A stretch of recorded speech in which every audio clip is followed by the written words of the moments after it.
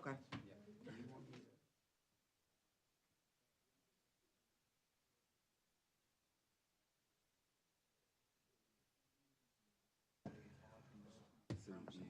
No, they can't, yeah, he ain't letting them talk to nobody.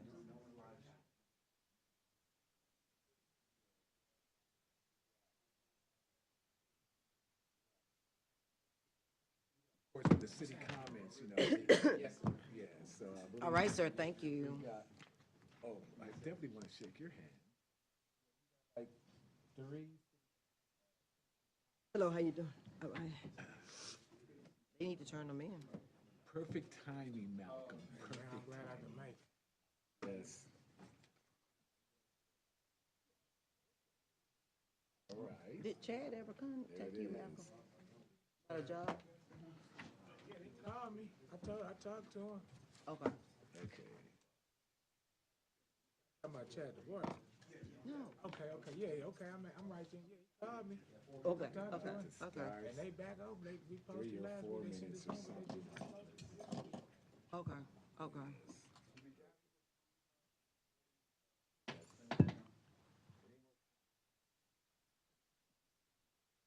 We got a pen.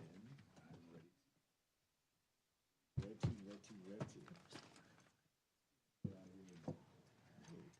Yeah, I know.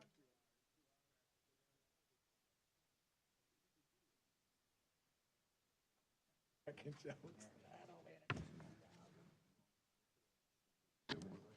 No, look, you got them, yeah, I see it. Okay.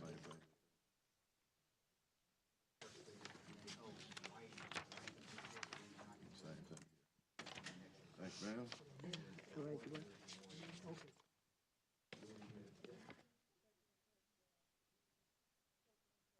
okay, you want to do it to the next? Okay, Next one.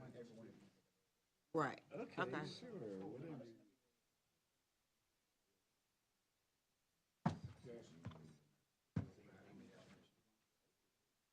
Okay. I think this,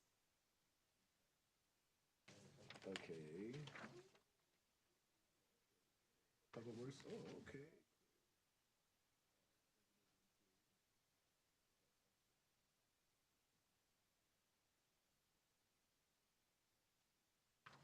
Oh, these are,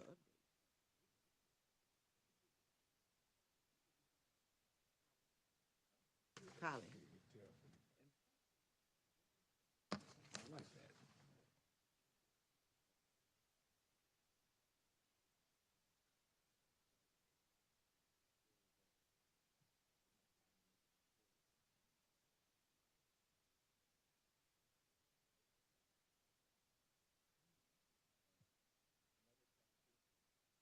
You're just bombarding me, huh? You are doing a great job, I must say. downloaded. Where it came up and it wouldn't download.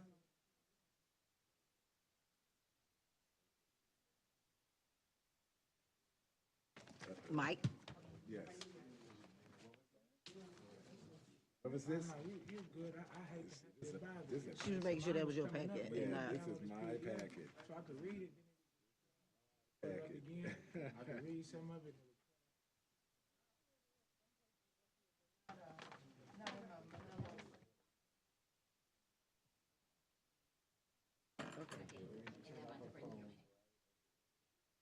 About to start in less than a minute.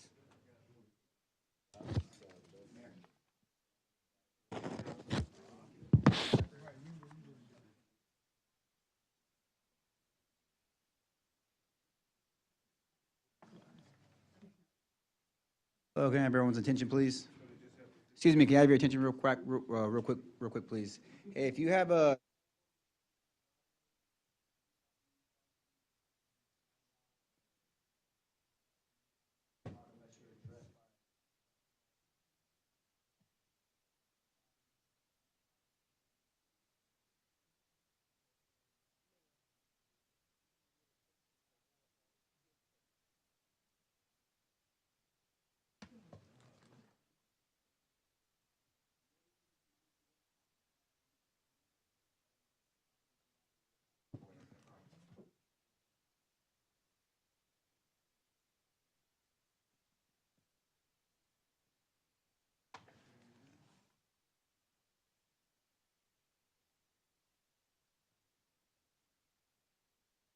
Excuse me.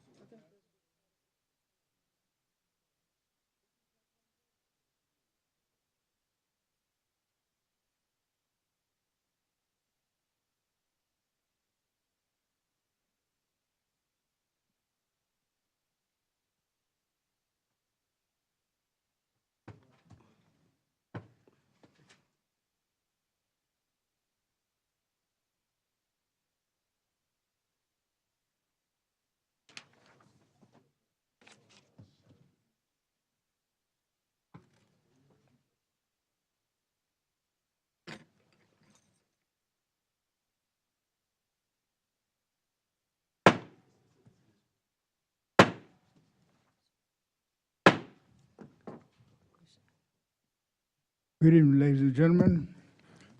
Today is Thursday, January 29th, 2026.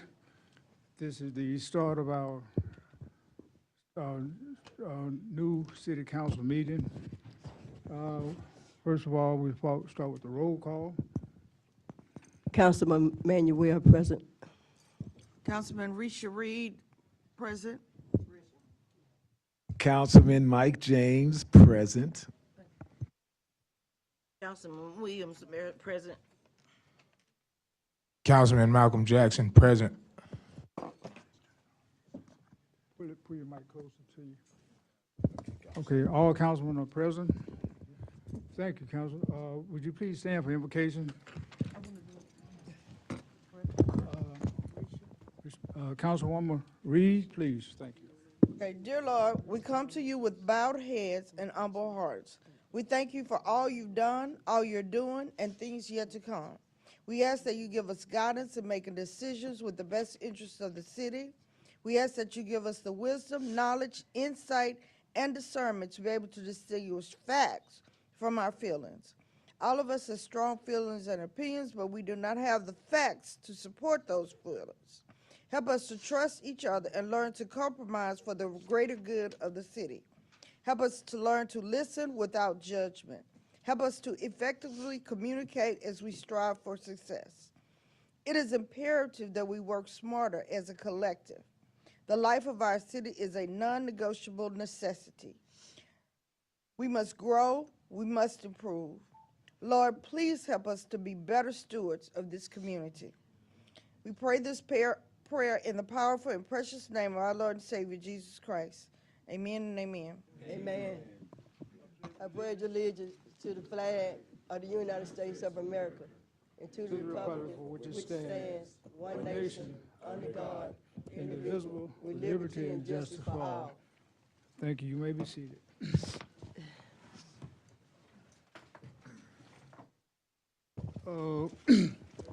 First of all, public comments. Want me to read it for you?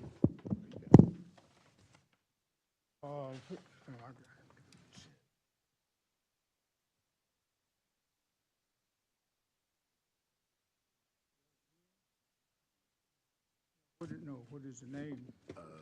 Chinami. Chenemy? I know. Yes. Turn your microphone on, please. Hello. Good afternoon, City of Prairie View. Good afternoon, Mayor.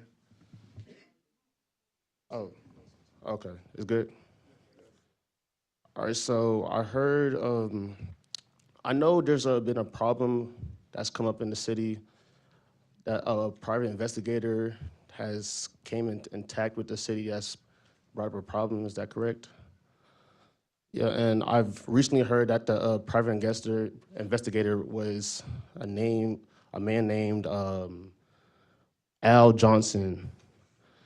And with this, like, I myself, I am a promoter at those parties, events at Prairie View, A&M, and like I feel like this is really an attack against us, and it's not really like really beneficial for the city of Prairie View. It's also bringing up problems, bringing up awareness to a problem that's also being handled, and also like just it's just very wrong in the city. And I feel like it's just bringing fear to the civilians that live here and people and the students that also go here too. Second point. It's making it very difficult for also the city and also the Prairie View PD, Waller PD. It's just putting fear in everybody, and that it's not very safe for the city of Prairie View. And I feel like this Al Johnson needs to be confronted about this problem, and it's not really right for the city. It's not really correct, because also affecting my business, other people's businesses, of not having parties or events at Prairie View University. Because I am an entrepreneur. I am a businessman first. I don't really perceive myself as a promoter, but I am a businessman first. I do care about the production rate of what we do at this city, and I feel like this is really hindering us in our future endeavors. Okay, we got- Yes, sir, that'll be all. Thank you. Mayor, we got some contact information for the gentleman as far as on his card. All right, appreciate it.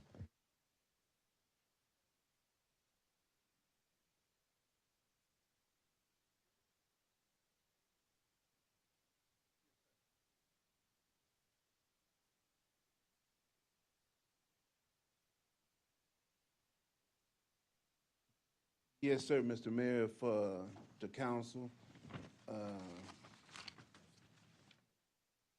the city council and the residents of the city of Prairie View. I really wanted to speak on the number 5 and number 6 on that. I think I wrote number 5 and 6 on that. It may not be as legible on that call for Perry. Number 5 and 6. Item? Yes, sir. Okay. Yes, sir, if we can. All right, thank you.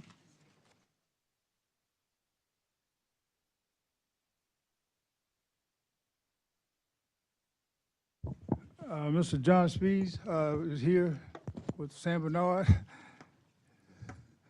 And I don't want to,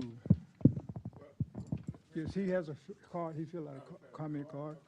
Right. Good evening, Mayor Leverett and council members and citizens of Prairie View. Just bring greetings from Sam Bernard Electric Cooperative. Of course, we are the one of the major electricity providers here in the city of Prairie View and in Waller County and across 8 other Texas counties that we serve. We're in our 86th year of business and bringing member-owned power. All of our people who purchase power are member owners of the cooperative. And as always, we'd like to invite all of our member owners to our annual membership meeting, which is always on the 3rd Saturday of May. It's in Belleville, Texas at the Austin County Fair Expo Center. We serve about 34,000 meters across these 8 counties that we serve in. And Prairie View area and Waller County are certainly areas that we're growing by leaps and bounds. And we also, in partnership with our power provider, South Texas Electric Cooperative, we are certainly investing in the infrastructure in Waller County to serve this growing county and city of Prairie View as well. So I know we all just went through another major Texas weather event, and some cold weather we had over the weekend. We fared pretty well. We did have about a 6-hour outage here in Prairie View Sunday evening. The load on the lines was extremely high. The winter weather was cold, and a lot of electric heaters were going. So we had a little bit of a malfunction on the device, and it took a little bit longer to get it up because of all that load. But our linemen were out there in the weather all weekend long, patrolling lines and answering the calls, and that's what we do for our members. So thank you for inviting me here to talk about item we will have on the agenda. our franchise agreement. We've been providing power for this area for a long time, and back before there was nobody else here, and the cooperative came in and brought power in. So, thank you. Thank you.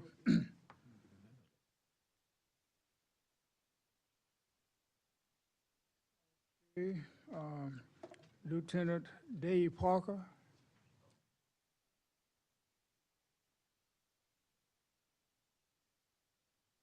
How you guys doing? How you doing, Lieutenant? Thank y'all for having me. First and foremost, my name is Lieutenant Dale Park. I'm the patrol lieutenant for the sheriff's office. I'll be representing Sheriff Troy Gidry this evening. Want to preface this with explaining that the sheriff's office is not against the economic activity or Prairie View when it comes to our stance on the mass gatherings that are going on and that you guys are permitting. It all comes down to public safety and how our resources are being absorbed by the city to assist in public safety. You guys are permitting parties. We just had one recently, I believe it was 4,200 people that I didn't learn about until last week. 4,200 people requires about 30 officers to be there, not including security, to be there as well. You guys have, I'm gonna say 15 officers. That's probably from top to bottom, including your whole department. Where does the other 15 come from? You know, you guys have roughly about 7.5 square miles of coverage in Waller County as far as Prairie View. We got 513. Okay, we cover that with about 4 to 5 officers on average to ensure the safety of all the other residents in the county. So when stuff cracks off at these parties, which it always does, every single year, something happens there. Whether it's, you know, young females that are getting, you know, unconscious, getting carted out. That happened here at the last one, I believe. And there was, I watched myself, 10 or 11 females get carted out on people's shoulders because they were unconscious at these parties. All right. The amount of guns we're taking off the streets on almost every time we stop somebody on a traffic stop, it's becoming crazy. The drugs, the shootings, all right, we've had those, all right. At some point in time, y'all's planning has to involve us in making sure everybody is safe and that our resources aren't being depleted to cover this one little incident or this one section of the county. You know, at some point in time, you know, this has been going on for years. I realize there's a tradition here with Prairie View. I get it. It's something that's been going on before my time of being in Waller County. But you guys are also aware of the issues that come along with these parties. So if as a council or a PD doesn't start to acknowledge there's a problem and start changing the way they allow these permits to be issued, you guys are starting to look at liability as well because you know there's issues there. Okay, there's negligence there on your part, knowing that this is a continued history of issues. All right, so I'm making that known today. Okay, I can pull stats if I need to at a later date, and we can talk about it at a later date if we need to. But we've got the stats, we've got the data. Again, I'm not against the people making money. I'm not against people having a good time. But these parties are ridiculous. We don't have the manpower ourselves to actually manage this the way it should properly be managed. We got lucky, my understanding, this last one that was approved for 4,200 people, we got lucky that the property owner found out what was going on at that property, and she decided she didn't want that to happen on her property. That's the whole reason this party got moved out of the city of Prairie View. All right? Otherwise, we'd be facing that tomorrow night or Saturday night. We'd be dealing with 4,200 people in the city. All right? So I ask you guys to please communicate with us. You know, this is nothing against the officers there. They do a great job, the best they can. Going back, I just had one, I believe it was last Saturday, party of 500 people. I learned about it the day of. How am I supposed to help you guys, you know, with that? I can't, you know, round up those people, cover my county and the city at the same time. You know, not with 4 or 5 people on the street. All right? So, anyhow. Guys, that's all I have. Thank you very much, all right? Thank you.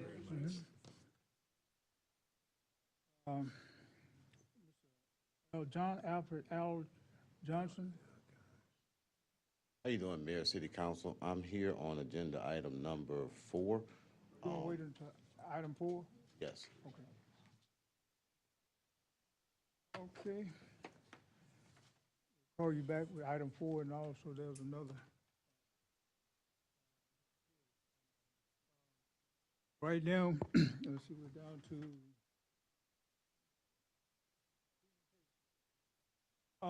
to, today, ladies and gentlemen, we want the city, would like to take this opportunity to recognize something that hadn't happened in a while, and we're gonna recognize, Prairie View's football team. I think most of you know that Prairie View's been in the news. We won the Southwestern Athletic Conference. And I think that's,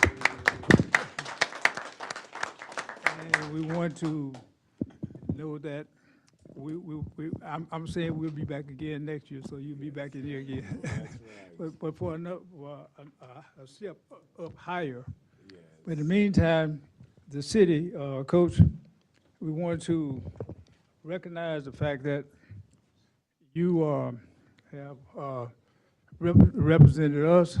And I want to ask Mayor Pro Tem Jackson, would you help me out here and present this to the Okay.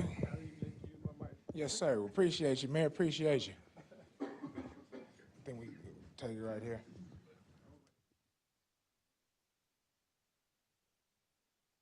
All right. From the city of Prairie View, Texas, honoring the Prairie View A&M University football team 2025 SWAC championship victory.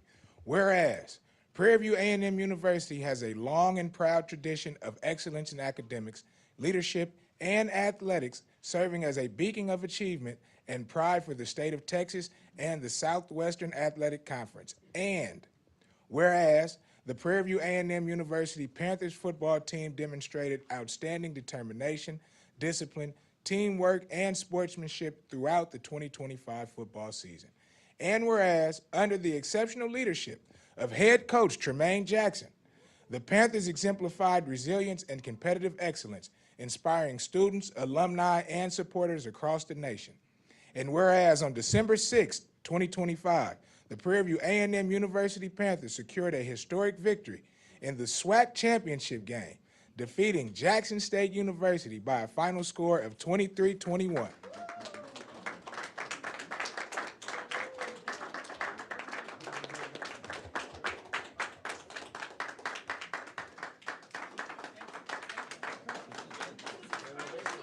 Keep going, keep going.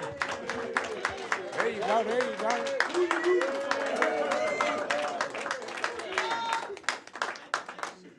Yes, sir, in a hard-fought and thrilling contest. And whereas this championship victory reflects the dedication and hard work of the student athletes, coaching staff, athletic trainers, support personnel, university leadership, and the unwavering support of the Panther community. And whereas this achievement brings great honor to Prairie View A&M University and serves as a powerful example of excellence, perseverance, and Panther pride for future generations. Now, therefore, be it proclaimed that Mayor Ron Leverett, the Prairie View City Council, and the entire city of Prairie View do hereby recognize, honor, and congratulate the Prairie View A&M University football team on their 2025 SWAC championship and commend head coach Tremaine Jackson and the entire Panthers organization for their remarkable accomplishment. Be it further proclaimed that this achievement shall be celebrated as a milestone in Prairie View A&M University history and as a testament to the strength, unity, and championship spirit of Panther Nation. In witness whereof, this proclamation is issued on this 28th day of January 2026, set before Mayor Ron Leverett's hand.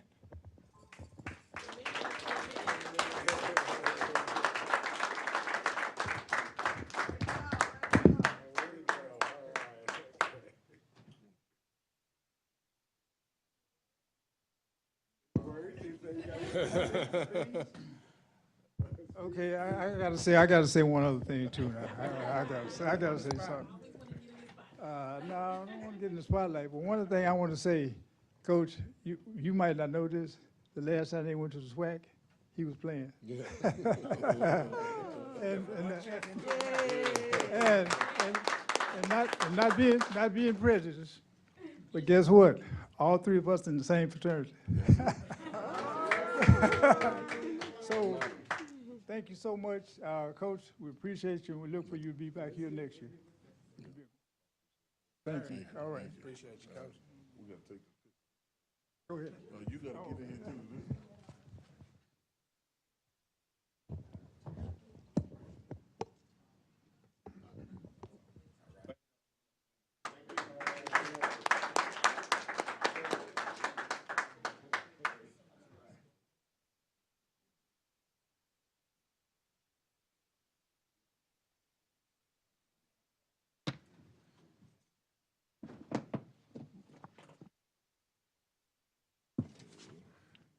Okay, so ladies and gentlemen, you see that good stuff does take place in Prairie View.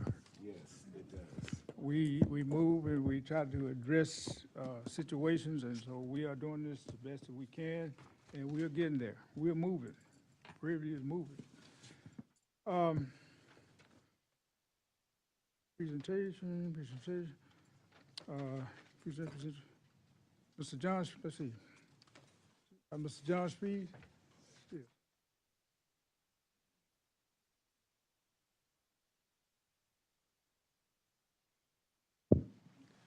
And Mayor Leverett, council members, came here tonight on request from City Manager, Mr. Kilpatrick, to discuss the franchise agreement between the City of Prairie View and San Bernard Electric Cooperative. Anywhere that we operate within the city limits of an incorporated city, we have what's called a franchise agreement with the city to provide services in the city, and also it's kind of a trade-off with us being able to use the streets and alleys and right-of-ways to run our electrical infrastructure. And the original, or the last binding agreement that we had with the city of Prairie View was signed back in 1969, and it was for 50 years. And it ran out, I guess, in 2019.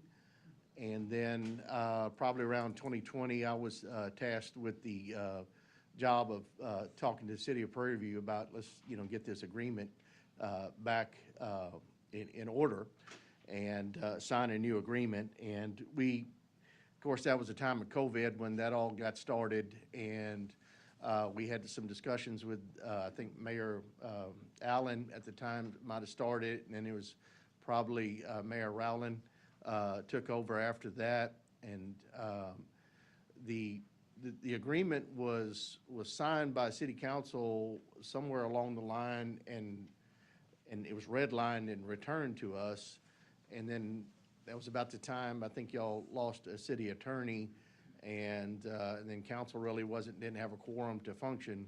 And so it kind of went by the wayside again. And we wanted to get the talks going again to get the franchise agreement in place with the city of Prairie View.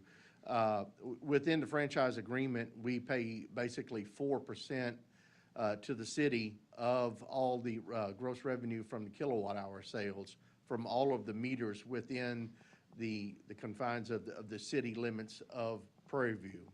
So that totals up somewhere around about, in a year, a little over, in 2025 was over $384,000. And we continued to pay the franchise fee regardless, that the contract had ran out over the years. So we continued to pay it. So, but we would like to work with City Council to get a formal agreement back in place. If you have any questions, I'd be happy to answer them. Yes, question. So basically, we are operating on an old contract, I guess. Yes. Old agreement. And what year was that? 1969. Hold on. The city was incorporated in '69. Yes. Okay. And that's when There's been some contracts because I remember when, I think you remember when we used to operate, the City Hall used to be on 1098. that was before my time, sir. Oh, okay, well, that's what I'm saying, because the city was receiving back then, when I became mayor the first time, I think we received about 4%. Yes. So what is the percentage now? It's 4% is what we're still paying. Are we still on, are we, because, okay, and you said you have not met with the council since 69 to renegotiate the contract? Well, the contract that was signed in 1969 was for a term of 50 years, beginning April 1st, 1970, an equivalent to 4% of the gross revenue received by the cooperative was to be paid to the city of Prairie View. And the term that it was consent being granted for a term of 50 years. And so that took us up till 2019. A 50-year contract? Yes, sir. I have a copy right here if you'd like to. Wow, I know I would, I know I wasn't in 69. His contract. I want to try to see who signed that contract. I know. Yeah. Yes, sir. It was signed on 24th of September, 1969. And I guarantee, you also have a contract with the university, right? No, You don't the subscribe? franchise agreement includes the university in the city limits. No, I understand. I'm saying you have a separate contract with the university. I'm sorry. Do you all service the university? Yes, we serve the university, yes. Okay. They are a member of the cooperative. Right. Just like the citizens are and the city of Prairie View. Prairie View. Right, but I'm saying, you already had a it wasn't 50 years or 50-year contract, I guess. No, that is totally separate. That is I a understand. membership. As long as they are a member of the cooperative buying power, they will remain a member, till Right. till end of time, if you will. And the city of Prairie View is a member, correct? Yes, yes. Okay. With the meters that you have, the lift pumps on the sewer pumps, the city hall. Okay. You name it, there's So probably. what is your contract with the university? Is it a 50-year contract with the university as well? No, it's not really a contract, sir. It is a membership. They are a member of the cooperative. The Public Utility Commission sets service territories. And they did that in 1976. Got a PUC map of Waller County and here, and the Public Utility Commission in 1976 basically drew the service territory boundaries. And the greater portion of the city of Prairie View, which includes the ground that the university sits on, is within the San Bernardino Electric territory, service territory. And so they buy their power from us as a member of the cooperative. So what, I'm asking, what is the difference With with this the agreement? contract that you have with the university and the contract you have with the city? Go ahead. If I can, I believe what he's saying is the university is a member, just like you're a paying member into San Bernard. The city has the contract overall, which allows the university to be a member within the city, correct? No, not really. The Okay. franchise agreement is an agreement between the city and San Bernard Electric Cooperative as the electricity serving utility. I would assume that you would have one with CenterPoint for the portions of the city of Prairie View that are served by CenterPoint as well. But it just allows us to use, basically, it's a blanket easement to use the city streets and the alleys and rights-of-way that the city own to build our infrastructure on. If we build on a private property somewhere, we have to get an easement from that private property owner to be on that property. Even though that they are requesting us to be there, we have to get a legal signed easement that says we have the right to be there. And the franchise agreement gives us the right to be in those city streets and alleys and all of that. And it also, it defines the amount that we pay the city on a monthly or annual basis, and for how long that contract is. Is good. there a difference in the amount you pay the university versus the amount you pay the city? We don't pay the university they have a metering point on the edge of their campus, and then they take the power from there. So they have their own electrical infrastructure on the campus. So, yeah, we don't have a franchise agreement with them. The power that they consume and purchase, basically 4% of that money that we take in we give to the city as part of that franchise agreement. Okay, that's, now, have you given a contract to the attorney yet? I presented one to Mr. Kilpatrick. Well, obviously, go ahead. Okay, so that was something, we were working with, we had a former city manager, and we received some type of agreement. It looks like a different ordinance, not the same. It's something different that was received, and I started, and I redlined it so that we could start the negotiations. Of course, there were some issues that occurred during the month of August, and because I have it here on my phone, that's what I'm looking at now.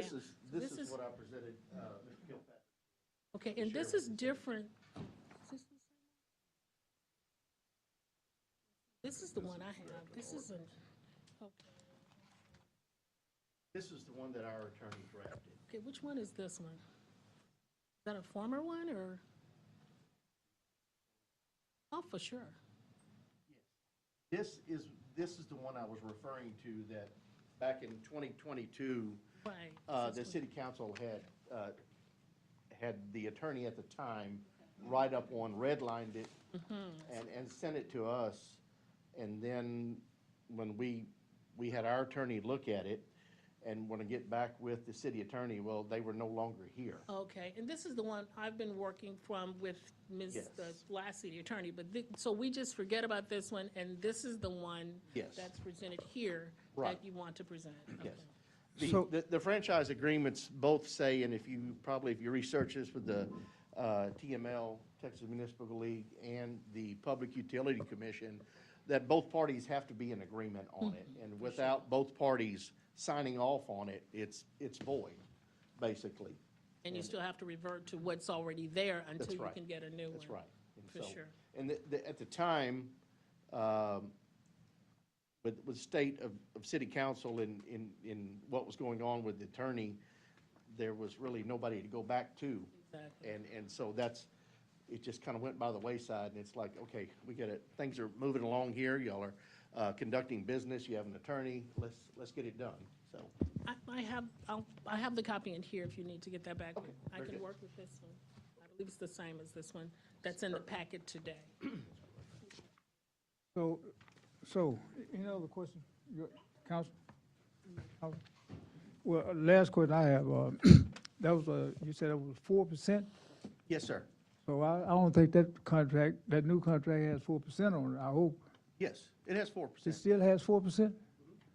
Yes, that's pretty much standard. We did a survey across the state, and that's pretty much the standard franchise fee percentage that most utilities have agreement with, is 4%. Well, what will happen, Mayor, is that once we've looked at the entire document, this is something we negotiate We with need them, to, is that 'cause I correct? mean, And whether it is or Prices not. have gone up. Well, My well, utility bill is going up. Right. Right, Prices but- have gone up, I but know. the price of power has gone I up, understand and that too. therefore, the amount of franchise agreement fees that you get have gone up.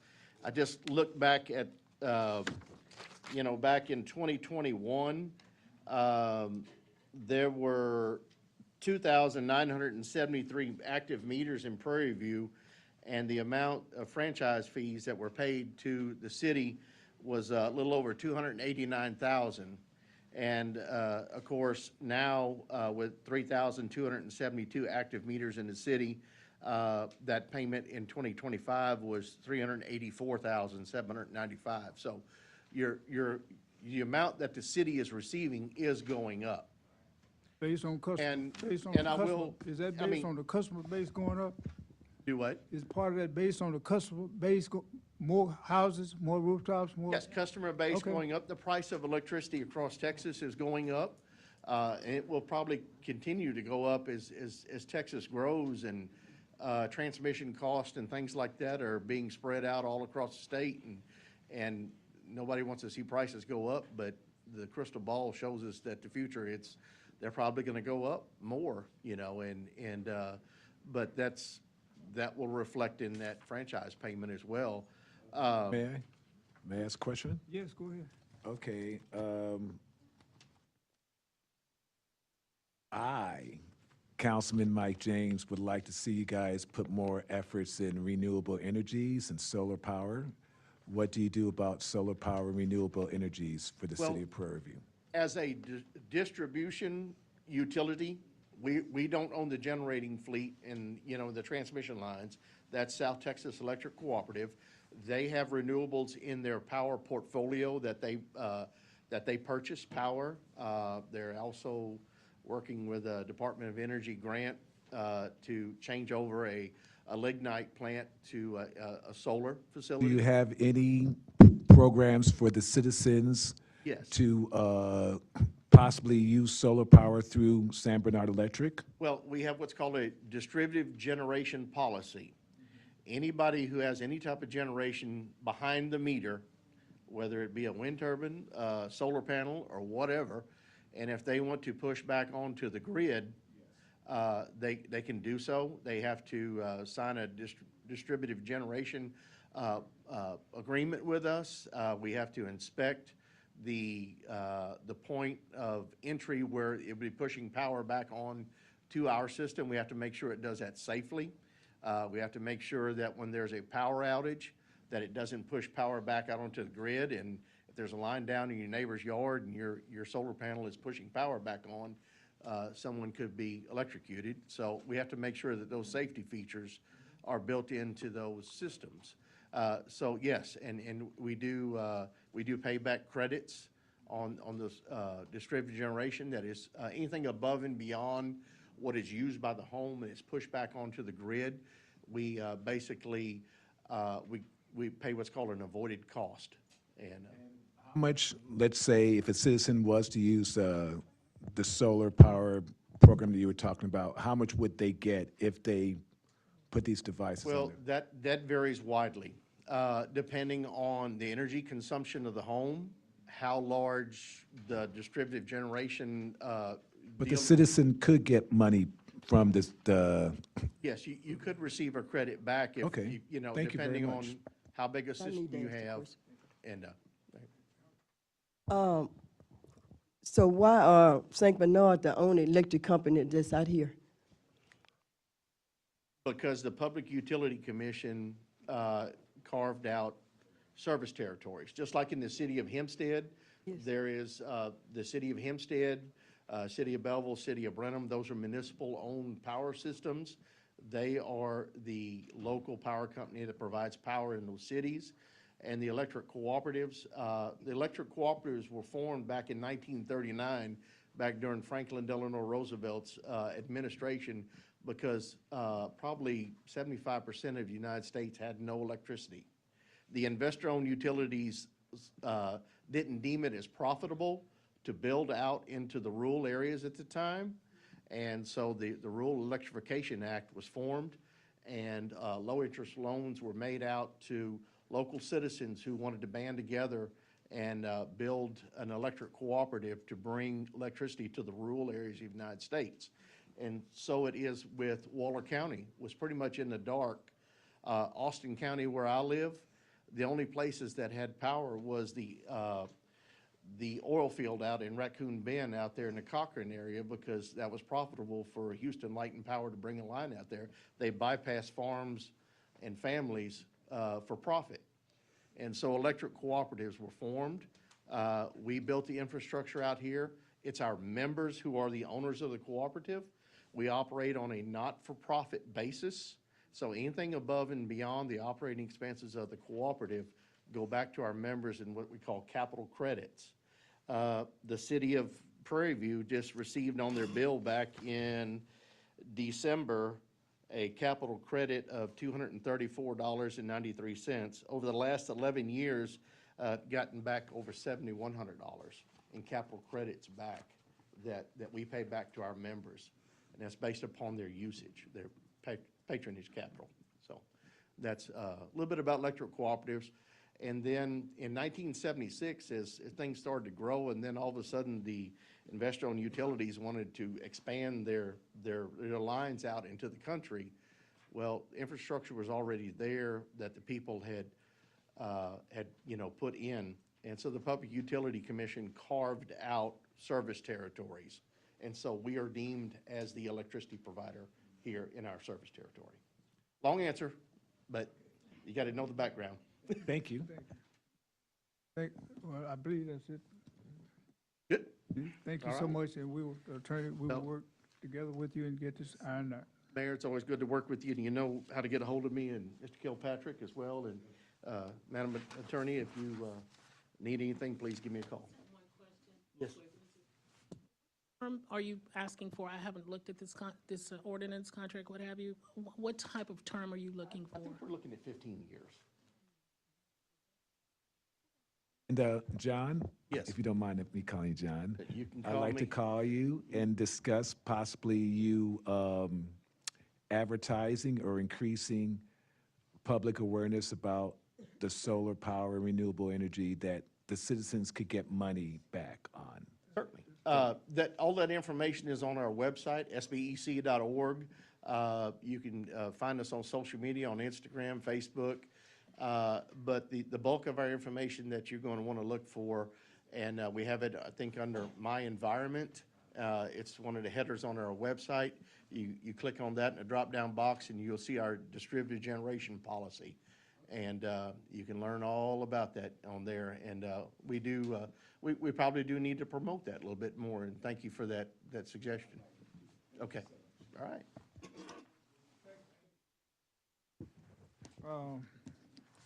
Get our item 2 is already taken. Council, we already made the presentation. Let's go to page 2. The minutes. Have you guys had a chance to look at the minutes? Yes, I have, Mayor. Question, discussion? None.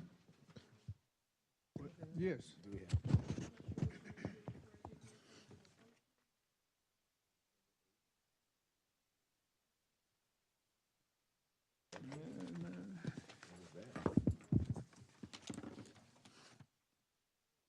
The minutes were okay.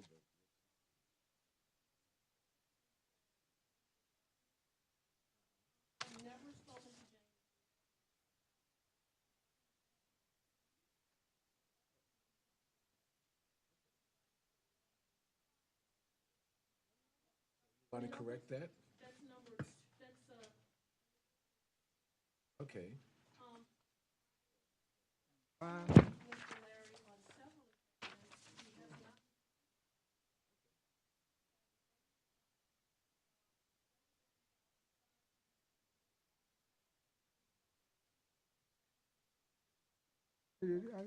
Microphone, please. Okay, I've only spoke to Mr. Larry on one occasion when he called me very early on before the land was gifted back to him. And then he was having some type of public hearing or something, maybe on the tail end. But I've never spoken to him about saying that he will repay $40,379 because I've never known the amount that the property was worth. And so this is totally incorrect, and never Can we happened. have that corrected? Okay. What was said, I remember, but someone said he did acknowledge that he received. Thank He you. didn't say he received the 40. Yes, he did, yes. But nobody said anything about him saying he's repaid anything or anything like that. That's totally incorrect. Well, let me make a statement that's related to that.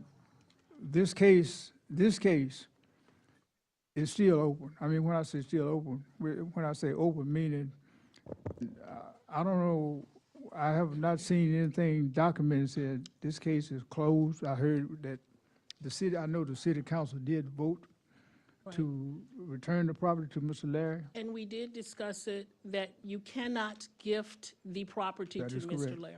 That cannot be done. Mr. Mayor, Yes. move to approve meeting minutes for December 8th, 2025, pending any necessary corrections, including the Second. ones mentioned by Attorney Robnett. Second. Motion been moved and properly second that the minutes be approved with the necessary corrections. Discussion, question. All in favor of the motion, let it be known by saying aye. Aye. All opposed, motion is carried. Thank you.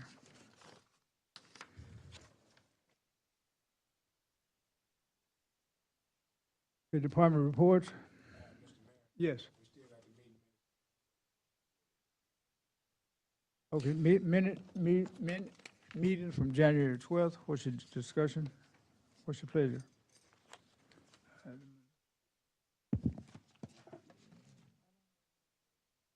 Any corrections?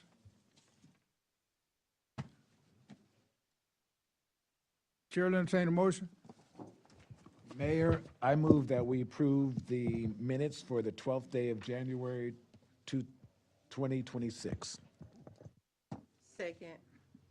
The motion has been moved and probably second that the January 12th? Yeah. January 12th minutes be approved. Discussion? Question? All in favor of the motion, let it be known by saying aye. Aye. All opposed, motion is carried. Thank you. Presentations? Department reports. I'm sorry, department reports. Chief White. Okay. Good evening, Mayor, City Council, citizens of Prairie View. All right, in your packet there, you should have a listing of our paperwork with data from December, should be 2025. And they have our department notifications, our patrol information, and our investigations, and our stats. You all have any serious questions for me? Because if you do not, I'm going to move to what we did this past weekend, last weekend, rather. If I have some questions, I'll get in contact with you. All right. Okay. Go ahead. But as you all know, the mayor is our emergency manager. He put us into effect this past Friday, right around 2 p.m., because the storm came in basically around 8:30. So he deployed all of his law enforcement personnel, which was a total of 13 of us. So we had to spend, I think, 2 nights up here past weekend. And everybody came in, and so there are some people that I would like to thank them for helping us out. I'm going to read this to us. The Prairie View Police Department would like to give thanks to the following people and establishments for their donated resources and contributions to our department during the freeze that happened this past weekend. It was the Waller County Harris Fire Department. They had showers for us. They also let us sleep in their building. Also, the owner of Joe's Italian Grill and Pizza, they delivered food to, well, we had to go pick it up rather, but they gave us a pasta, salad. They also fed us. Former Constable Duke Sharibe, he cooked for us. He also offered his man cave to us. Yes, he did. I'm telling you, Miss Christina, she's over the Neighborhood Watch. She made us a huge pan of baked potatoes and rice.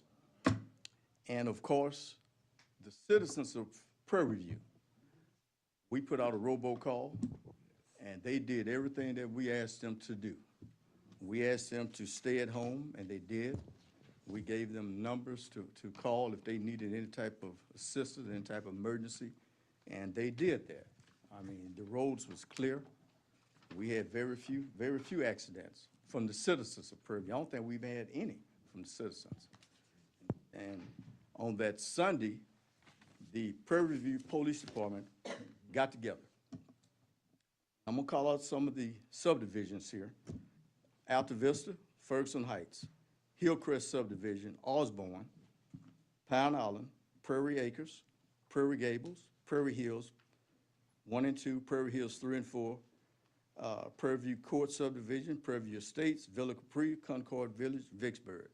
If we missed any, we're sorry, but the guys got together and they had to do at a minimum of 10 contacts, meaning if they went to the house and nobody answered, that was not a contact. They had to make face-to-face contact with the people, and they did just that.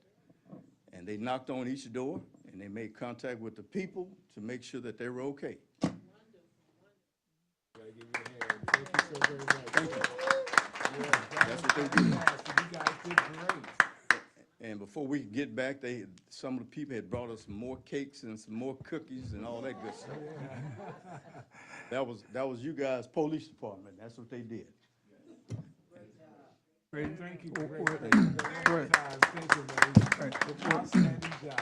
Thank you very much. Let me also commend Chief White, because he assigned Officer Whiting Yes. to me. And I thought almost Officer Whiting was gonna move in with me, because he was up knocking at my door almost every day. Man, let me tell you what, that's it. And and these guys officers worked around the clock. So Ms. Johnson, I know they got some overtime.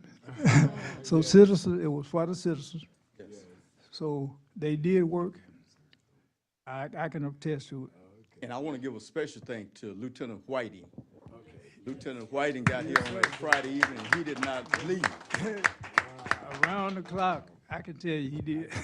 That's right. And he told the mayor, Mayor, don't you get out of my sight, just in case that we need you. Got you. That's right. So, He even woke me up a few times in the morning. yes, he did.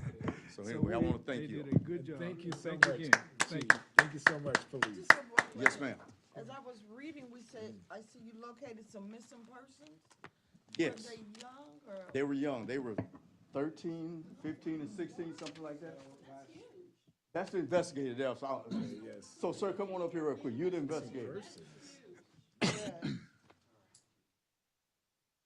Hello, Mayor, City Council. My name is Detective Mendiola.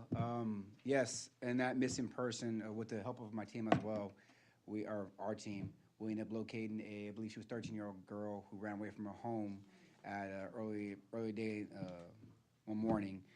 With the resources of just calling, just doing old-fashioned police work, just calling numbers, calling friends, calling exes, anybody that she knew. I stayed at work, and with the help of our team here, we were able to locate her. I believe I located her. I got confirmation and located her around 11:30 at night, and I got permission from CPS, the district attorney's office, and the family, and as well as my admin here to go to where she was. And if any of y'all know Houston, she was on the east side of Houston near the Galena Park. There's more to that story, but for the City of Prairie View Police Department, I myself went and picked her up. And I brought her back to her home, and him said to release it to her mom. Thank you for your dedication. Thank you guys all for your dedication. We appreciate I want to say that. one more thing. Yes. Chief Police, I received a couple of phone calls yesterday.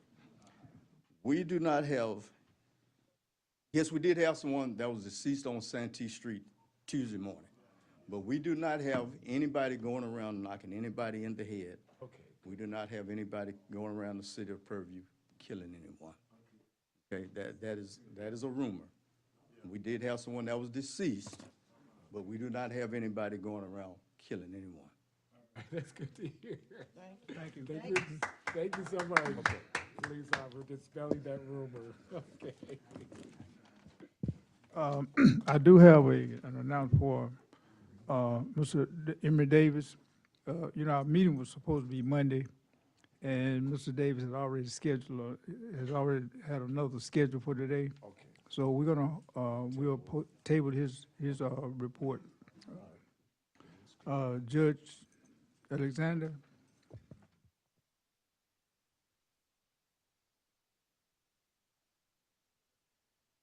City Council members, and hello to everyone else. You all should have my report, but I have a correction.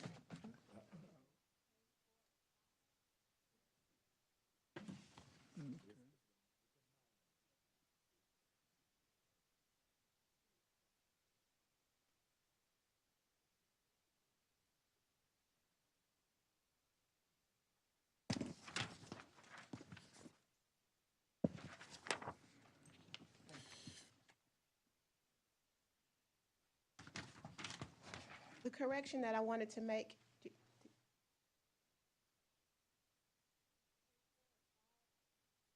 see that yellow highlighted number? I picked up the number from November 2024 versus December. But you can see the number for December 2024 on the line right beneath it.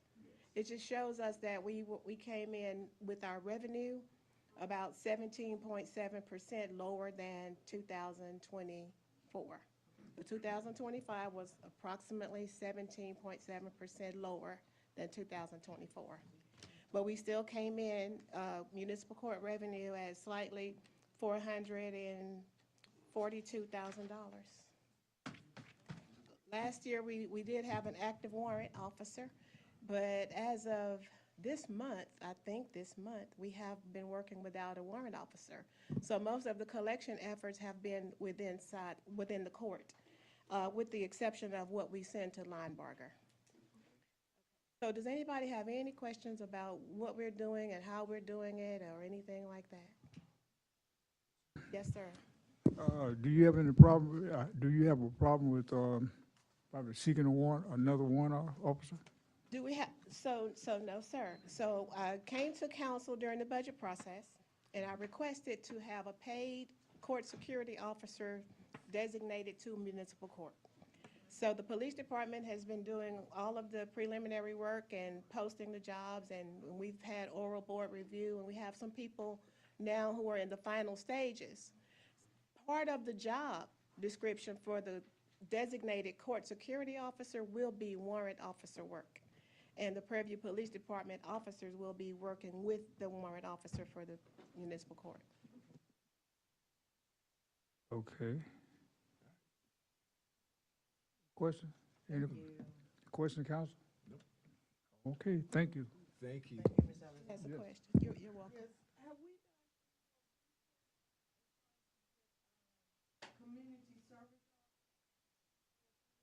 So no research, but that is an active part of what we do. So sometimes people's fines and costs are discharged by community service hours. Sometimes it's discharged by indigents, and sometimes it's jail time served.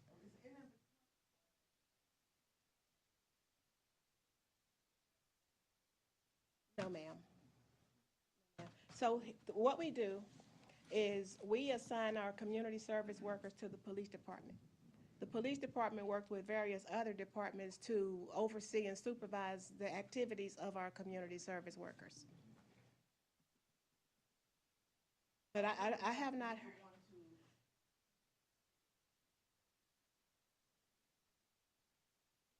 Well, if that's something, and I'm not aware of it, then we can absolutely discuss that with the police department so that they can probably create some type of initiative with the community service workers. But I will say this, whenever there's something going on in the city and we know about it, the police department works along with the court to get some of our people who owe the most money to see if they are willing to discharge it by working with the police department. It might be cleaning up after homecoming or moving barricades or whatever they decide is necessary. At one point, we did also have the Public Works Department working with community service, but they still go through the police department.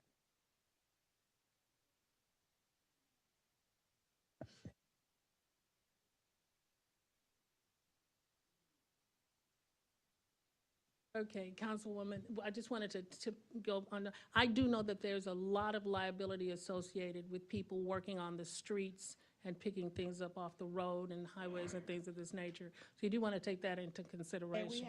And we have a written contract that they have to sign that's on file in the court before we allow them to go to the police department. And once they go to the police department, then they have timesheets. So we do the best we can to account for it, and the contract was drawn up by an attorney, and I'd be glad to give you a copy. If we need to change anything or add anything. Sure, it's fine, but working on the street, by the highway, stuff like that, that's very, very serious. Could be, if they're hit by a car or whatever.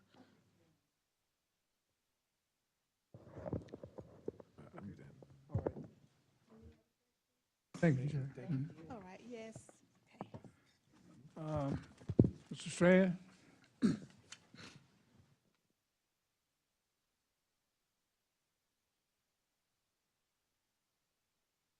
Thank you. Good evening, Mayor and Council. Good evening. Our engineering efforts in the last 2 months included the University Oaks Rec Center preliminary plat review. That was a separate preliminary plats that they submitted. And recently had a kind of a status meeting with the development. It's our understanding that they're planning to start March of this year. As far as OYH, the internal civil plans have been, all the comments have been addressed. So from a civil standpoint, they're good to go. On their site, we are still working through the off-site sanitary sewer, so getting pipe from their property to the lift station. We're very close on that. There's also been discussion with them on their fire line, where they're connecting an 8-inch fire line into the city's existing system. Prairie View Cricket Field Complex, meeting, coordination, discussion, so meeting with them and just discuss next steps. The biggest one probably property they have available to develop. We've tried communication with the previous engineer on several occasions, and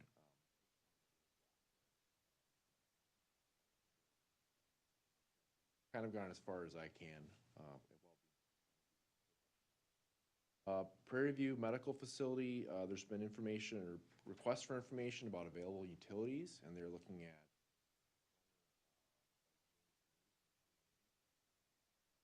obviously in the early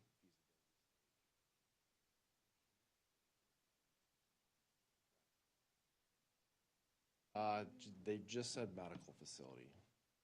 A lot of information, and again, it's in a feasibility study phase, so they're just looking at, is it feasible, economically feasible to.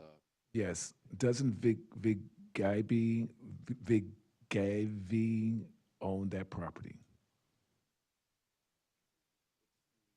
I believe it's the northwest quadrant of. Oh, okay.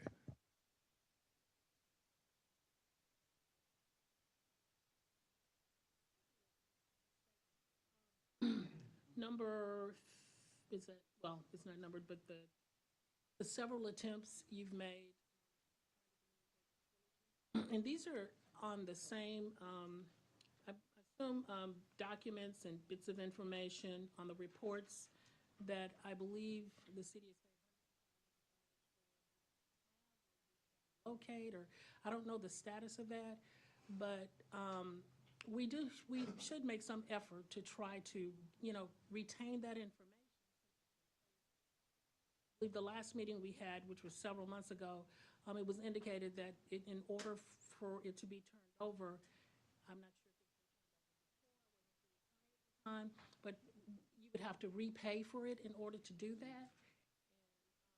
But you might want to consider, when we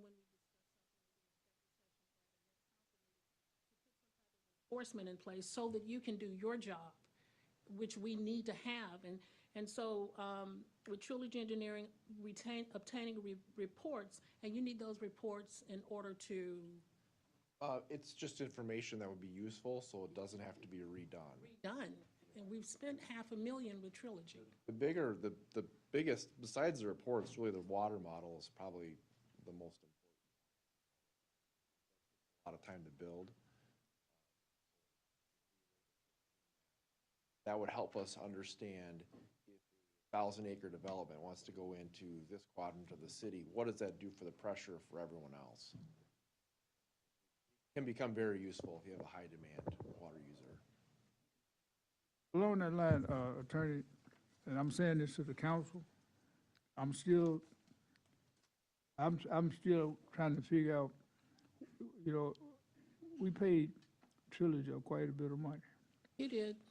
And I'm still saying that this is public information, that I still think that there's something that we need to look into in terms of what we got, what we're supposed to get, and what we got. I think that situation has not closed. And I think there are some of us who were here. I wasn't here when it started. But I do know that even funds from 4B Economic Development Corporation went into some projects in the city of Prairie View. So I think that that's something that I really encourage the city council to encourage put something together. We might need to go to court on that.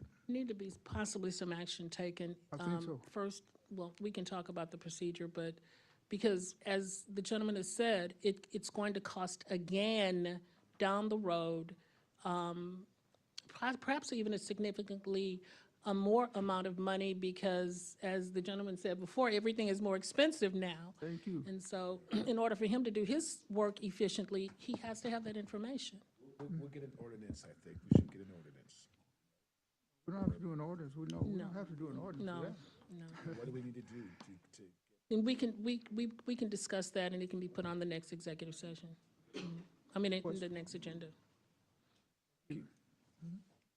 Oh, go ahead. Yeah.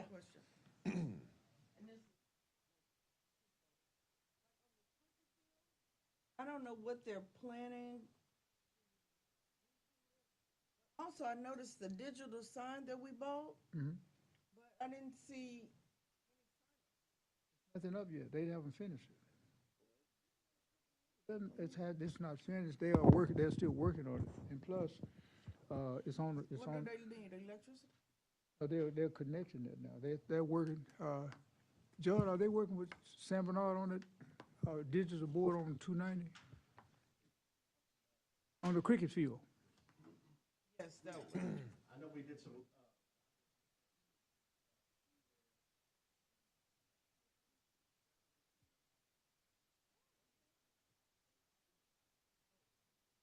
Trying to go to it. Okay. Right, I understand, I remember. Okay, thank you. Well, that's. Thank you.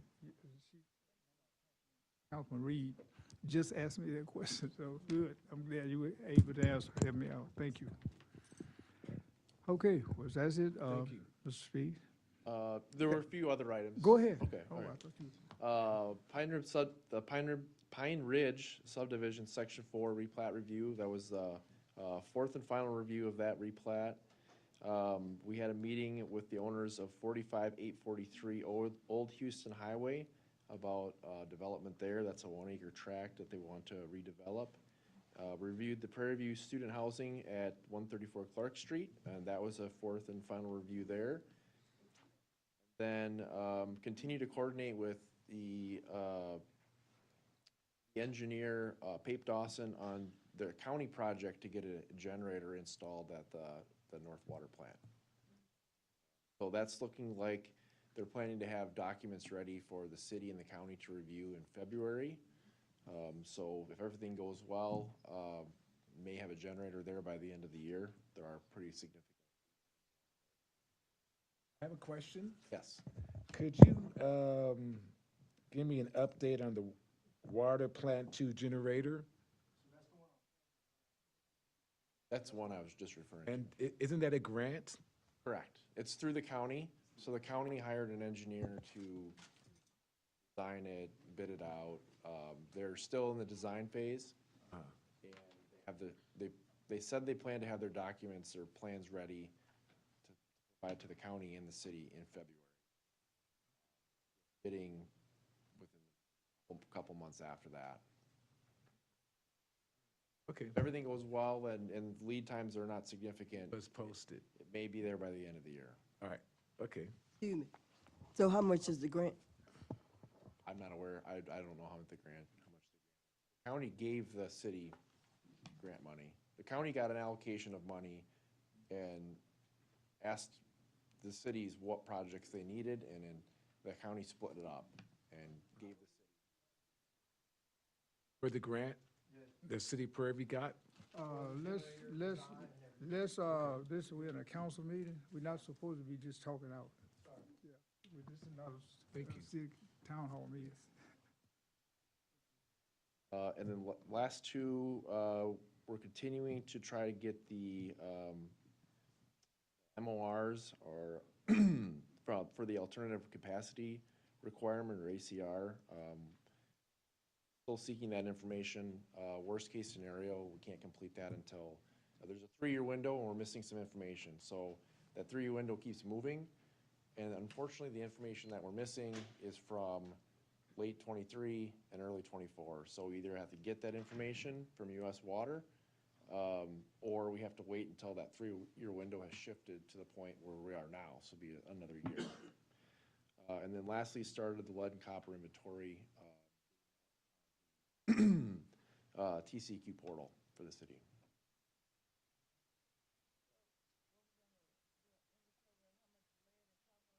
It was a federal mandate that cities were required to do that. TCQ came out with requirements.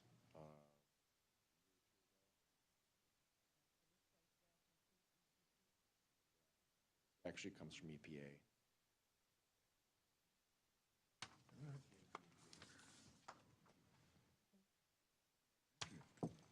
Thank you very much. Okay. Okay, operation and maintenance, Mr. Poole? Oh, EDC, I'm sorry. I jumped the gun because I was, yes. Okay. Oh,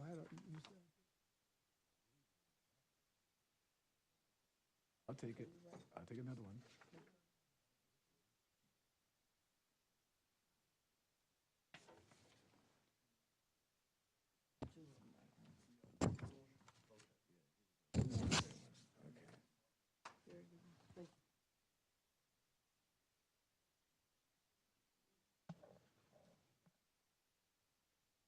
All right, good evening, Mayor and City Council. All right. The first part, number one, is about the bylaws of the EDC, so I will save that one for the right agenda item. Just a few things as an update for the EDC. First, it's been maybe 2 or 3 months since we've given a report, so real quick, I want to talk about a couple of takeaways from the TML Economic Development Conference that I attended in Bastrop.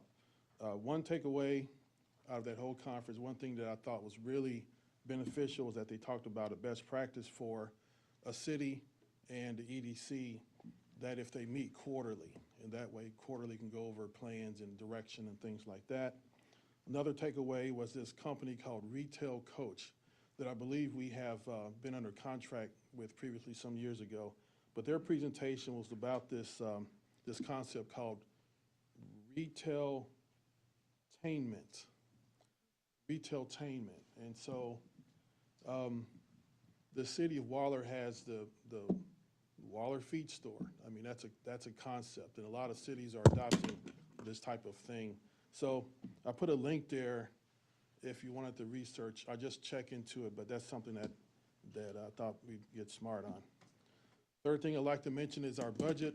At the last meeting, we presented the budget, but we wanted to firm up our understanding of what's in that budget. There are some discrepancies. We've also had a change of leadership, and we've had a change of membership. So our understanding of what was going on in that budget wasn't solid. So what we're going to do is have a workshop before the next EDC meeting so that we can understand what's in there, modify as necessary, and the treasurer and I will present to you the budget options after that. Right now, since our budget's not approved, we're not spending on major items and line items that are related to 2026 program. So that's what's going on now. EDC officer changes. At our last meeting, we voted out Alfred Johnson as the EDC vice president. No new officer was elected at that point. The EDC is also without the office of secretary, although we do have someone that acts as administrative assistant, so she takes minutes and does that type of thing. Our bylaws prevent the president from being a secretary, but I have been acting as secretary. I've attached a PowerPoint that addresses issues that were raised in a previous meeting concerning Mr. Alfred Johnson's behaviors, conducts, and conflicts of interest. It is up to the mayor and the city council to take additional action as it relates to these activities. I'll summarize some of the items that are in the attachment. There's been rogue strategic planning attempts. I think most of you are aware of that. There has been conflicts of interest as relates to an attempt to get $50,000 from the EDC for a new truck, or at least knowledge of how to do that. There's been approaches to our previous city manager about getting money for equipment for his own business, clearing ditches, and there was a Wait, so let me, wait, say that again for the record. there's I want- been- oh, Say it again? so there was an approach there were requests from to the previous city manager to get equipment for his own business to do work for the city.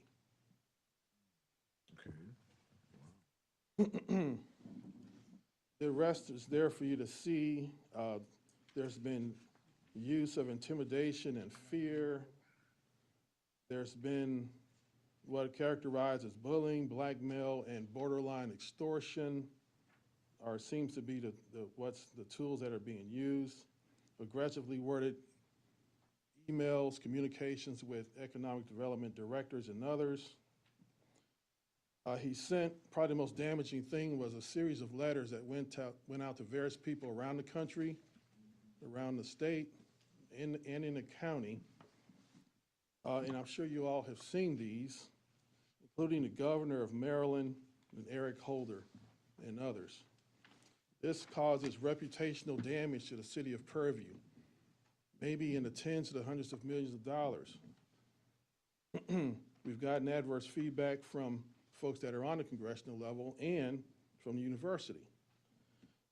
Now, I stated that just a couple of months ago that was causing that amount of damage, but I think I was wrong now. The update is that I think those decision makers ignored those letters, but that's also problematic because as Prairie View tries to apply for various things, these same people might be involved and they'll be wondering what was coming from Prairie View previously.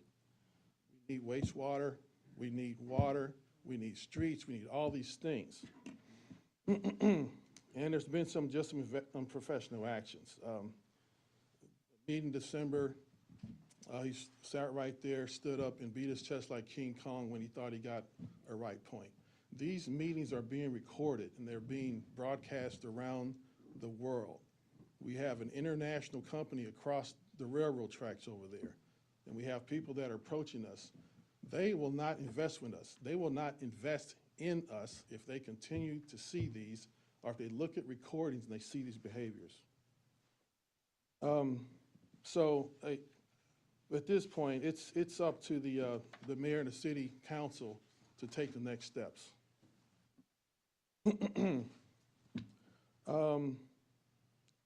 Now, switching gears, I did want to make a special mention about the Prairie View Police and the City Public Works Department for the positive things they did during the cold weather. I mean, I personally observed some of them. They came by the house, knocked on the door, and I personally want to thank them. So that's my report. Any questions? I have. Yes. Huh? Mayor, may I?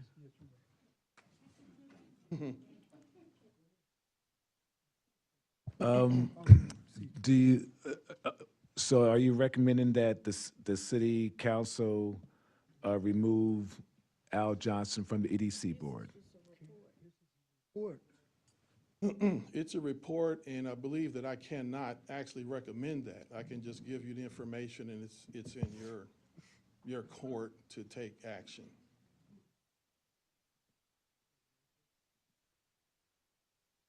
And what action would you like that to be? Yeah, I think it's my same answer. I can't, I can't get in your business at this point. Okay, to this I hear level. what you're saying. Thank you so Right. much. I got Okay. you. Any other questions? Question? All right, thank you.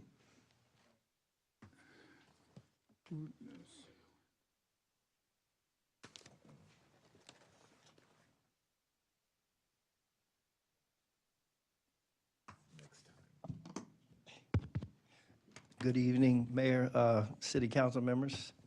Hello, All all of you should have my report. If you have any questions, please let me know. I know there's probably some questions about the freeze. This came from Water Plant 2 for show and tell. I brought it. It's one of the 3 fuses over there that blew out on Cameron Road by the cemetery, that water plant. I did get an extra one. I had the new one put in, and we have an extra one now for emergencies. Generators, we've already talked about that a little bit, and I was glad Jared talked about the one for Cameron Road also because there's no generator over there. So with a wide outage like we had, you can't depend on that plant or this plant if you only, have any power. So this generator had a problem right before the storm when I had them checking them. So that's fixed now, and the other stuff that the city manager and the mayor want to implement is from now on, we do basically an electrical, kind of like a fire drill, but we're going to actually turn off the power to City Hall when we do this to make sure that it is transferring, because both generators were running, but they weren't transferring power correctly. So that's one of the things you have to do is to test that. You have to shut off the power and simulate a real outage. And it's hard to do that when you have people on their computers, people in here working, you have customers trying to pay their water bills. It's very hard to do. So we're going to schedule that, and that way we can do that, and hopefully something like this doesn't happen again. So luckily it wasn't out too long. We had a couple problems at the water plants besides this one. The off-site well stopped running. I had to put it had a relay timer that went bad. I had to run it on the generator to bypass that, because we couldn't keep up with the water demand with just this water plant. It only pumps 400 and something gallons a minute versus that one helping out pumps 550, so you end up with a total of 900 gallons a minute. But when everybody is running their faucets and stuff, and not including leaks that we may have had, I know one of them for sure that Councilwoman Williams let me and Mr. Kilpatrick know that we fixed on Monday. That was a 2-inch water line on the end of Briar Meadow that had blown out because of the freeze. So that one was actually moved underground. I moved it underground. 1, we had somebody steal water from it before. 2, people hit those blow-offs with their mowers and stuff. And 3, they will freeze because they're above ground and they catch all the wind chill and everything. So I've been trying to start implementing, start putting these underground. So I'm getting a list together of all of them around the city, and one by one we can start putting them underground because they don't need to be above ground. So Mayor? other than anything else that y'all, Yeah, questions? Mayor, may I? Mayor? Yes.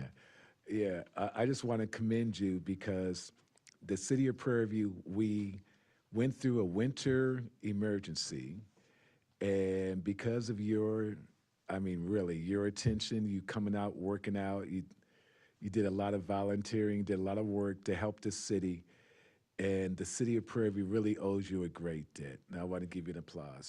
Thank you so very much. And just to say, we've had 18-degree weather I've worked in before out here, and we had no problems. So this was definitely an eye-opener because, like I said, I've been out here before. It was 18 degrees a couple years ago, and we didn't have all these problems. I mean, so, well, thank you.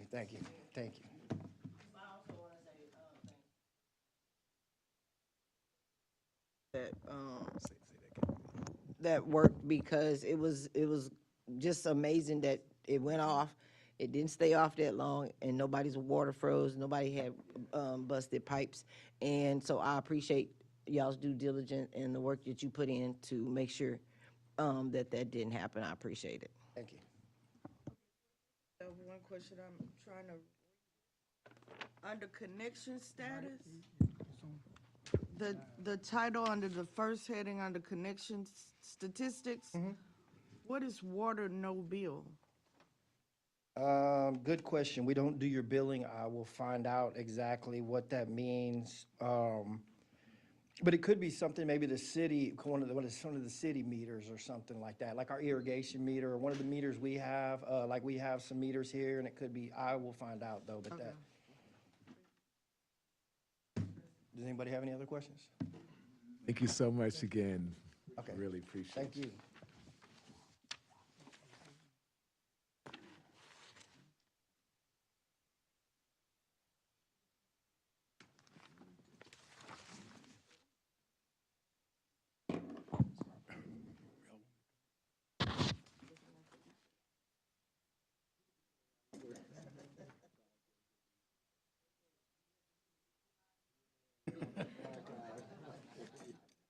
Yeah, just take one there. Good evening to the mayor, city council members, department heads, attorney, and those who are just visiting us tonight. We have two financials, August and September. And the September financial, both financials, I gave them to y'all last week. Did any of y'all bring them with you tonight? Of course not. We made copies of about 3 of them. And here's an extra one. No, I got one. Oh, I have a pink and an orange one. Yes. In the analysis for the year, the fiscal year ending September 25, we had from a financial standpoint, you have a good year, in that you have favorable variances in comparing your actual costs to your budget, with one exception. But overall, what I just handed out to you, your total revenue that we took in was $7,775,619. Your budget was $7,198,500. So that's a favorable variance of $579,000. From an expenditure standpoint, total expenditures was $7,020,911 versus a budget of $7,977,100. That's also a favorable variance because your expenditures that you actually incurred are less than what you budgeted. So overall, when you add those two together, you have a favorable variance of $1,535,000 for the year, which that's saying that you operated basically within your budget very, very well for the entire year. I do have on here, and I've had it on every one of my reports, it's still on here. The city needs the Crime Control Board to meet and vote up or down to commit funds for the financing of the new police building. I just went over in the police department. I think they had a overflow, and they've had to gut out part of their facility. So again, and if you go over there, you'll notice that it's really cramped over there. And the general administration offices are cramped also. And so the city does have a need to, for expansion. And a new police building would at least give you the opportunity to expand and move the police out of this particular facility. And all that room would be, could now be dedicated to help the municipal court out and general administration. No, we're not looking for grants. We have a financing plan in place. We have enough money with the police, with the public safety bond that was passed. We have those funds in place. With what we have currently in the Crime Control Board's bank account, we have funds that we can now start construction, go to the bank and get a small short-term loan, and we can start construction on a police building.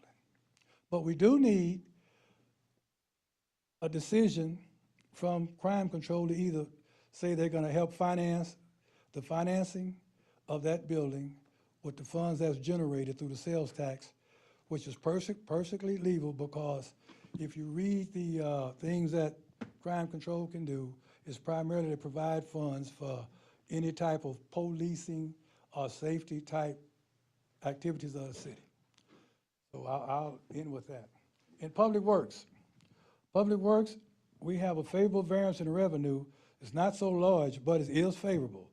We took in $2,449,000. We budgeted $2,418,000. That is a favorable variance of $30,000+. I did mention to you that there was one exception to favorable variances, and that exception is in Public Works expenditures. Public Works expenditures was $2,405,515. Now let me say, those expenditures have nothing to do with new facilities. That's operating costs, primarily the operating costs at the lift stations. The budget was $2,398,000, which gives you a small unfavorable variance of $6,815, which is not bad because Oftentimes during the year, you have a unforeseen break in public works, just like this particular cold season. But we hope that if anything did break, Chris, I haven't talked to you, but if anything did break because of the weather, that we file an insurance claim against it, because we do carry insurance on the facilities, primarily the lift stations that operate for the city. Y'all, the attorney kind of alluded to a situation with the engineer. I have a section in here called Current Accumulated Costs for Engineering Projects. And if you look at these projects, the two that are pretty much completed is the Villa Capri Pump Station and the Villa Capri Water Line. So those monies were well spent. But if you look at the Dooley Lift Station upgrade, the Richards Road Lift Station, Water Well Number 4, various lift station rehabilitation, and the sewer sanitary system, you'll see that the cost is right at $300,000 or $400,000. Now that's what she was alluding to, that we've already spent that money. We have nothing to show for those particular projects. We have to get, most of that is engineering costs, so we need to get engineering documentation so they can go Trilogy? forward. Is that Trilogy? The money went to Trilogy? Well, that's the stuff that Trilogy was in charge of, but a lot of that work was subcontractors doing the work. It's just that we need to find out whatever updates they gave the city for each one of these projects, so we can see if we can go forward with them, or we have, because one of them, especially the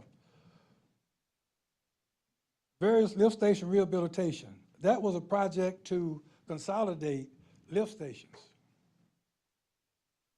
And you definitely need that information. In other words, we were going to eliminate some lift stations. I'm not sure which ones were going to be eliminated and put them into one larger lift station. But that right there, we spent $186,000 to date. And we need to get that information so Strand can at least see what they've done. And I'm going to be working with them because I can pull up all of the invoices that were paid for each one of these projects. And we can look at, probably have some. Let me save some time on this. Yeah. Let me ask you to do one thing before you continue to report to us right now on that. Yeah. Because we know it has to be done. I would like to request that you make an appointment with the attorney. Okay. And also Mr. Strand. And come up with a package of where we are. Right. And once we go from there, we'll know what direction we need to go in. We need to do that right away. We can do that. I'll start with pulling all the invoices. Thank you. That'll give us the contractors, a lot of this cost is with subcontractors. And we can probably get reports from some of those subcontractors. Yeah, to see what they've done. What Trilogy did, they were just a coordinator of these projects. And what was the amount, you said, the amount for the Trilogy Well, they're on the report I just gave you. altogether? No, look at them, you can just add those up. They're on the report that I just gave you. Right. Yeah. Speaking on the number you just called out, 300 and. Yeah, if you add these up, it's gonna be about $300,000. 300,000, okay. All you have to do, just don't add the Villa Capri Pump Station and the Villa Capri Sewer Water Lines, because those facilities are complete. Well, see, that's why I asked you, before you make those statements to us, when you make a statement to us, you're gonna give us a package. And everything that you're saying Okay. is gonna be in the package, Yeah, and we can we'll do that. know We can do that. exactly what, and those, yes. Subcontractors, were they paid directly or were they paid through Trilogy? No, we paid them directly. Okay, so Yeah, you they have the invoiced names of us. all of them as well. Right, so when I pull up the detail, we'll see the subcontractors, and then we can, and I'll get that, and I'll get that to you, Thank you. okay? And I'll give a report to you all first, and then y'all can disseminate it.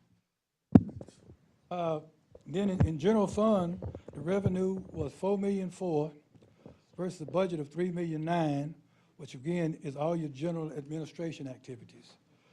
And then that's a favorable variance of $480,000. And your expenditures in general administration was $3,008,000. We had a budget of $4,007,000, so that's a favorable variance of, in just that area, of $842,000.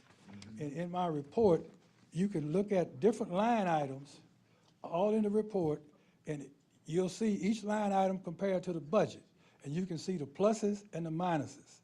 And if you got questions about any line item, contact Mr. Kilpatrick, he'll get with me. Y'all can call me if you want to, but try to contact. But I want y'all to look at those, and if you have any questions about any one of them, because I can pull the detail on every line item. Okay. And we can let you know, what took place, what didn't take place. Maybe giving you a call. Thank you. Okay. And so basically, this report is what's going to be given to the auditor. I have to do what we call a consolidated report, and I'll give you all a copy of that consolidated report. I am currently working on October, November, and December.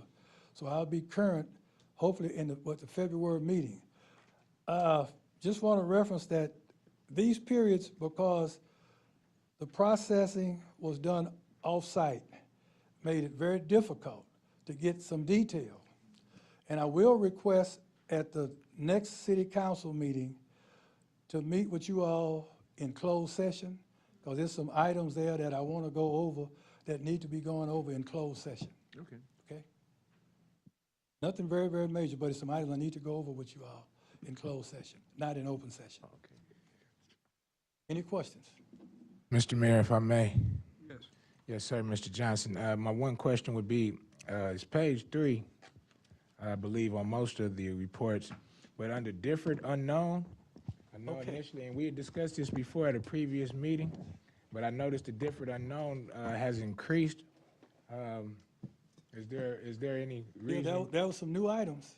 There was some that more was items. processed in August and September, which made it increase. But I can, like I say, I'll go over all this with y'all in a closed session. You said in August and September? Yes, sir. Okay. Thank you. Further observation, question? Thank you, Mr. Johnson. Okay. Public Works, Mr. Kilpatrick. Mayor, Council, you have the report that shows a pie chart, and that just breaks down the various things that have been done by Public Works. The monthly utility transactions for the month, and this is from January 1st through January 20th. So there was a revenue of $35,583.54. And that was collected through auto pay, online payments, customer portal, and in-office payments.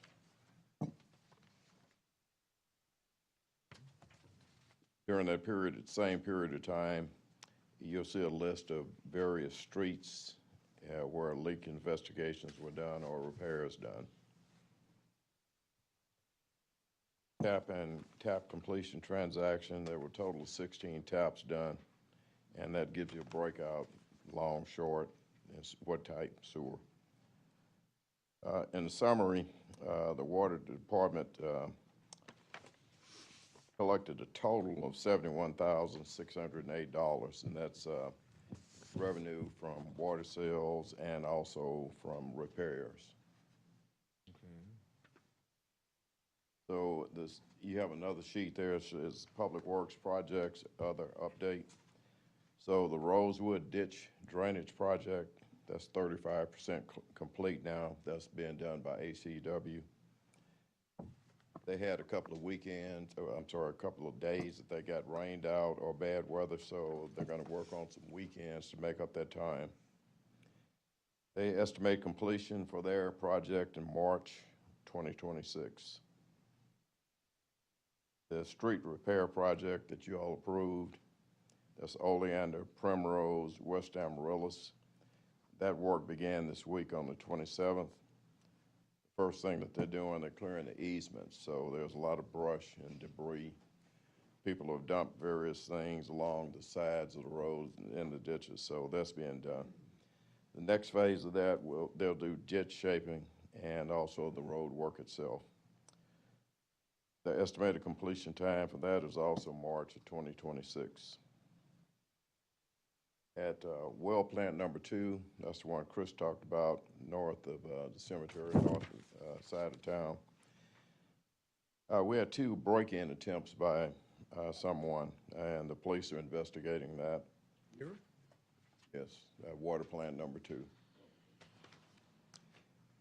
The first break-in, they did get some wire, not much, but they caused quite a bit of damage to the electrical system there. So we are going to file a claim with TML to recover some of those costs. The second break-in, they didn't actually get to the electrical part of it, but they did tear up 2 gates and a fence post. Again, we'll file a claim with TML for that. We're also going to add video security cameras out there. We're getting some proposals on that now. While the guys were out doing meter readings, I also had them do a sign study. So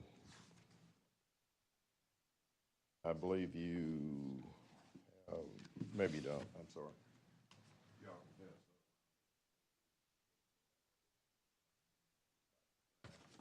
Putting up. So we're going to be putting up different types of signs: traffic control, directional, and street location signs. You gave her 3 different papers. Yeah, the first 2, that just shows you the cost. The last one shows you what the street signs look like. No, I said you can pass it down. Oh, pass it after she reads it. Okay, Yes, I'm ma'am. sorry. Okay, no problem. So we did get delivery of some of those signs today. So we're going to start putting those up. As they come in, we'll, the guys, Public Works people will start putting those signs up. The last thing is, no, I'm sorry, not the last thing. The backhoe that we have, city-owned backhoe, it's in really, really poor operating condition. So we have an estimate to repair it as $30,000. The hydraulic pump has gone out, and there are fragments of metal that are all through the hydraulic system. So it's estimated $30,000 to fix it, but the backhoe is only worth $30,000. So it makes no sense to repair it. So currently, what we're going to do is we're going to go ahead and just rent from local vendors. Because it's Right. $30,000 to repair, and the value of it is only $30,000. Value of that backhoe is $30,000? Trade that to, are you gonna trade it if you get a new one? Yes, it's a trade-in value of about $30,000. But we're looking at maybe the next budget year to do that. Right now, we're going to just rent. That'd be more advantageous to rent it? Right now, yes. Let's get back. Sure. Since you just mentioned it.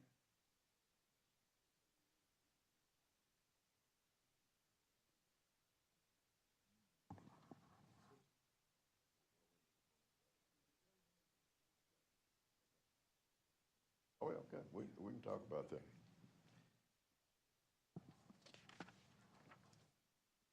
So Pine Island Road, ditch cleaning, Ms. Manuel asked about that. We do have a proposal and it's attached also. I got a proposal from ACW, the same folks that are doing the Rosewood.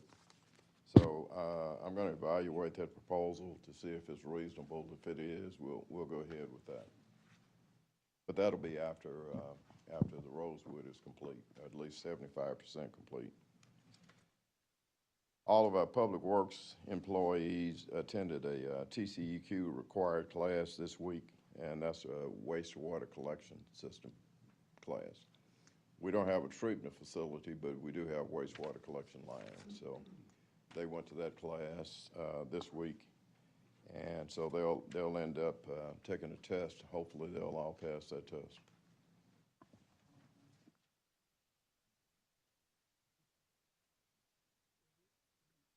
Question? I have a couple of questions. I'm looking at some of the summary. Creekside Apartments. Right. And I see Fountain Hill Apartments. Right. That's not work that the guys from the city worked on. We did work on it. Our meters, at Creekside, our meter is located inside that facility, inside the gates. are those public meters, Yes. why are they inside of the gate? Mayor, before my time, I can't answer that one. I'm reading, I say that because if you got a locked gate Right, and it's time to read the meters, right. I agree. Yeah, and we are gonna move those meters outside. I wasn't here then. Right. Obviously, we didn't have any inspectors, anybody to, I don't see how the, I'm in agreement with you, and we're gonna move them, it's 2 meters, and we're gonna move them out. Mountain Hill as well. Right. Mr. Mayor. So what class license did the people obtain? Did they get a, They haven't received any yet. They just went to the class. But they're working towards a D in water and wastewater. double D? Double D. Another question? Yes. You saying Pine Island, right in front of, the church? Yes. Victoria. On the ditch cleaning, you said you need to get what, a bid? I did get one. It's in your package. Okay, so do we have the equipment within the city to do that work ourselves, within in-house? No, we do not. But what equipment do you need? The ideal equipment would be a backhoe with a trench bucket. But we don't have that. We can do an overall on that. You're going to talk with JJ about either renting or somehow getting one, right? We're going to talk about that, yes. Okay. All right, thank you. Mr. Mayor, if I may, just a small notice. These street signs are newly ordered street signs that are to go out? They've been ordered. Okay. And I mean, I'm good with this, actually. Sherry Lane, San Fernando Road. I was under the impression that those were unincorporated, although I know we serviced them as far as, I think, with water. So putting this on here, this kind of confirms our service to them, correct? That's correct. I'm all for it. Thank you. All right, so we'll move on to the city manager. Most of that is probably what you call fluff, but so we'll go down to, we're working with the staff on the website update, and that we'll be doing that on tomorrow. Jared did touch on University Oaks. That's the project north of town here. So they plan to start in March, breaking ground, and they also predict that they'll have 60 homes built by March of the next year. And then there'll be a second phase and a third phase. We did meet with Mayor Leverett as the emergency management coordinator and the emergency management team. And I do want to extend my thanks to all involved in that. Judge Alexander Simmons, Ms. Rogers, Ms. Johnson, Chief White, Lieutenant Whiting, Detective Mendiola, they all pitched in and made that emergency management meeting go very well. And it worked out for us during that event. So it was a really good test, a really good group of folks. Who did, I'm sorry. I haven't gotten to that yet. I haven't gotten that far. So I do want to commend the entire police department for their dedication and service to our city residents during this winter storm event. So you heard Chief say that he went around to the elderly residents, and that was great. I believe it was Mr. Webster that fell. Yeah, Ms. Webster fell. And they assisted her. She was out doing something she probably shouldn't have been doing, but they did assist her. So that's good to have a police department that really cares. And, oh, okay, I didn't know that. Okay. And here's Chris Poole. Do want to recognize Clearstream Environmental and their employees, Chris Poole, Ryan Bostic. They kept our equipment and systems operating in spite of some very challenging weather conditions. So they were out here. I was out here a little bit, but they were out here continuously, along with the police department. So when it's cold like that, they did a great job. Chris Poole, thank you. And the last thing, there's a cold weather expected this coming weekend also. So Sunday morning, we may be back in the low 20s with the wind chill or near zero. So, and that came from Officer Dwayne White with the police department. So those guys are really doing a good job. Yeah. All right, thank you.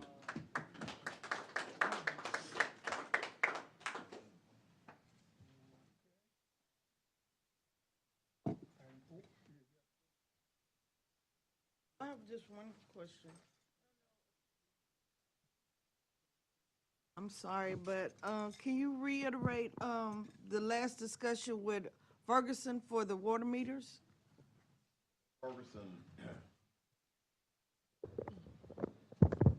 Ferguson is working out their financing. And once that's worked, that's the last part of the puzzle. They're going to order some meters. We're going to get with Mr. Johnson to go over their proposal and see how that's going to fit over the next several years. Okay, and I also, I didn't hear about what was the outcome of talking with the guy about the police facility and the wastewater treatment with a grant funding? Well, I talked with Performance Services, and they have a method of financing also. So this is just a secondary to what Mr. Johnson said. Okay, so he's given us the steps to make it happen? Yes. Okay, thank you.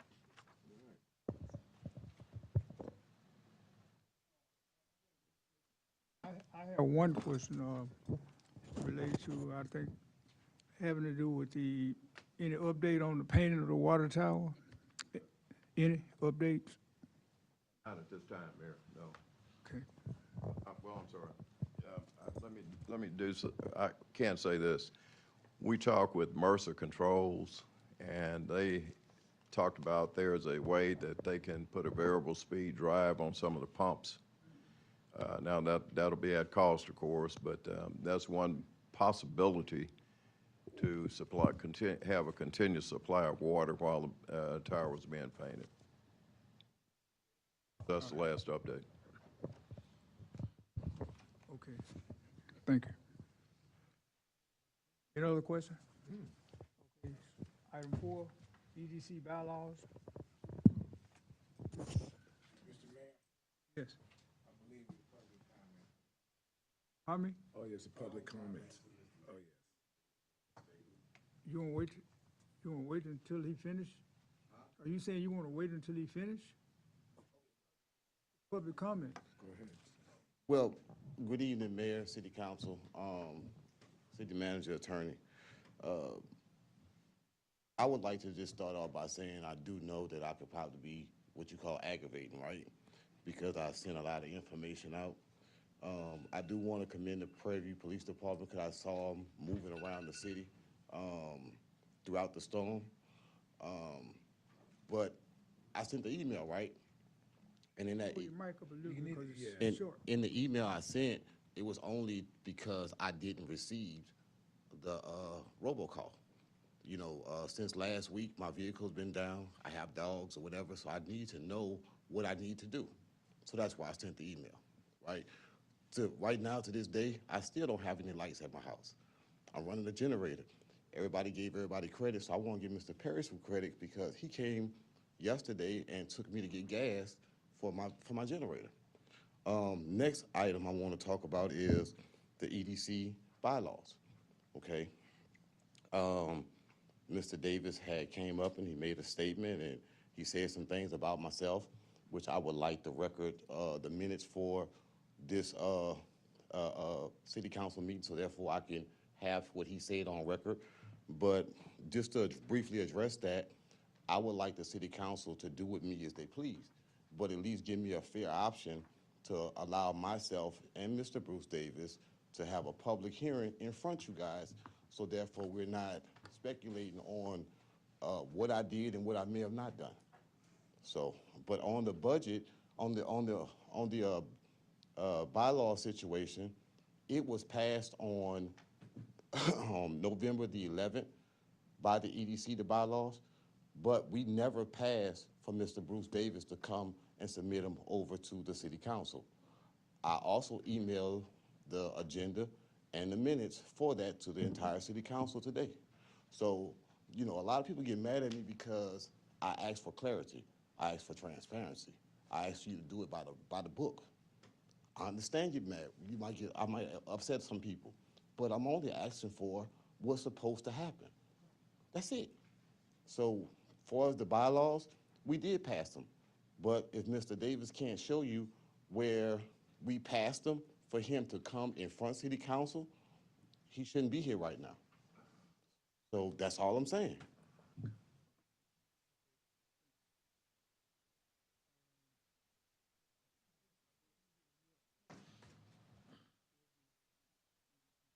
Okay, Mayor, City Council, in your package, you should have a copy of our bylaws. The bylaws were passed by the EDC on the meeting, or in the meeting during November, and it is a requirement for the City Council to pass the bylaws. So Mr. Johnson is correct in pointing that out. Actually, there are some other things that he's pointed out. This is the manner in which he goes about things that's the issue, main issue. Anyway, if you have had a chance to look at those bylaws, if there's any questions or any issues, I'm open to accept those right now. Also, let's go ahead and. Say this, I just got them. Yeah, we just got them. So I can't vote anywhere unless it's a tie, right? So my point is, I need to read them. Okay. Because I think that you all are still operating under the old bylaws, is that correct? Yes, in fact, I wanted to say that, the last signed bylaws are from 2012. And then there was an update that had kind of a fax cover letter to it, and we've been operating off of both of those. But the 2012 one is the effective one, so that's when we thought we had the ability to act on the one that we approved, we found out that we could not. So now we're trying to get that. Question? Yes, please. The 2012 bylaws, have there been any changes from this bylaws to the 2012? Well, I can say the new bylaws are a consolidation of updates. We looked at some other cities. We looked at, similar sized cities, applied best practices from those and made it modernized so we can do things like participate in teleconference, we can vote remotely, we can do things like that. And it had this language about what to do if an officer of the corporation is not acting right. So it has some of that language in there now. Added more than deleted. Yeah, Added things. you've added. There's been significant adjustments, yes. That's all, I'm just telling you. Yeah. Okay, I'd like to, Hold up. go ahead. Mayor, may I? Okay.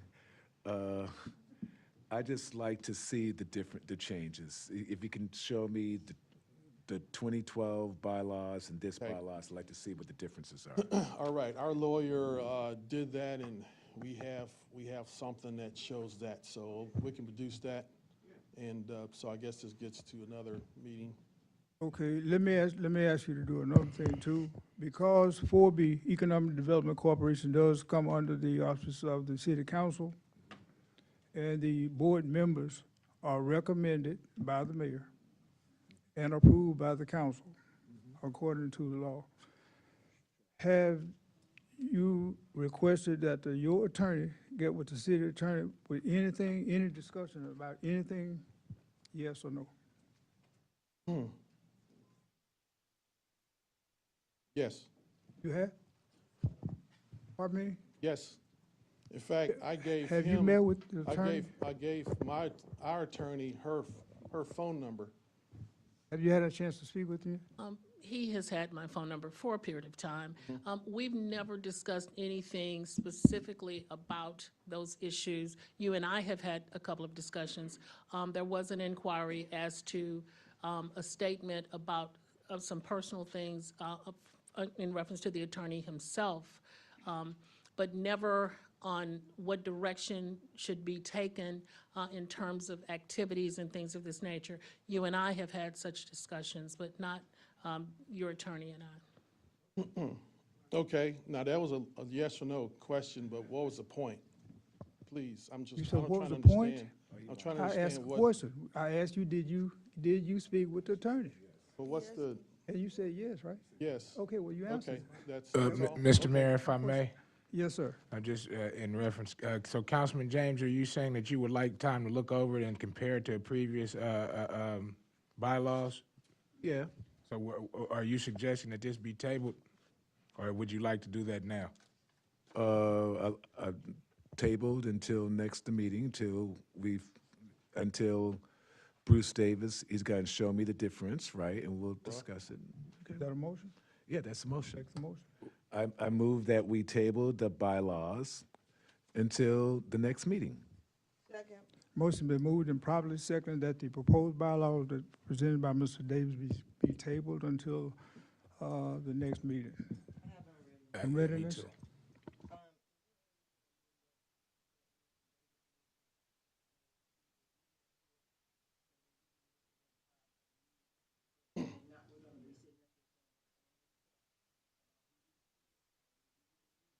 Okay. Yes, we will produce that. I amended what, okay.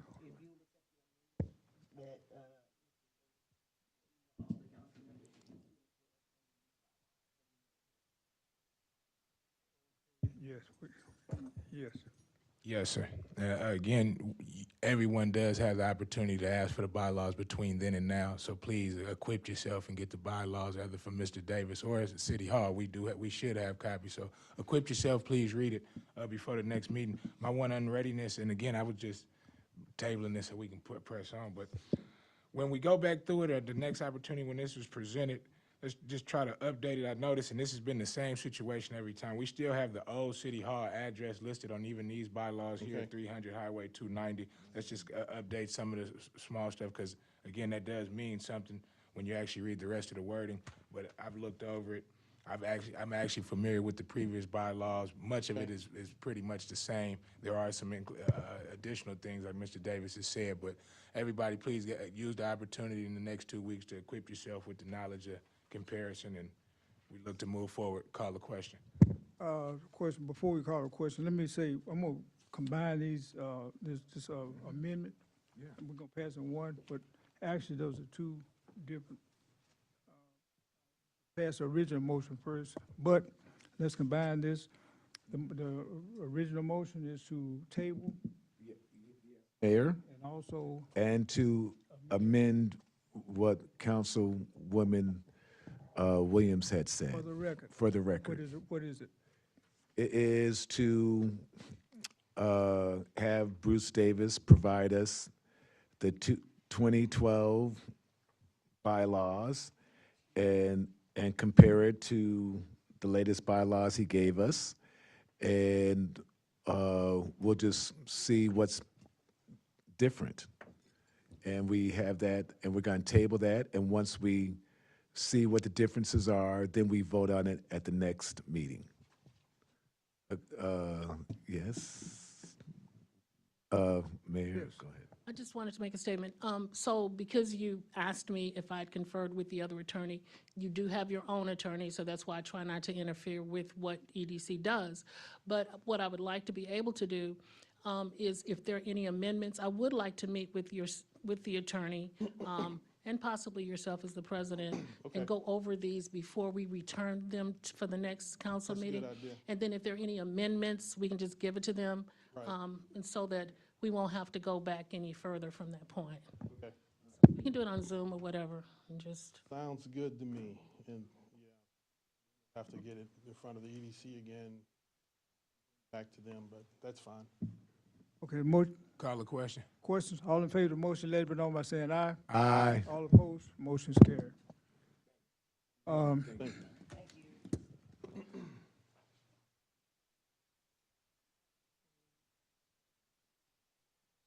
Business number 5, business. Discuss and take action to approve property annexation.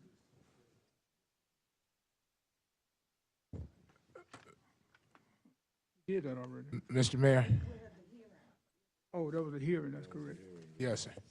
Yes, you want? No, Yeah, Mayor and whatever Council, Mr. Kilpatrick needs to explain. You've had 2 public hearings now, so you have a document there, an ordinance to confirm the annexation of the property that's been discussed at the 2 annexation hearings. Mr. Mayor? Yes. Well, I'll start with this. Do any of my colleagues have any questions in regards to the proposed annexation? No. Okay, well, Mr. Mayor, move to approve property annexation, abstract A3123008-123 George A. Dennett, tract 7 acres, tract 7 acres, 28.422, piece of 93.13 acres. Second. Oh, well, she got it. Okay, the motion has been moved and properly seconded that ABS A312-2300A-123 George A. Dennis Tract 7 acres 28.422 P/093.13 AC be approved. Discussion. Thank you for, discussion. Thank you for helping us grow Prairie View. Yes. Question? All in favor of the motion, let it be known by saying aye. Aye. All opposed, the motion is carried.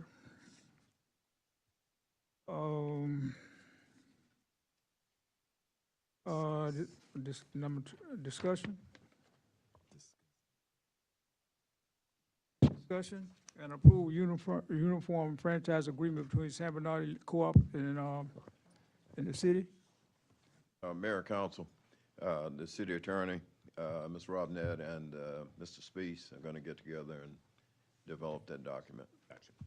Mr. Mayor, move to table, what's that, number 5? Second. Yes, second, whatever. Well, no, Item 2. excuse me, I'm sorry. Item number 2, under 5 business, but move to table number 2. Second. Motion has been moved and second, moved and properly second to table item 2, discuss and approve uniform franchise agreement with San Bernardino Electric Co-op until the attorneys meet. Discussion, question. All in favor of the motion, let it be known by saying aye. Aye. All opposed, the motion is carried. Item 3, discuss statewide and local laws pertaining to towing regulations. Take action to approve a municipal ordinance regarding towing. Mayor Pro Tem Malcolm Jackson. Yes, sir, Mr. Mayor, thank you, and thank you for the city to allow me to bring this to you all's attention. I brought this up, and again, I noticed, I put 2 sentences in here as far as taking action, and we don't currently have a proposed ordinance for this, but I brought this situation up because this has been an ongoing issue, particularly with our private property owners, the apartment complexes, and the students. We even had civil rights activists calling up to the city in regards to this. But we have to at least notify, or I believe it to be beneficial for the city to notify and enforce state laws when it comes to towing. You have several state laws in regards to towing as far as, for instance, you have companies within our apartment complexes that are issuing permits for the parking. That is not allowed by state law. The towing company cannot be the permitting company for as far as permitting and then issuing those permits and then be the same ones to tow that off. However, that is occurring within the city. You also have instances to where, and it's not technically illegal, but we do need to come up with ordinances, I believe, that would help benefit the citizens as overall. Now, a good portion of the people that are towed typically are students or are friends or I guess people associated with the students. Sometimes you even have situations to where cars are being towed from the apartment complexes out of the county. That right there, again, we need to come up with a city ordinance which specifically mandates to where cars cannot be towed out of the county. not from private properties. Again, you're putting the citizens and the students at a very big disposition to where you come out, you find your car is towed, and as opposed to being able to go somewhere locally to where we're generating local tax dollar for them to pay for their car to come out of the impound, now you have to go to Silver Road on I-10 to be able to get your car out of the impound. That needs to stop. That should stop. So we need to do something here in the city about that in regards to that. I'll be honest with you. The first person that brought this to my attention was Mr. Al Johnson a couple months ago, because I know he deals with towing. He brought this up to me at the time. Kind of let it go past. But then you have other people that continually bring it up. It's continually becoming an issue with our permit officer. Like I said, you have civil rights activists calling down in regards to the towing that's going on with the students. So moving forward, just letting council know as well as the city, we do need to put out a memo or some type of notification to the property owners, private property owners, that we will be enforcing the state law. It's laws that's already on the books, but we will be enforcing state laws that are on the books within the city of Prairie View, as well as I'm looking forward to presenting an ordinance in which we kind of regulate some of the towing activities here within the city. So just letting you all know that. What kind of permits are they giving? So to the best of my understanding, and I was here one time when it actually occurred with the student, but from my understanding with Mr. Davis, the ordinance officer, it's a company, I can't think of the company's name, but they're here locally, but they are the ones that are giving parking permits to the students at the apartment complexes, Panther Hill being one of them. They issue the permits for the parking, and then they are the same company that tolls if you do not have a permit. By state law, you can't do that, but that is occurring. And I've been here and witnessed it personally to where it was a student that had an issue with obtaining a parking permit, and he had gotten his car towed twice. At that time, I was unaware that the people that were issuing the permits were not allowed to do that and be the tower as well. However, through research, we've come up with that information. So that is a conflict, I guess you could say a conflict of interest within the parties that are doing it. And like I said, right now, I just think a memo needs to go out to the private property owners and apartment complexes here. And again, we look forward to making some type of ordinance and law to be able to help regulate the towing situations here within the city. Chief, Oh, go ahead. go ahead. If we do regulate the towing, would that cut down on people getting towed? If we want to help out? Essentially, I don't know if it will cut down on people getting towed, but what it will do is the tower, Councilman James, you're one to specifically express your feelings about predatory business. This will stop any type of predatory towing. I know that's been a big concern of yours, but this will stop a potential predatory towing. And what it will do will actually increase local revenue as far as to say if somebody is towed, and it's unfortunate when you are towed, but if somebody is towed, I want to make it to where that tow is here locally. So when somebody goes to get their car out the impound, one, you don't put them at a disadvantage to have to go to Harris County to be able to get the car out. But then two, the money that's spent is here locally. Will it stop the tolls or lessen the tolls? If you're doing your job, probably not. You may have the same amount of tolls, but when cars are towed, again, it's easier for the person getting towed. Money is actually being generated here locally, and it's not predatory, so to say. Okay, question, Chief, I have a question. Are you familiar with this car? You are? Okay, my next question is, if we tow cars, where do we have space, where would we put them? Well, we don't tow cars. That's on No, I'm private saying, property right now. if they towed cars, they would, if a local, So if a car is towed, it has to be towed to a registered vehicle storage facility. VSF is what they call it, but it has to be towed to a registered vehicle storage facility. Now, where that registered vehicle storage facility is differs between the company that is doing the tow. Again, with me presenting an ordinance, what I would like to do is to make it to where wherever the company is from, they still are towing locally. Because another thing that occurs is if a tow is to occur out of the county, they're supposed to notify our police. Our police are supposed to be notified every time a private tow is occurring. No, sir, not at all. Not at all. They should notify the sheriff department if they're doing it. It doesn't have to be our actual, it Right. does need to be a They do that. notification I to the, mean, to are the you- No, sir, not at all. local authority. They're not doing that. No, sir. So what are we going, do we plan to do anything about it? I don't know, have to contact the attorney. Right. Okay, currently, and Mr. Kilpatrick pointed this out, we do have a record business regulation on paper, but it needs to be updated.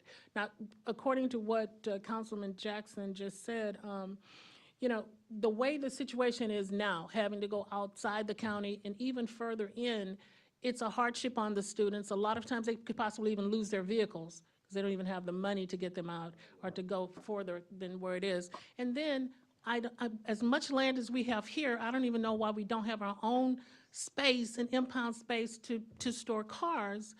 And remember, I'm working on the ordinance for local participation of citizens, tax-paying citizens. You know, it seems that we can solve many of those problems with what we have right here. So, To also comment that we have so much land, I don't even see why we even need towing.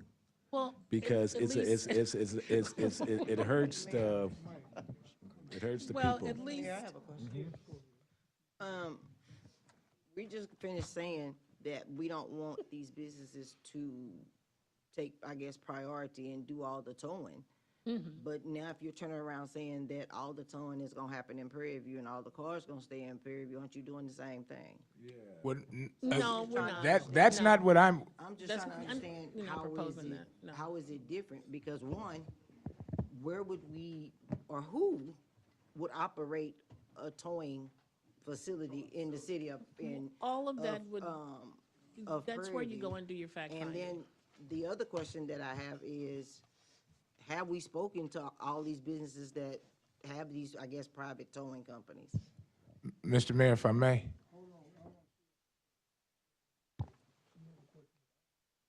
Oh, it was So to do Ted. well, my first question is this, do we know if the sheriff department is ever being notified that a tow has happened? Not all the time, no, we do not. No, we do Okay. not. So then my next question is, how does the university handle towing? Do we know?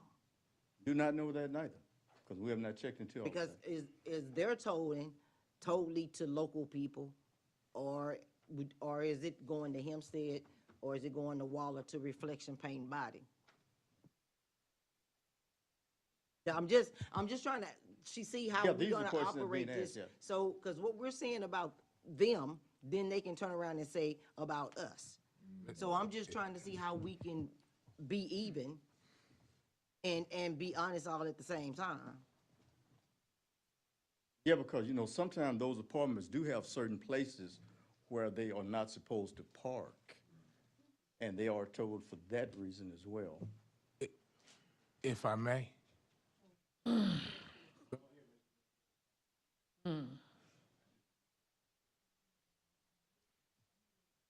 And that we don't have anything to do with the campus touring or anything, is that correct?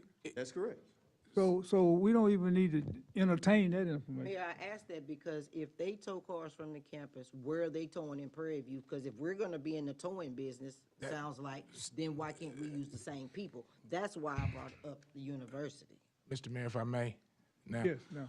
again, what my intention with this is, I'm not looking for us, Prairie View, the city, to get in the towing business. That's not what the intention of this is. The university is a public university. Again, so the property is different. All I'm speaking of in regards to this is private landowners having cars towed off of their private land. I want to make regulations and an ordinance in which if the cars are towed, I'm not saying a company in Prairie View has to be the company to do it. I don't want to get this conversation confused or strayed off with the focus and the point of what I'm saying. Any company that is towing off of the private land, one, I want to just put out a memo that the city of Prairie View will be enforcing state laws. For one, Reflections. Reflections cannot issue permits and then be the towing company to tow, and they're the ones issuing permits. That has to change. A memo needs to go out to Reflections. Not to say we haven't talked to them or are we going to talk to them. Here's the state law. This is us talking to you. We're just going to follow the law. But moving forward, again, what I'm trying to say or provide some type of regulation of is to private property owners that have the cars towed off, we need to have some type of ordinance or regulation to where cars cannot be towed out of the county. And if they are towed, then it needs to be some type of notification to a local authority as far as to these cars are being towed. That's what my focus is on, not who's doing the towing, and not where the tow it necessarily is going, as long as it's within the county. It can be Waller County Paint and Body, it can be Reflections in the city of Waller, as long as it's within the county. That's just the point that I'm making. County where the car Right, sits. well, I think, go ahead, Attorney. I think, Councilman Jackson, you were talking about who is the wrongdoer. You talked about, or the way it is, you've got a private property, the people who are producing the permits are also the people who are doing the towing. First, I need to research whether that in fact is. It looks real shady, real shady. However, if a person parks in the proper places with those permits, even though they're written by the people who tow, if you're not in the right spot that's been designated and that same person tows you, that may not be illegal. But it needs further research, because what exactly are they doing wrong? Now, if you are in the proper place and they tow you and they've given you a permit, that would be very, very improper. So I would really need to see, even though it sounds real snakish, but if they're towing them from an improper place where the car is parked, it may not be prohibited. Yes, ma'am, I understand. And again, what the basis of what I'm coming from, and I don't look to drag this on any longer, but typically, if you're at the Gates Apartments, Fountain Hill Apartments, Panther Hill Apartments, you're supposed to have some type of parking decal or permit to be able to park there. People that do not or have not been able to get a parking decal or permit sometimes are towed. Sometimes they're towed off to Harris County. Sometimes people are able to get a permit or a decal, but they're being issued that permit or decal from the same company that is then doing the towing. I believe that to be a state regulation or law that says that cannot be done, unless I'm mistaken. But that's what was brought to me by our code officer, and that's what I read myself, as far as saying that the towing company cannot be the company issuing the permits. That's the only point I'm making, not where they park or who deems it to be bad parking. That's all on private land. That's their private decision. But when it's done, there are laws that's supposed to be followed. I just want to make sure that those laws are followed. And we can speak with the code officer since he's not here tonight. Yes, ma'am. And It was just a message to everybody to let's put out a memo that's enforced the law, and we can work on providing an ordinance in the future. Well, I think that before we put out anything, we need to make sure that the language, legal language is correct, and that we depend on our attorney to help us put it together, so that the language is correct, and to make sure that we don't end up being liable. That's the main thing. Mr. Mayor, again, this has nothing to do with us. And that's what I'm trying to reiterate. This is a tow from a private facility, from a private company, wherever. And if they're getting towed off of there to somewhere else, all we want to do is enforce what the tow people are supposed to do. I'm not saying tow it to city property or even proposing that. So I want to keep that from being the subject at hand. I made my point on this one, and I appreciate y'all for giving me the opportunity. Okay. And we can move along. And the only thing that we need to make sure is that the city is not involved in something that we should not be involved in. Yes, sir. That's in the next item.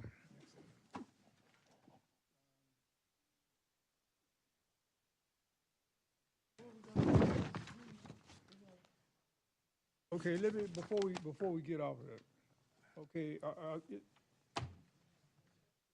no action. I am requesting no action as there is no action. ordinance to be I just wanna proposed make sure right now. For the record to show there's no action. Item 4, discuss and act on ditch cleaning on Pine Island Road by Victoria Believer Church, Old Houston Highway, Councilman Manuel. Oh, you want to, come on.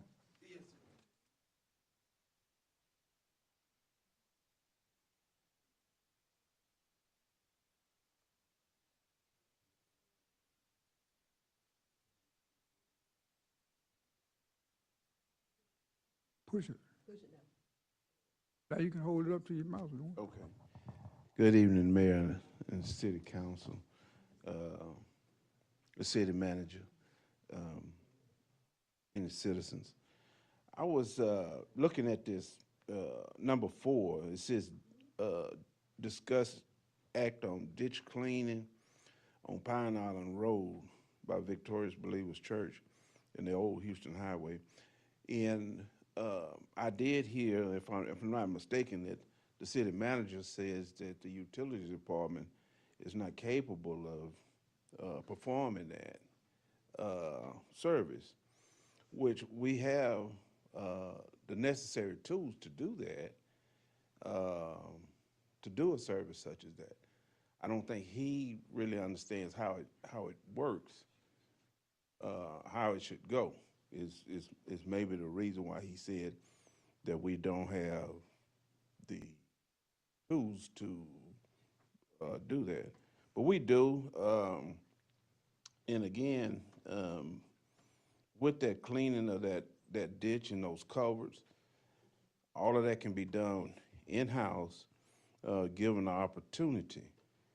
But I would like to say that there's been an ongoing back and forth between myself and the city manager. Well, is this, we're on item 4 now. No, we don't want, No, item. Oh, you're on public comment.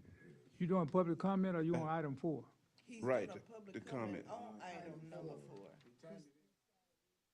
Okay, go ahead. I just want to make sure we're on, Right, and I was just simply adding to that he had not contacted me in reference to this. So, but if this that's something that the council would like for me to do, is to get involved with that service, where we can do it in-house. But other than that, I would like to have the opportunity to bid that work. I noticed he did say he put it out for bid.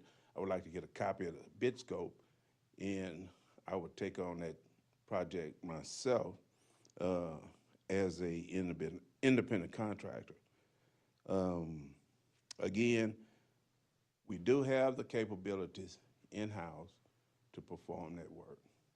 So that's what I wanted to let you guys know. okay, Public comment, so.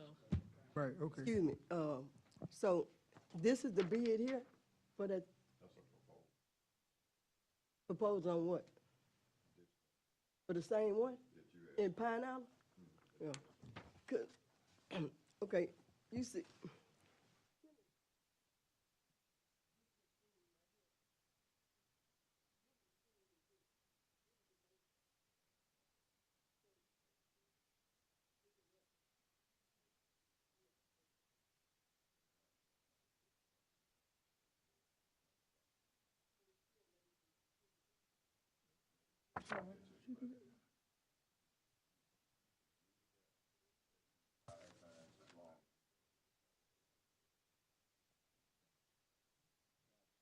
Okay, thank you.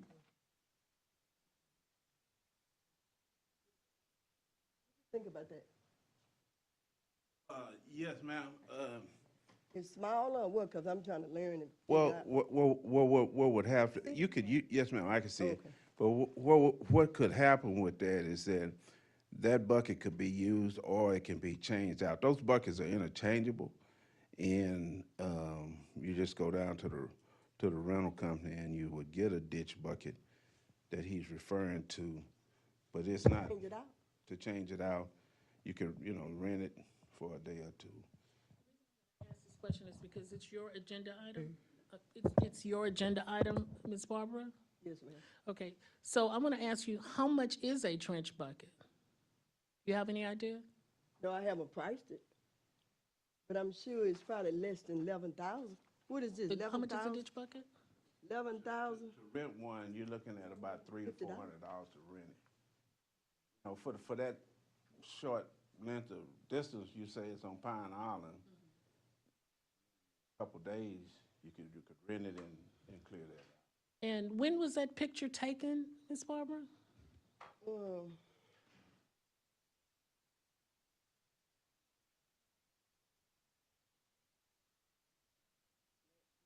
About a week ago. So that Well, machine is let me operational ask you now? let me ask another while you looking for that. Don't we have a company that was still we carried over from Trilogy, I mean, from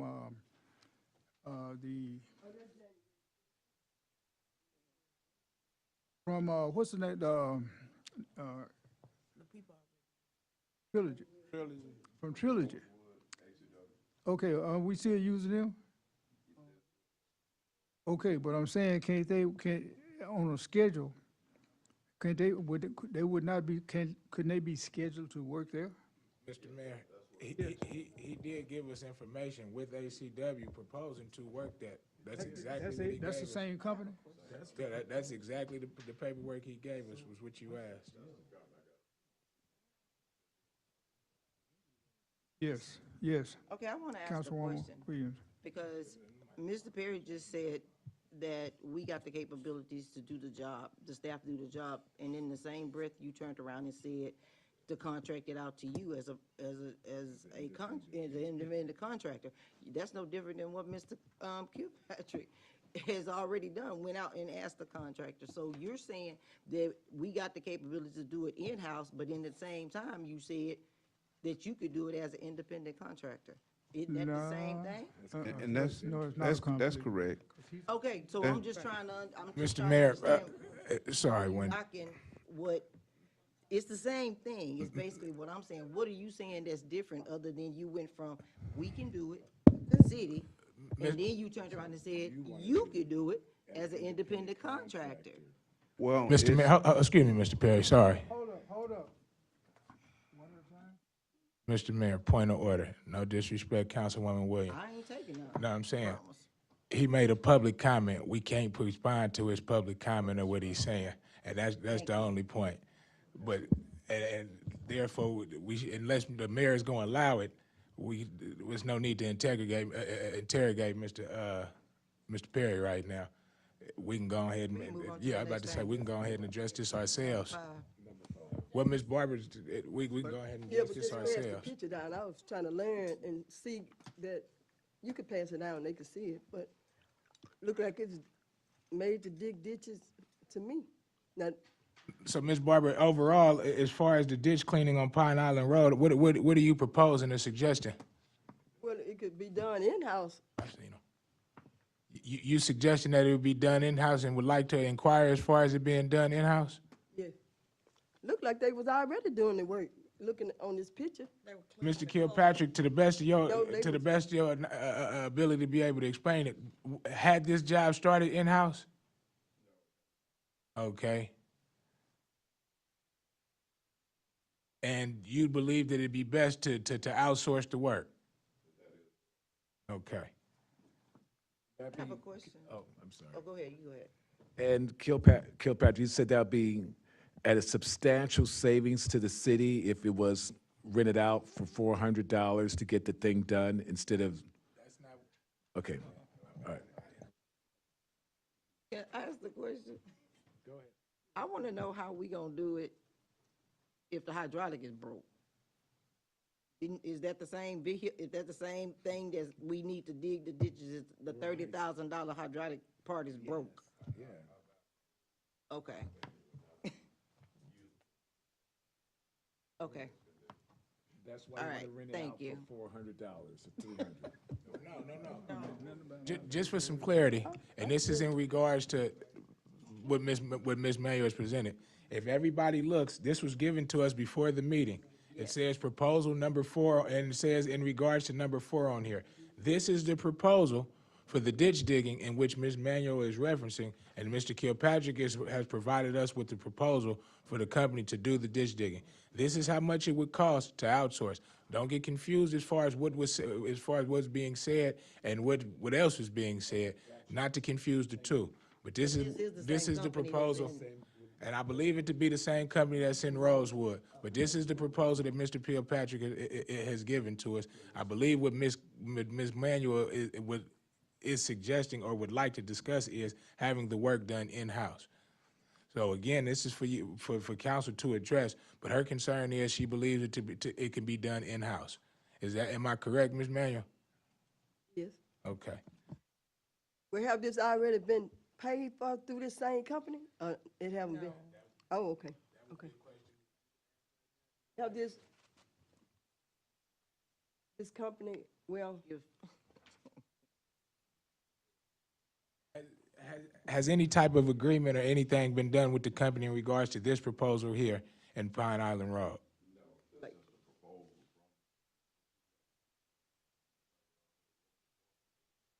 Yes, sir.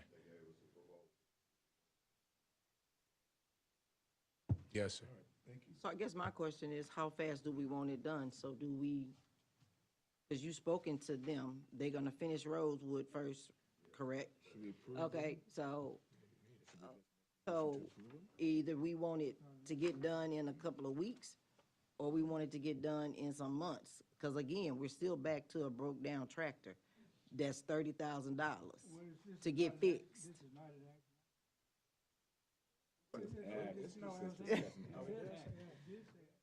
So yes, that's why I'm saying.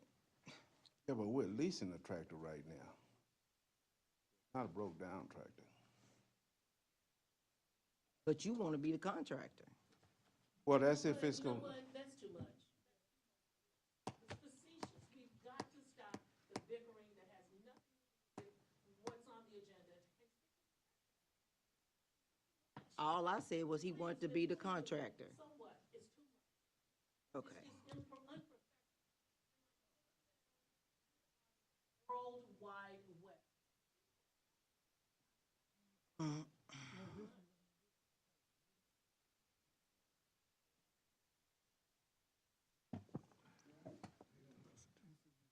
Discussion, and act.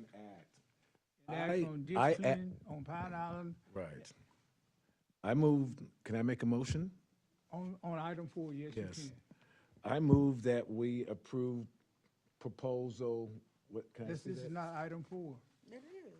It is item this- 4. I propose that we approve proposal from the ACW Civil Services to work on the the ditches that Miss Barbara Manuel wants to do. No, when you make your motion, read it straight from number 4. Get to that and read Okay. number 4 as to which. I propose that we act on ditch cleaning on Pine Island Road by Victoria's Believer Church and Old Houston Highway by accepting the proposal from the ACW Civil Services to address this issue that Barbara Manuel was talking about. Second. All right? The motion has been moved and properly second that the discussion and act on cleaning the ditch on Pine Island Road by have a question on Victoria Believers Church and Old Houston Highway. Got a second. Discussion. Yes, Ms. Manuel. I mean, only one bid right now is up for this project. But what I'm saying, saving the city money in-house. Okay. So that's what I'm concerned about. Why spend money, on the outside when, if they have the equipment on the for in-house? That's my concern about this project. You know, Yes, sir. My discussion would be, while I do share a sentiment with Ms. Manuel as far as the comparison of prices or pricing, again, if we're to move forward with this as a council, which we've already made a motion and it was seconded, again, I'm prepared to move forward and make a decision. But that is a concern as far as pricing and comparison of pricing moving forward. Thank you. okay, any other comments? Or discussion? Comment I have, and probably something in the future, when you have issues like this, you have nothing to compare it to. You have no idea what it's going to cost for the city to do this. And this is just an example. You have your proposal for the outside person or the potential bid, but you don't know what it would take for the city to do it. So you don't have anything to compare to. So, if we would be able to do that, and when we bring our issues and then have something to be able to make an intelligent decision, to weigh those, opportunities together, then right now you don't even have that. So you really don't have a choice. Okay, yes. I would like to just add on to the attorney that I totally agree with her. And sometimes it's on us to do our information, to bring information to challenge something that we don't know. So we can't come with half items. Thank you. Question? Heard the motion, all in favor of the motion, let it be known by saying aye. Aye. Nays? Ayes have it, motion's carried. Item, update, item 5, update on timeline of status of moving the fire hydrants in Villa Capri subdivision from the wrong side of the ditch to the other side of the ditch. Yes. Yes.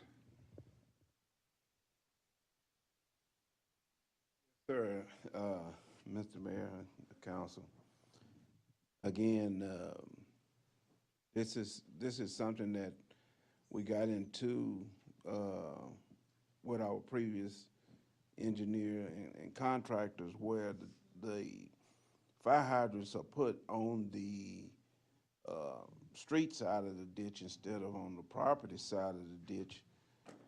And it's really not industry standard for that to be.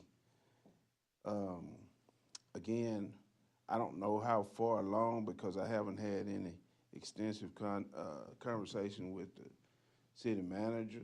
I've given them this here several months ago to take a look at, but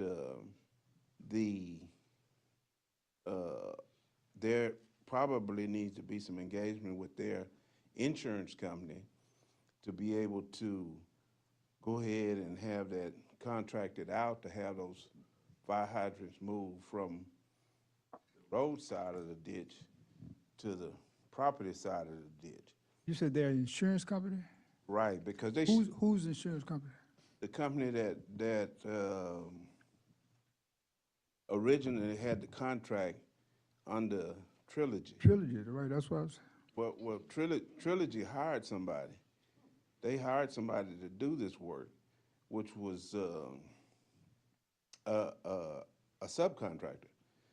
And that subcontractor is the one that's looking to get paid on work that still needs to be done, just such as the lift station. There's a lift station over there as well that's still in his contract that needs to be taken care of. There are several issues he have over there. There's an open sewer line over there that needs to be taken care of. I think Mr. Kilpatrick had a contractor come in and move a water line already that should have been done by this same contractor. So what I'm saying is that we have a situation here where we've paid the majority of the money to these people. They still have some money to pick up in. Again, looking at what's written here, we was just trying to get a timeline from what's written here to move those hydrants. And I would suggest that we look into their bonding company, their insurance company, to find out what route they want to go with that, rather than just the city just absorbing it or just saying, writing it off. Because, and I'm speaking on behalf of this, because this is one of the things that I was hired as a subcontractor to do, is to look into these situations such as this. I have a question. Yes, sir. Okay, so the wrong side of the ditch to the other side of the ditch, how far distance is that between the fire hydrant being on one side of the ditch and the fire hydrant being on the other side of the ditch. You're roughly looking at between 8 to 10 feet. The problem that's posed with that fire hydrant being on the street side of the ditch, if a 18-wheeler or a fire truck was to come by, because it's so long, the fire hydrant is sitting close to the street. They're gonna run over it and bust it. And if it's done in the middle of the night, then you're gonna have to praise Chris for going out trying to figure out. And how many of those fire hydrants have been run over in the middle of the night? That I don't know. Go ahead. Tell us when you first noticed this situation. I first noticed it a couple of months after I came aboard as a contractor. This is our first time hearing it. Right. Second thing But- I want to know is. But I sent it to you in the First time email. I'm hearing it. No, but I sent it to you in the email. You just haven't read the email. When did you send the email? Okay, When you let's, first came? Yes. okay, let's do Okay, I this. have one more question. Can you please tell us the document that states exactly what side a fire hydrant should be on? Well, the Is there a document, mandate? Is there a regulation? Can you tell that's an industry standard, ma'am. Okay, what industry are you Excuse referencing? me, point of order. Because I haven't found any Point mandate. of order, please. And you Let's, haven't we're told not, me one no, yet. point of order. Thank you. Please. I'm done. We're not gonna dialogue this all night. First of all, let me ask the attorney to speak, and then I need to say something so we can move on. We're roughly talking about 4 fire hydrants that are on the street. It was a part of the contract, and I guess Fran kind of, who's from you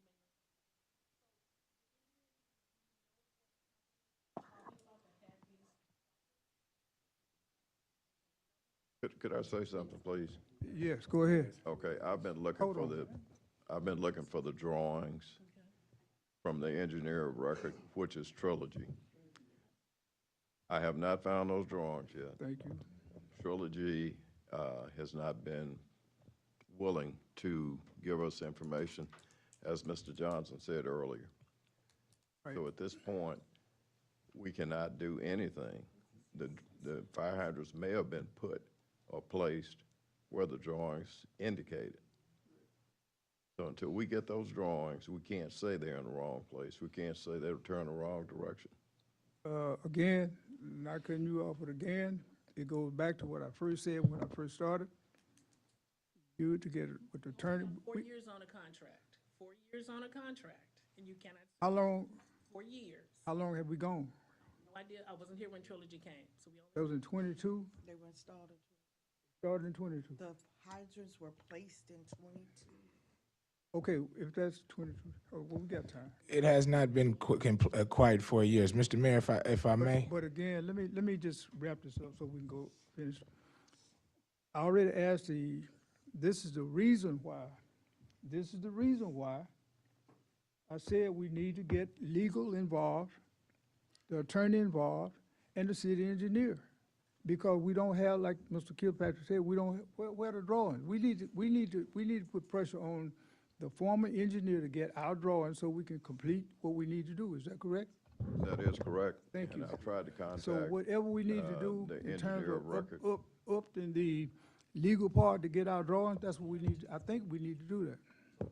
Mr. Mayor, if I may, and I just had a question, and I think this will kind of help some of the other questions.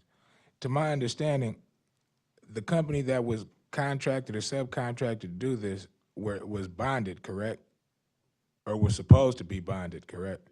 Okay, so if they did not do it to the specifications, and we are unsure if that's the case, but if they did not do it to the specifications, is that in which we contact or make contact with the bonding company to ensure that the work is done by specifications? If they did the work incorrectly, you would be correct in what you stated. Okay, because the one concern, and I'm hearing Mr. Perry say this in his public comment, but the one concern that it draws for me is, we've already had conversation about the streets and the streets being narrow in that area. If a fire truck or a large vehicle, which I know big rigs come through there and somehow drop off big trailers in the middle of the night. But if you have a large vehicle coming in, so at any pit of time of the night or in the daytime, and it's possible that they could hit these fire hydrants, that should be of some concern to us, because that is something that we do not need or want. So it would be in our best interest to find the drawings or whatever is supposed to be done and hold them accountable to that, because that is a concern if that is the case. Thank you. I do have a copy of those drawings, and I believe I sent them to you. But I will send you another copy of them tomorrow. Could you send me a copy also, please? So I do have a set of those because Mr. Nelson gave me a copy of those drawings for that water system over there. And when I was negotiating with him, but when Mr. Kilpatrick came on, I turned all that information over to him. I'll get him a copy of that. Okay, cool. So can we table this item to the next meeting for an update? It's not an action item. Okay, okay. Item 6, discuss and take action to terminate the public works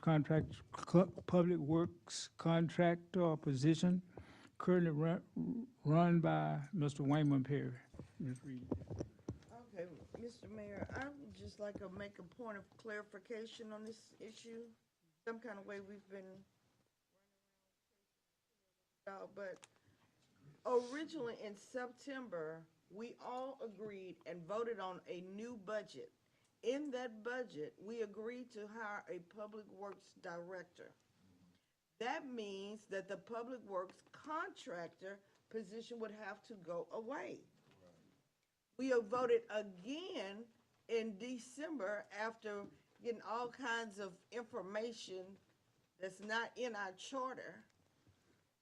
The contractor received a termination letter for his month-to-month contract in September. From October, November, and December, that's when we were running around in circles.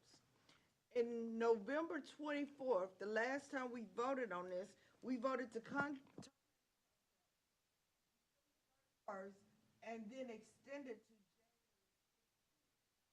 by that time, we were hoping to have hired a new director. But at this point, we still don't have applications for a public works director. That is incorrect. So I believe this item has already been done, and we have fulfilled our obligation to this contract.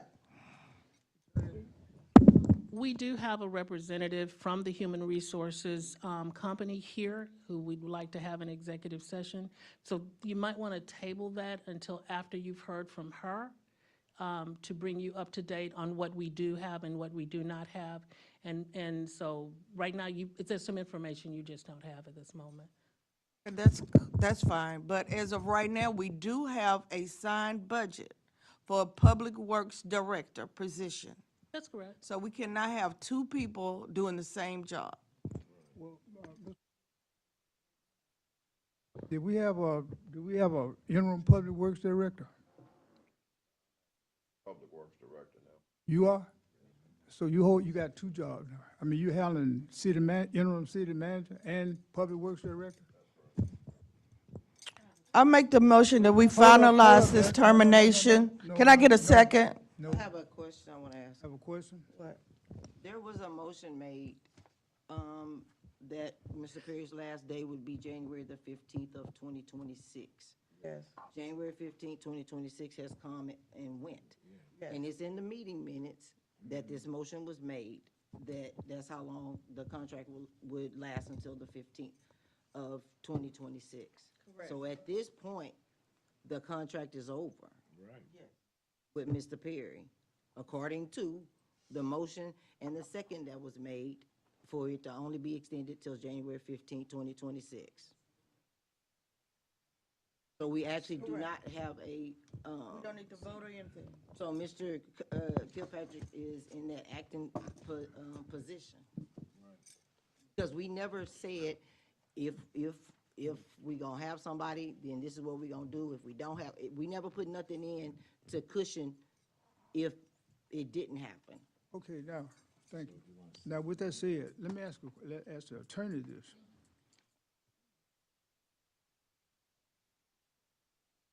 What was the situation when the judge, as an employee for the city of Prairie View, was a municipal judge and was acting with it, elected her to be the interim city manager? Right. Is that correct? No, he's the actor. No, you missed the point. What was her position? Who? Judge. The reason why the judge could not be city manager, is that what you're asking for? Right. It's called an emolument clause. Basically, she is a sitting judge, okay? And if she would be an administrator or, how do you call it, the boss for the police chief, and the police chief has an issue that has to be presided over with the judge, she cannot do that. She has a unique position. That was a conflict of interest. She cannot, yes, so that's why she could But not I'm be. saying that's not the case in this case. No, but I don't know if anyone can designate themselves as the acting anything. I'd have to research into that. I don't know if someone can unilaterally do that. Because we had to make a decision, at least Wendy Parker did, to make a decision to hire someone in that position. So I'm not sure, I will find that out, if someone can unilaterally decide if they're going to assume another position. Now, it appears that he's not taking another salary to do Okay, well- that, is that correct? I just want to, all I want to do, all I'm trying to do is make sure we're following the law. That's it. And As long as allow we're me following the to, law, that's all I'm concerned this is about. a unique situation, Mayor, and I can have information for you tomorrow, but not at this moment. Well, you guys are discussing if Kylie can hold two positions, which I know for a fact has been done. Okay, no one is. No, well, is it We law? passed that. He asked that, and that has been answered on Right. why. You asked The him if judge. Kylie could hold two positions. I Am never asked wrong? any questions. That's what he's asking. That's what I'm asking. Thank you. What? I I'm asked it- saying that's what he's asking. Well, That's it's what not you're me who's asking discussing. anything. It's just, your posture is just unprofessional, Ms. I'm Asked the sorry. question. Okay, I thank you. repeated for my understanding that I know what he's asking you. Then I said, that is what you are He asked me discussing. specifically about But the you're judge. discussing whether he can have two positions. He asked me That's about what the you're judge. Okay, discussing. I am done. Thank you. Give me another word for discussing, y'all. You don't need to make a motion. This motion is dead. This item has been finalized on November 24th, with the final date being January 15th. So is He is no longer the Public Works Director. Contractor. That It was a should be in the month-to-month minutes. contract from the beginning. Oh, okay, so we don't need to act on this. No, and Kylie is the Executive Director. He's received his termination notice. Okay. Long as we follow the law, I would be Search the minutes on that. researching and We have following to the law. research the Whatever the minutes law on that. says, whatever the law says. Can I ask I have the before we floor, leave? I have the floor. I'm We're just gonna asking a follow the question. law, and what the law says, that's what we're gonna Okay, do. can I ask one last question? Ms. Rogers, can you get us all a copy of those meeting minutes that state that? That way we can have it before we leave. November 24th. The meeting minutes that state about January the 15th of 2026. We can keep going. Yeah, we can keep going till she comes Let's back. go. All right. Act on this because No, he's not. we're gonna see what the meeing minutes say. Item 7, discuss and approve, street lights from Business 290 to James Muse to Orange Road. James Muse, Yes, we were, talked about this, I think, 3 or 4 weeks ago, and, myself and Mr. Kilpatrick got with, Houston Lighting and Power, and they gave us, what they thought we needed on James Muse Parkway. Because James Muse Parkway is not, TxDOT Road is a country, well, I don't want to say country road, but it's a rural road. And so I had met with them because it was asked that they come and explain exactly what their proposal was, and they did come. And we took minutes, and I asked that Ms. Rogers put those minutes in our packets, and I think we ended up not meeting. But again, this is back on the agenda to try to get those lights put out there on James Muse Parkway from Business 290 to Owens Road. They will not put a light at Business 290 because that is a Tech Dot road. And so they cannot do that. And so I put it back on the agenda to hopefully get it approved, because they said it would take, I think, 2.5, maybe 3 weeks to get the lights put up. Where do they have, you said they were gonna make a presentation? They came the day you were here, and and because it was made a special meeting, we couldn't meet, but we still spoke with them anyway, and I took the notes, and I emailed them to Ms. Rogers, and I asked her to put them in all of the council members' boxes on why they were saying what they were saying and why they proposed what they proposed. I would like for them to come and, I would like to ask them some questions. I mean, obviously, I said to you and everybody in the city, Parkway is dark. Trust me, I was on the last. But they were here, Mayor, and you could have asked them But the anything point that you about it wanted to is, ask still, them. I don't have any figures to find out exactly what it is that it's gonna cost the city of Prairie View. Because, number one, I have some debate with them anyway. Because in my opinion, they have more money than we do. And then they're telling us that we gotta pay X amount of money. I haven't had a chance to actually debate to see, can we talk about this for, I mean, I think that that we can massage this a little bit more. However you want to roll. Call for the motion. So do you want to table? Call for a motion. Let's discuss and take action to discuss and approve streetlights from Business 290. I move to approve the proposal for the streetlights from Business 290 at James Muse Parkway to Owens Road and James Muse. I second.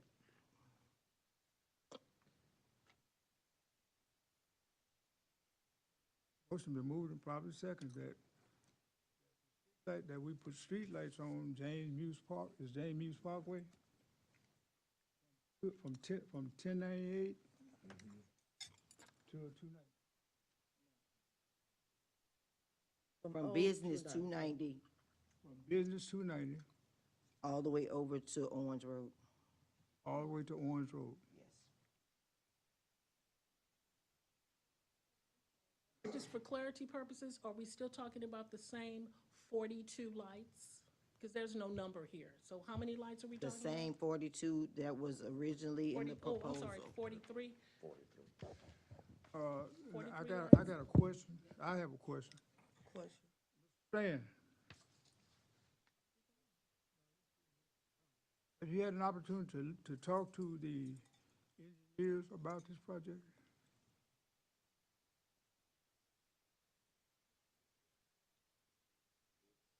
If I may, Mr. Mayor. So, and this was kind of what I was gonna try to mediate as far as this deal getting done.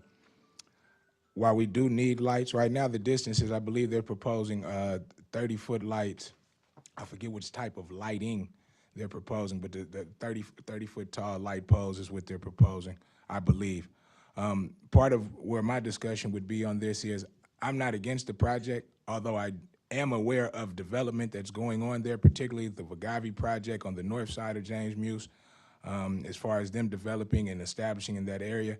If we are to put up lights now, and the city is responsible for the funding or the money behind the lights, my suggestion would be to limit the amount of lights. Instead of 43, perhaps maybe 10. And the reason why I'm saying that is because, well, go ahead, Mr. Jarrett, what would you be?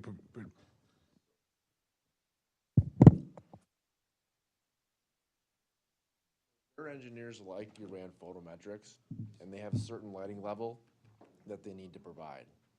And they're gonna space the poles out as far as they can, but still meet that lighting level. I don't know what the distance is, but, I mean, 200, 250 feet apart does not seem unreasonable. Okay, and it doesn't seem unreasonable that they'd be that close in order to provide adequate lighting.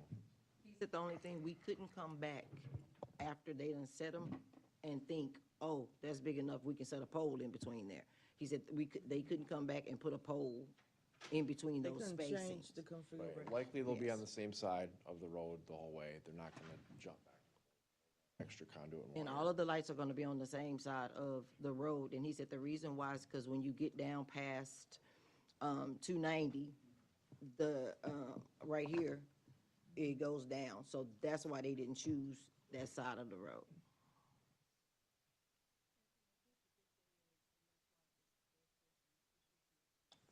Whatever the city agrees Microphone? upon. I can't hear you. I'm sorry, I think the main issue is whatever the city will agree upon, they will be making payments perpetually for these lights. And no one knows what's going to be built there, if it's going to be a housing community, if it's going to be industry, or what. In industry, what are they going to pay for? So even if it's enough lights to drive down where you can see, but the suggestion for 43 lights indicates to me that something is planning on coming there. We don't know what it's going to be, probably industry of some sort. But prior to that, get the city committed to providing those lights, and then, of course, and then you're stuck, I mean, for a perpetual period of time to pay for that lighting, for possibly industry. Mr. Mayor? Yes. So again, where my concern lies is exactly what is spoken. I believe the responsibility will be on the city as far as paying and moving the lights if needed, moving forward. We do need lights on James Muse. As Ms. Williams said, they will not be providing lights on Business 290 because that is a TxDOT road. However, they can possibly provide light, which ultimately helps at that same intersection, but not on Business 290. So, again, where my concern would be, I do want to see this get passed, and I would like to see some lights there, but I'm just concerned as far as 43 lights, and is that a necessity? Personally, I would like to see possibly less lights, so as if we did have to front the bill, it would be less on our overhead moving forward. If we can provide some type of wording or something within the agreement or clause to where we can choose we decide as far as how many lights, I think that would be helpful moving forward. Question. I recall proposing the same exact thing as to not doing 43. We even went down to, how much it could cost per pole, so this has been discussed before.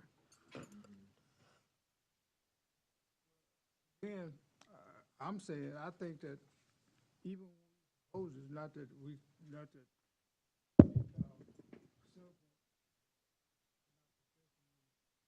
up lights, but I think at least I see that our engineers should have been, I would love. I mean, this is something that we could take a look at, but CenterPoint likely wouldn't listen to anything that It wouldn't what? This is, if you'd like Strand to look at, we have electrical engineers on staff that could look at this light spacing to see if there's a more economical way, but again, the proper photometrics need to be provided, and at the end of the day, I doubt that anything that we would suggest or recommend, CenterPoint would listen to it. Listen to it. I doubt they would. I think they're professionals here. Okay, well, so that means, so they're gonna pay the bill for us? That's not how this, yeah. I mean, what I'm So saying, the way this reads, JJ. it's $13.86 per pole, but the way it reads is, that they're putting the poles in at no cost. So there's no cost for installation, and I believe these maintenance contracts also include, or these agreements also include maintenance, so if the light goes out, they'll come and fix it. So 45 poles at $13.86 a month comes out to $623.70 per month. Well, okay, yeah. So you're looking at about $600 per month. But what about the usage? That includes the usage. Include the usage Correct. The time that it comes on until the time they go off in the Yes. daytime? So how much is that for 43 lights every month? About $600. How much do we pay for the ones on University? That's what it says. It says $13.86 times 43. Oh, Said but there were some additional those are costs with as well, San but Bernard. There are additional costs as well. The city manager has more information.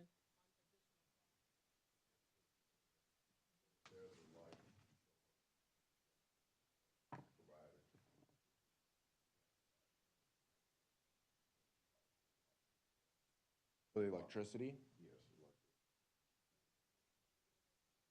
Total cost will be, because this is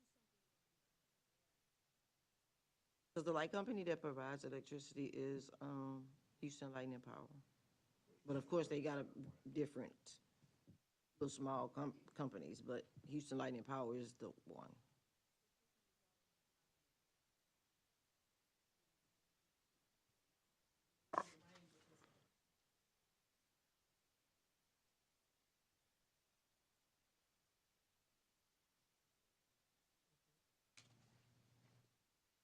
Discussion? Action item? Well, no, it's a call to vote, but again, where my discussion would be, I would like to see some type of, I'm unsure on 43 lights. I'll just be honest with you. I want to see it get done. It needs to get done. I'm just unsure on 43 lights. I would definitely, and again, Councilwoman Reed, you've mentioned it before, I would like to see it worked in to where we can possibly get less lights. And the reason why I say that is because I noticed somewhere within the wording of the contract or the agreement, it states that if anything is removed and had to been put back, that it's then on the city to pay for it to be put back. So my concern is if you have some type of development that comes along and we remove lights or lights have to be removed or changed, then it becomes our responsibility financially on those changing of the lights, which is why I'm suggesting less lights. So if there are any changes, we would pay less money. If that's something that you all would be willing to look into, I believe this is something that we can move forward with. If that's not something that we're willing to discuss right now, then I've expressed my unreadiness with this issue. Could we pass the cost on to the developer? I'm only going off of what was stated within that, and I gave y'all the paperwork that one day, but that's what's stated within the agreement that if there are any if a light pole is to go down or is to be moved, we're responsible financially. And at 43 light poles, let's just say if a development comes in, which I know Vagavi has proposed development on the north end of James Muse, if development comes in, unless we put pressure on the developer to then provide, it comes back on us to be able to fund 43 light poles being moved. I only ask because if we have to do something like that, it doesn't really matter the number. Because if you're gonna pay for one pole or. Well, in my opinion, like I said, I don't know what it's costing CenterPoint to put them up. Therefore, I don't know what it would cost us. But let's just say it cost $100 on each pole. If we put up 43 poles and we had to move all 43, which I don't believe would be the case, but even if we had to remove 30 of them, then you're talking about $3,000 on us. Whereas if we only put up 20 lights to be able to get us by to drive up and down James Muse, and they do come in and make a change, and let's say we had to replace all 20, we only be looking at $2,000 as opposed to $3,000. Again, that's why I'm expressing my unreadiness, because I know the financial burden will then fall back on the city according to the paperwork in which I read.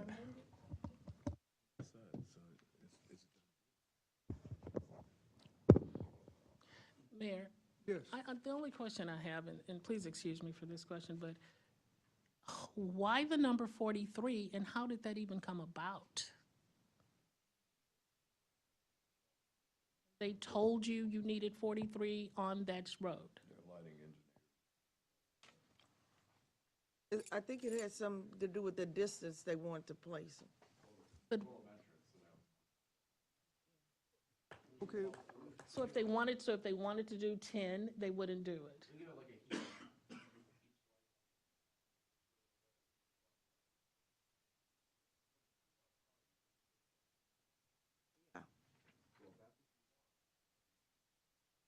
Now there's no light. People are driving.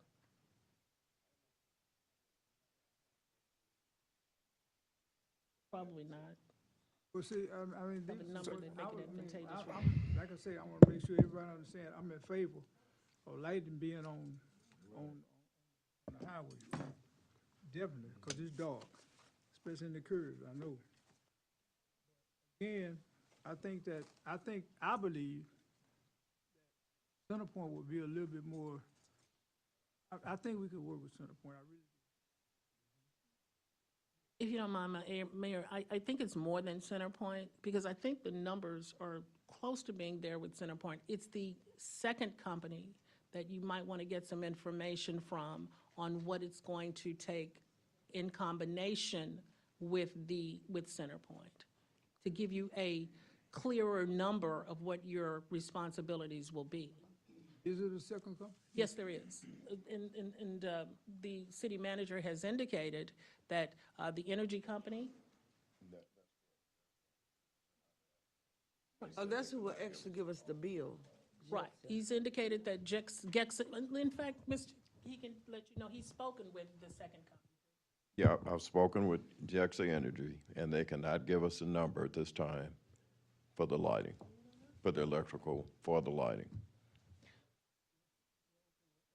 I think that we really need to know the bottom line. Whatever goes up, we stuck with it. DJ, unless you find the money? Yeah, you don't have to find the money someplace. I will say this.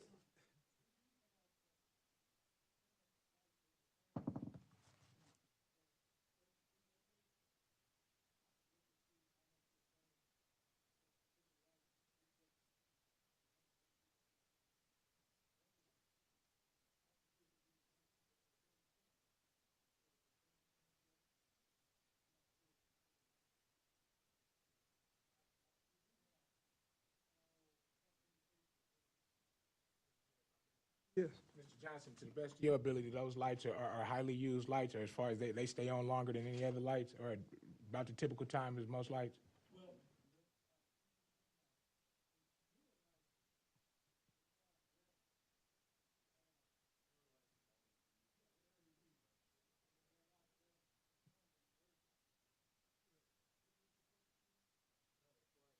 Getting pricing, and again, I think one of the questions was how long the lights stay on. If we're getting pricing if you're able to get us pricing, I just want to make sure that we get pricing from the correct mean or average of how much the lights cost.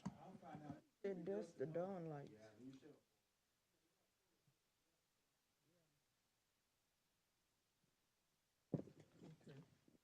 Now, again, there's a motion on the floor. Is that something you all would like the information to, or are you ready to proceed forward?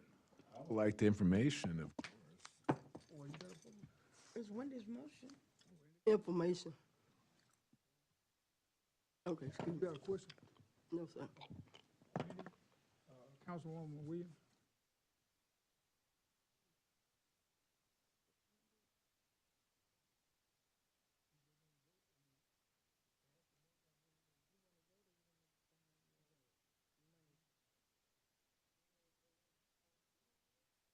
Okay, the vote on the floor is for 43 lights.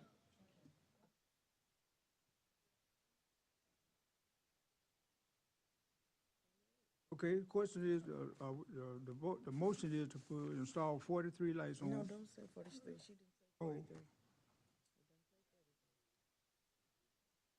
Agreement, okay, the agreement says, discuss and approve street lights. But we vote 43, that's what we're agreeing to. We're voting right now to get the lights. No, we're voting on getting lights. We can still negotiate the number. Is that the is that where, I just want to make sure that's where we're at. I don't want to vote, because again, the paperwork that they gave us is what I'm believing we're voting on. If we can negotiate, I would feel much more comfortable having a negotiation settled, saying that this is what we're going forward with, and we can pass this, as opposed to just voting on what was given to us. And I'm just trying to make sure that that's understood before we make the vote.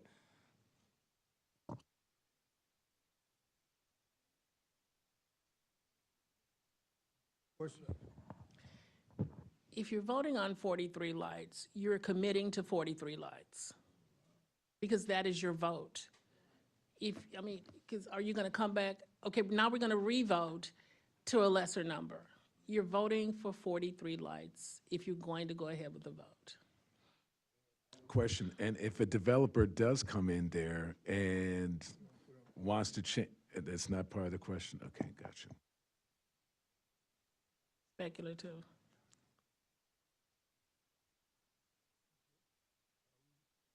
Ready for the question? Motion on the floor, it was second. Items, I'll read it once again. Discuss and approve street lights from being at James Muse to Orange Road and James Muse,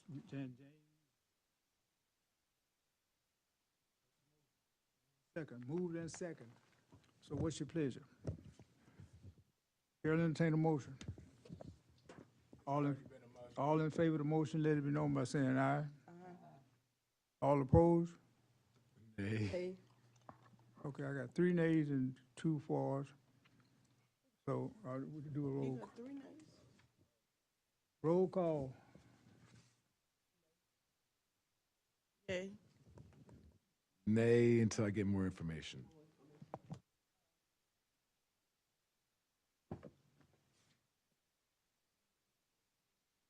All right, nay. 3 nays, 2 fors. Item.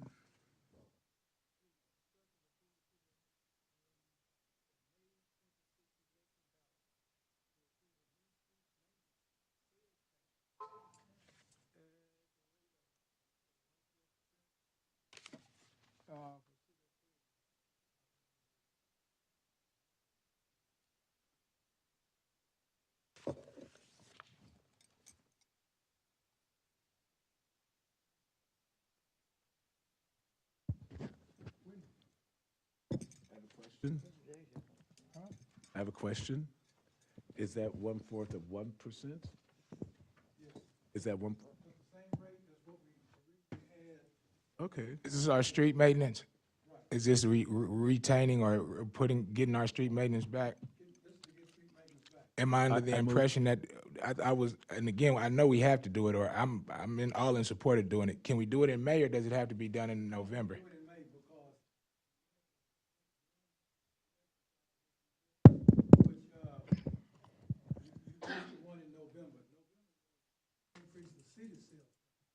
Okay, because my understanding, and when you said it was, if we miss it, or when we missed it last year, we had to wait an entire year before it could be reestablished. That's correct. Okay. City Attorney, is there anything wrong with this being able to move forward? Time, nothing wrong with it technically.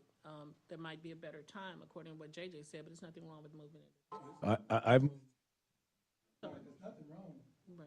We have to.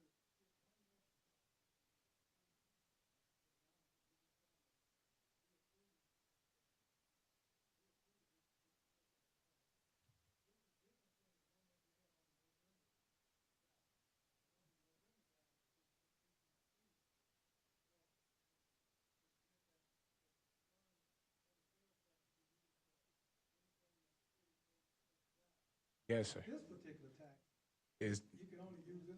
back to street maintenance. Talking about those street lights.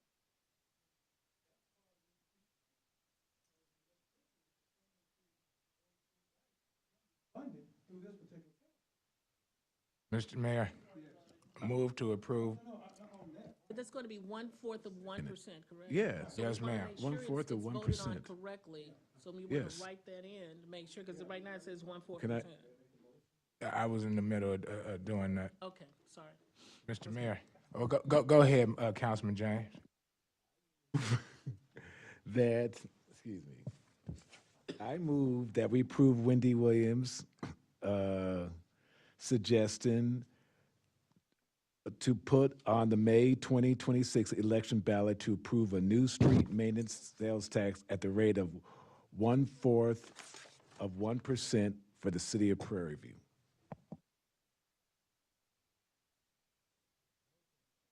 Second. The motion is removed and properly second. that we add, I'm sorry, let me read it like this. Discuss and approve putting on May 2026 election ballot to approve a new street maintenance sales tax at the rate of 1/4%. No, 1/4. 1/4. Of 1%. It doesn't say that on here. Is it 1/4 of 1%? Well, I'm reading what's on here, that's all. Okay, well, 1/4 of 1%, that's what it means, even though it's not stated like this on here, but that's what it means. I just want to make sure for the record. 1/4 of 1%. Okay, you heard the question, discussion. All in favor of the motion, let it be known by saying aye. Aye. All opposed, motion is carried. Okay. Update, number 9, update, State Representative Joan Huffman's effort to enhance criminal penalties on Penal Code 22.01 and 22.1111 status. Yes, Mayor and City Council, I did talk with State Representative Joan Huffman. She is campaigning, and she will get back with me about enhancing the criminal penalties for assault on a public figure and for terrorist threats. And she will get back with me if she's able to put that in her bill. There was discussion that she could possibly do it after the elections. So that's my update. Thank you. Okay. Item 12, discuss, number 10, I'm sorry. I'm trying to discuss and update RFP for construction improvements was designed for Tapscott and where's Pine? Pine Island Park. Oh, in Pine Island Park. Yes, Mayor and City Council, I did have discussion with the city manager, and we are going to wait to get some more information on possibly the students designing, the architectural students at the Prairie View A&M University, possibly designing the park. They're going to go there, hopefully, and give us some designs so we can get a scope of work, like the city manager said, and then we'll put out a request for proposal. And the city manager, I discussed that with him. So that's my update. Okay, item 11, discuss engagement of architecture Prairie View College students on drafting improvements for Tapscott Park. Yes, like I previously said before, they're gonna, it's the same thing, so that's my update. Next one. Item 12, discuss and approve that all items be reviewed and approved. Discuss and approve that all items be reviewed and approved by the city attorney and mayor prepared the agenda for proper posting. And that was an agenda item that I think you were aware of, that with the former attorney, and it might be in the bylaws, but the attorney has gone through the items of being placed on the agenda to make sure that it is correct, and there's no legal problems, and suggest to you that it could be some legal implications that, in other words, we might be saying something that we don't know. I've proposed to put something on the agenda before, and the attorney told me that you're kind of opening yourself up for a situation, you might need to rethink this. That's the only reason, that's the reason I put it on there. This other discussion. Yeah, will this infringe on legislators' right to put items on the agenda? No, but it infringes on the right if it's not correct. In other words, if you put something on the agenda that can cause the city a lawsuit, then I would suggest that the attorney and the city secretary get with us and say, we've discussed it, and it's been determined that based on articles, whatever, section, whatever, even some other cities have done some things that cause us some problems. We could get sued. Attorney, you One of want the things I think that has been problematic with this is the time that people are getting their information in, which is very close to the window of having those posted. And then the city secretary has to scramble, then get it to me. She'd created a different system that worked previously, and that was sending some emails that you have sent earlier, and so that we can review them and already have made decisions before the final day. We were able to get out early. She wasn't, at 6:30, she wasn't still getting there, and I still hadn't seen the agenda because people were just bringing their issues in. So there has to be something internally that needs to be done in order to have some parameters of when you get your items in, and she will have the proper time to process them and get them to the mayor and myself. Then if we have to contact you in order to discuss, as I did, for instance, with Ms. Manuel, Councilwoman Manuel, we were able to discuss some things and even able to streamline, because sometimes things are just mere questions that can be easily, assisted without them even having to be on the agenda. So timeliness would really be a factor in that, but of course, the city attorney and the mayor are supposed to look at the agendas before they're brought out. The next day, it is too late. If I haven't seen it, it's not going on the agenda. And that's just the bottom line, it can't. So there are a lot of things that are done that are kind of out of compliance, so we want to make an effort to put them back into compliance. There may be some things that have already been voted on and decided that are now going to resurface, and those things, they shouldn't be there because we've already made the decision on those. And we make attempts to contact you, sometimes we cannot reach you, and we still have to go ahead and post it. Okay, any other discussion? Oh, I don't think that's,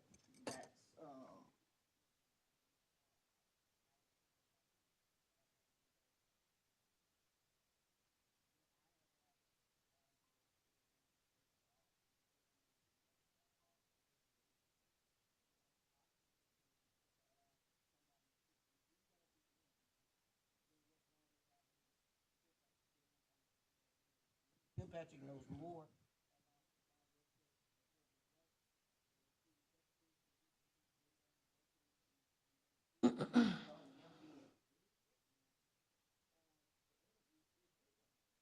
The issue, In some instances about these positions. And I keep hearing this excuse about he was interim, but we were all here when Wendy made interim. Nobody stopped her. Nobody made any waves about some of the decisions that Wendy was able to make. So I'm just trying to understand. Mayor, may I address that, Mayor? Hold on. Before you Can say address something. that. What? You said Wendy? You mean Wendy Parker? You said Wendy? Yeah, that was the other. Said nobody?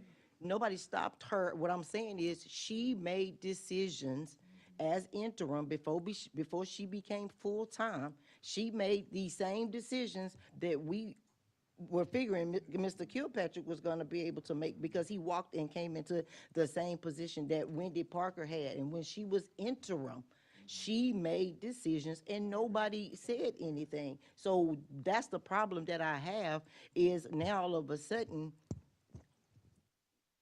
Mr. Kilpatrick can't do something because he's interim. And I'm trying to figure out, why are we just now finding this out? When were we ever gonna be told that that was an issue, that was a problem? Because again, Mrs. Parker was able to do these things without flaws, without anything, nobody saying anything. Well, and let me speak to that. Because if you think about it, Councilman Williams, a lot of things we used to do, that we're trying to change them. And I know that, but so all I'm saying, I understand, I'm not saying that it's wrong, I'm not saying. Comments? Let me just make, may Can I just say make a brief something?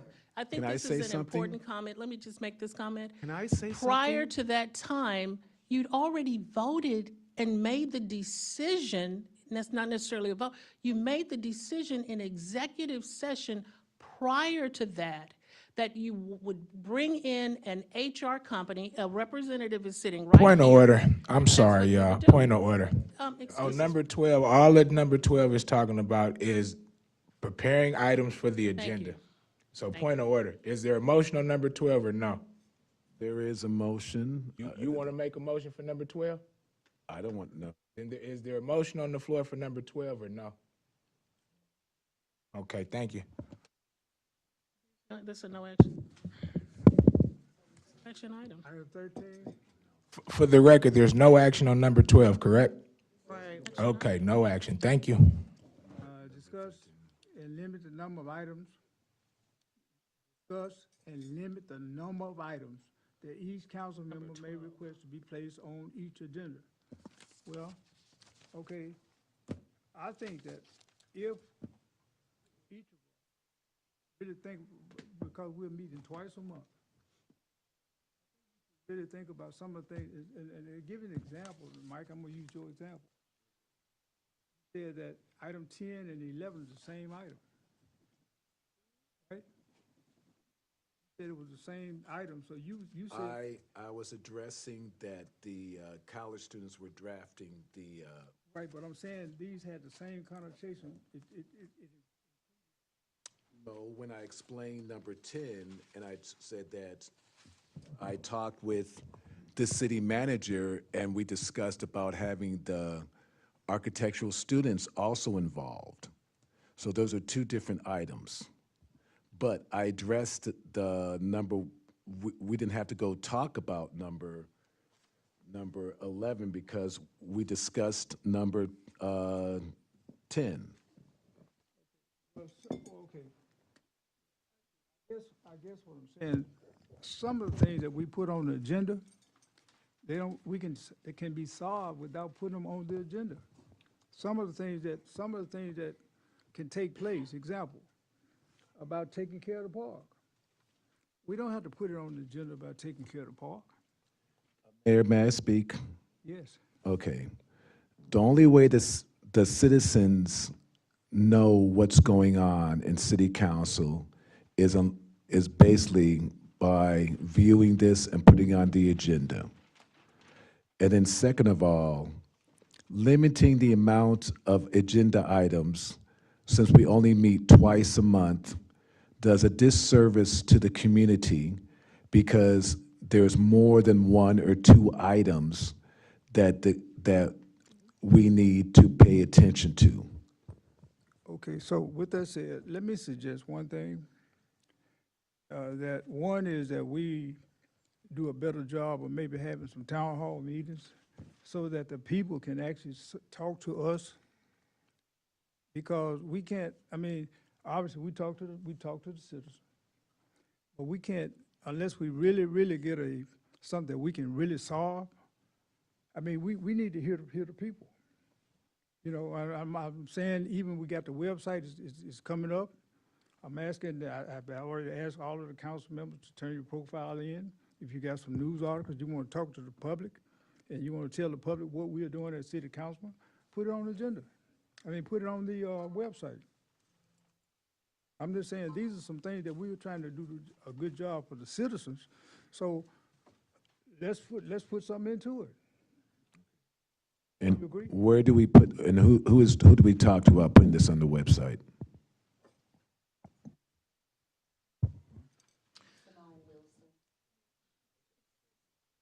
All right, thank you very much. But I'm not for limiting the amount of agenda items. Pardon me? Okay, I would like to just say something. Actually, I like this agenda item, and all my colleagues know I like it. because it's my opinion that any meeting that exceeds over 3 hours, it eludes chaos and confusion and conflict. There are various ways that we can limit or redefine our time spent here. And in doing so, I think it would increase the citizens' participation. I am open to, if anybody wants to meet, there are various ways we can redefine the time here. And yes, Mayor, we do need to have more town hall meetings.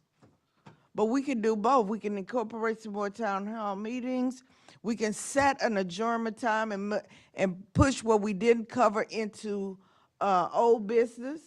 There are several things we can do, but we need to get together and put our heads together and come up with a plan. So I don't think we should vote on it tonight, but I think tonight going forward, we should make a joint effort to do better. Because any meeting over 3 hours is not doing better.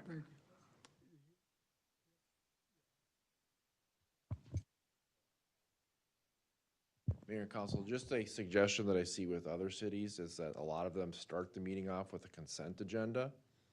And that's a lot of items that you just all agree to, and you can pull items off the consent agenda if they need to be discussed. But things like the meeting minutes, those are usually on the consent agenda because there's no discussion on them. Things like the annexation tonight, you've had two public hearings on it already. There's really no need to further discuss it unless somebody wants to.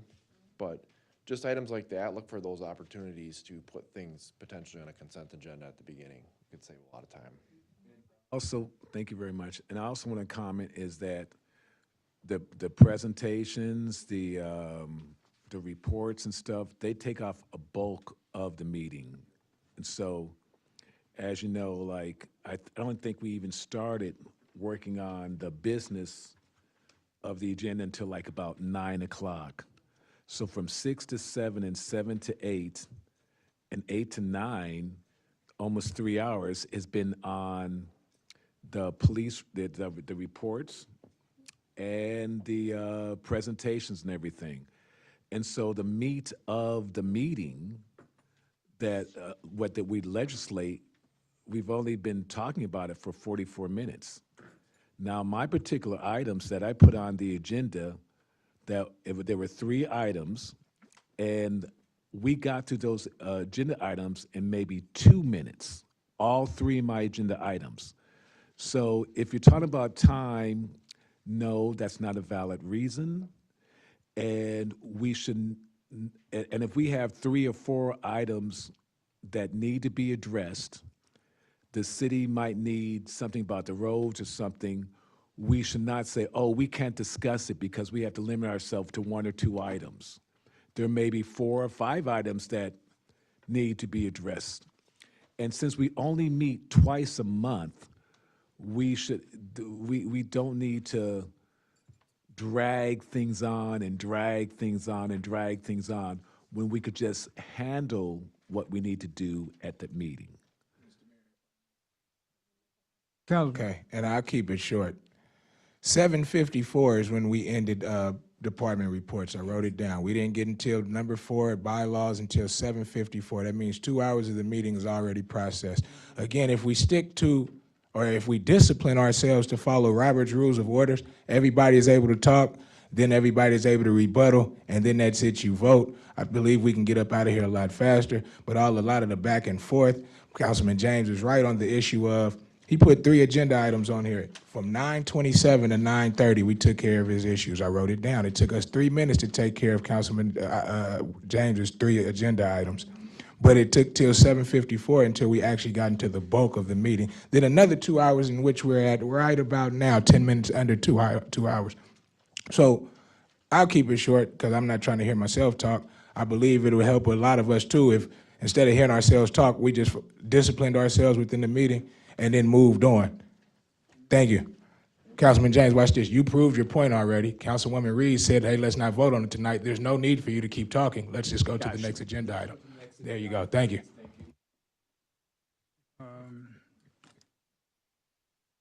Item 14, discuss and take action on ways and means of amending present charter as the city of Prairie View continues to grow. I think that I would like for us to get with the attorney, with whomever is necessary to look at our charter. City is growing. Some things having to do with utilities, a lot of things I think and by the way, you were speaking about the agenda. At one time, we had one meeting a month.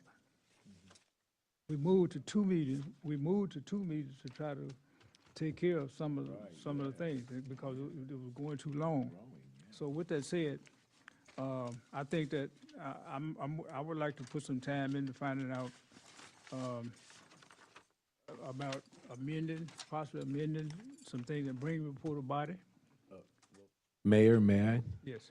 I want to amend the the charter, and according to the charter, you have to put whatever amendments you want to be put on the ballot so the public can vote on it. Yes. Okay, so then we have to, if any changes or anything you want to put on the charter, we have to vote to put that on the ballot. Yes. Right. And that concerns 7 people. Was it, And I think they have to meet.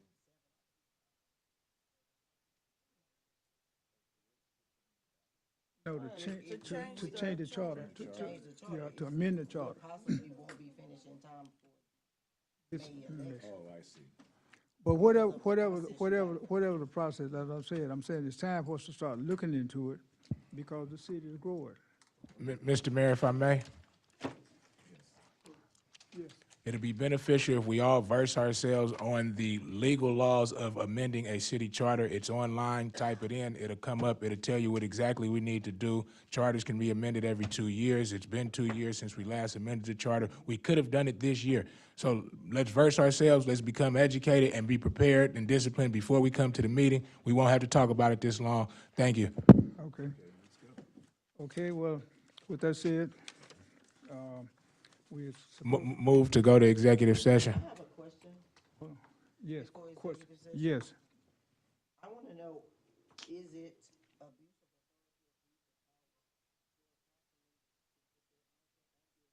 talk about their personal water bill? I want to know how can that be, Is that something we can discuss in executive session? Move to go to executive session. Second. 9:49 is the time, Ms. Rowe. 9:49.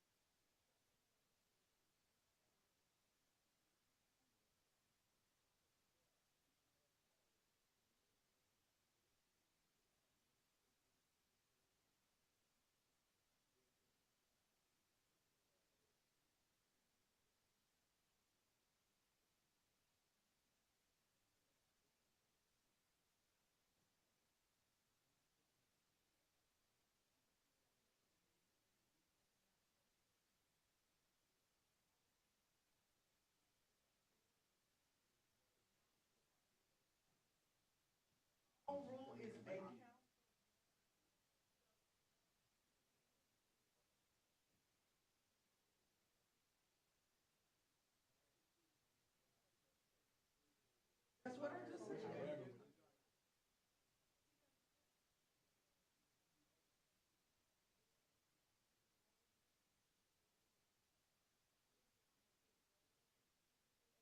Writing that I read that said he can be invited to the vote. Okay, so he can't deny our vote.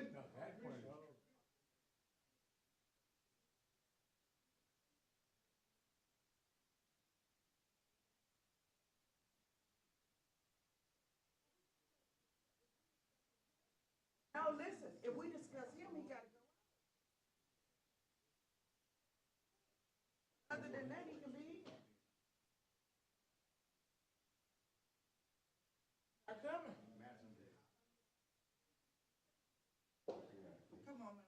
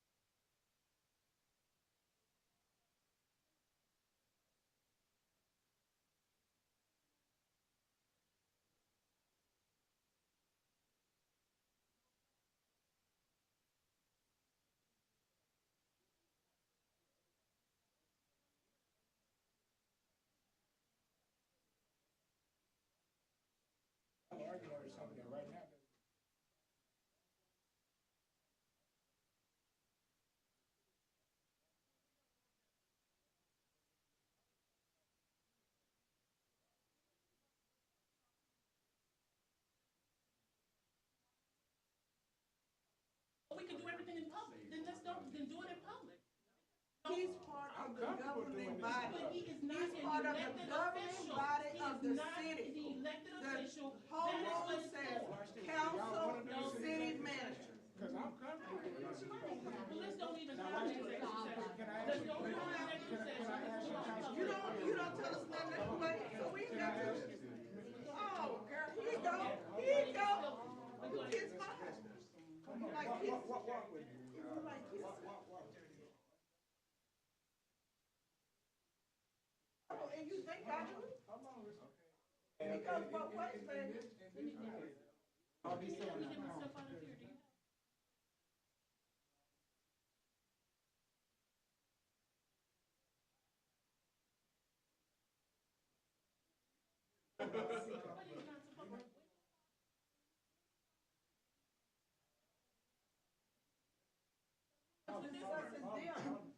We the participants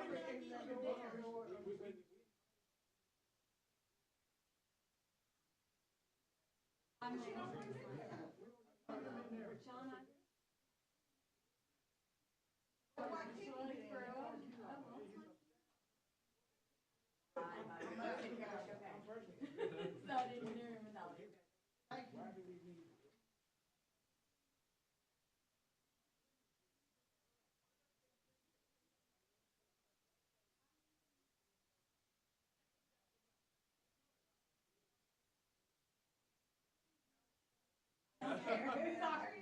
It doesn't matter. She doesn't know what she's talking about. I know what she's talking about. No, it's not true.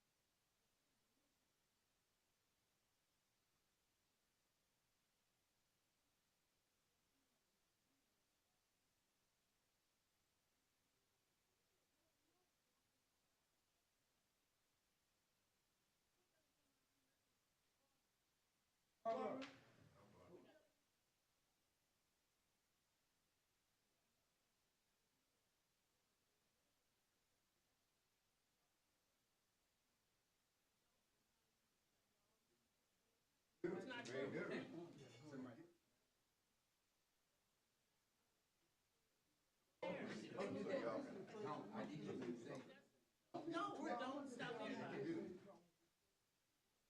That's right. No, thank you.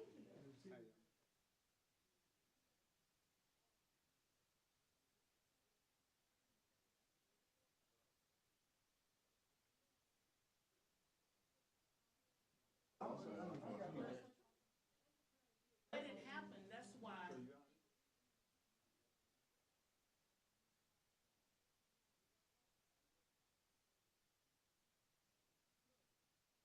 Well,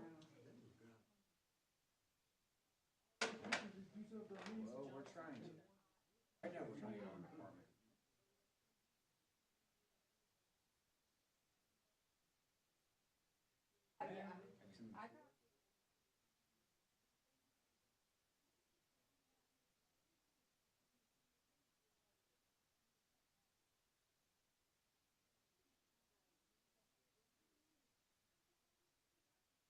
I was gonna go look at the PD while y'all talk. Oh, no, I'm not going nowhere. I'm gonna take a tour. I'm gonna try my surroundings. Yeah, we're gonna just.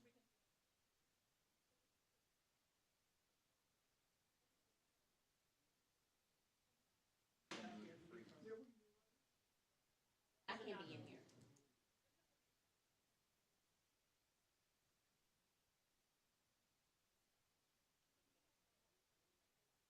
Okay, and I think you're.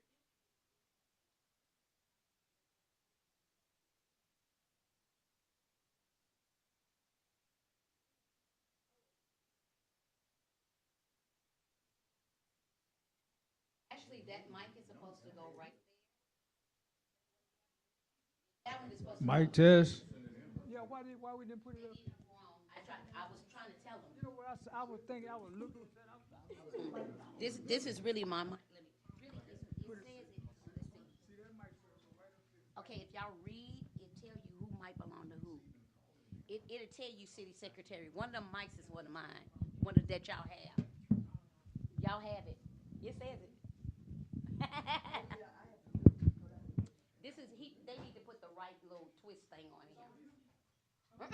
One of the mics y'all have, if you look right there, it says city secretary. Like right up in here. No. Okay. I'm so blind. Oh, look at my glasses. They have it in that little field right there, that little electric field. You see right here? It'll say it on there.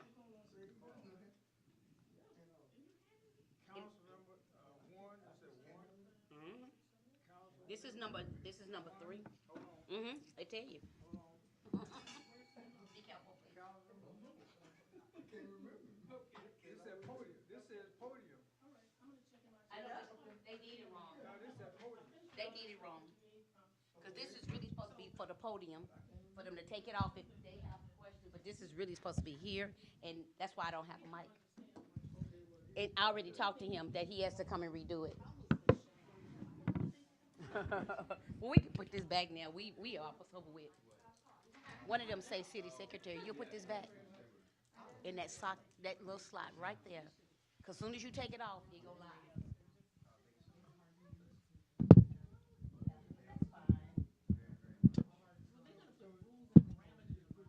Yeah, because we about to go now, but we'll know next time. And I know you're cold, my cold runs away. Just kidding. So, are these people just not coming? Is that what it is? Are they just not coming or what? Carly's gone home. Could you see if those people have left? I thought he went. He gone home. He said he wasn't coming over. So they're in executive session or not? Oh, I don't know. But Carly's not in there. But that doesn't matter. He's gone. He doesn't have to be here. Let's see. Could you see if anybody's in there? Because I don't have a card. I think they're also in there. So we're coming out. We're just gonna come out to open session. Well, they can't really hold a meeting anyway because I'm still here. They have to be here on the meeting.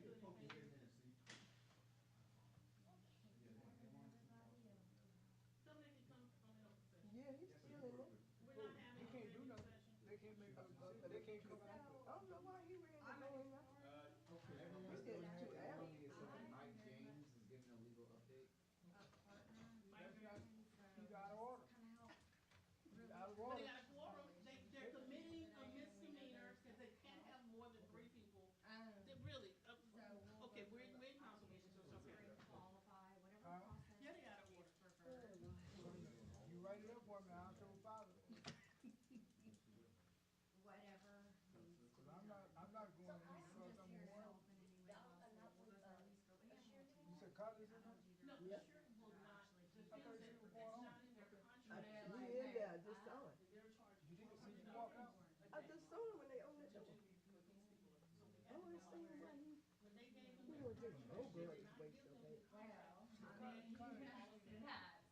All that stuff that they did there, see, Richard was free. When they got together.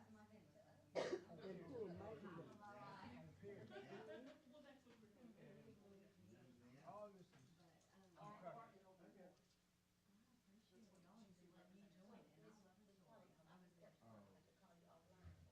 It makes me miss school. Being like, everybody's there for each other. We don't have legal advice in the meeting. No, they're with them too. Is She has a home, she has that. But she's gonna be there. You pass people on the street. See, we went on and advertised for the TML west side. Hey, man, so we're gonna get it next city council meeting. I wanted to make sure that the council. We're gonna do it next city council meeting.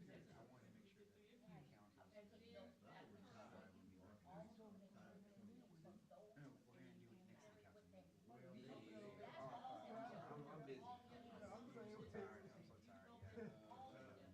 Yeah, that way, we didn't want the spotlight, we're gonna do it next time. We want everyone to be here. But we do have, we do, we are trying a lot more as far as us getting recognized for our work. So whenever we're a part of them, I want that. And they're very great about it. I just wanna make sure. I'm a very passionate person about people. I love hearing software. But they gave me guys that are about it. They have someone who does it for them. We have to do it ourselves when it comes to certain products. But it does help us position that one, great. Takes care of the city. Two, that we're gonna be on top of it. We're not gonna let nobody else in. I love that. Put your hand out there. See it for everybody. We're Not, getting a lot better. and I say that, but Good. having Well, like I said, so. like I said, Chief, tell you, I remember when Peggy, we couldn't even go in there. I remember. Well, you want some? So, No, I was at Walter PD. Okay, well, no, I mean. so they were- Mayor, it's your call, what are we doing? I'm not in the meeting, I don't know what they're doing. So, is that a legal meeting? No, I mean, we're here for council, it's a sanction. And we don't have legal representation in the meeting. Well, you want to go there as the mayor and see if they're going to have be an executive session? Or they want to come out in open forum? So the people can go home. So this lady drove an hour and a half to get here. Oh, God bless y'all. I love that. It's the little things though, but it's the important things that lead to difference. It appears that you all voted.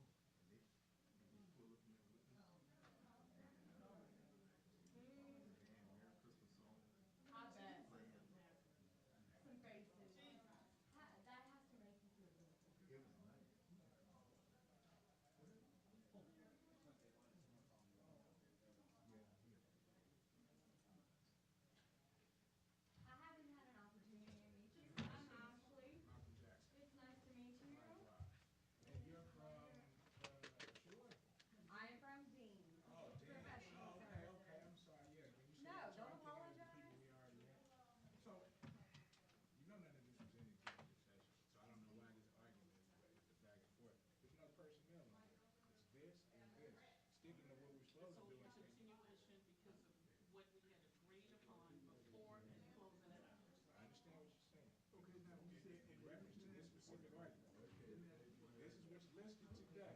So my mom was under the impression this is what we had to discuss in executive session. Other than that, why are we arguing about personnel considering it's not listed? I'm talking about everybody. We're arguing about personnel.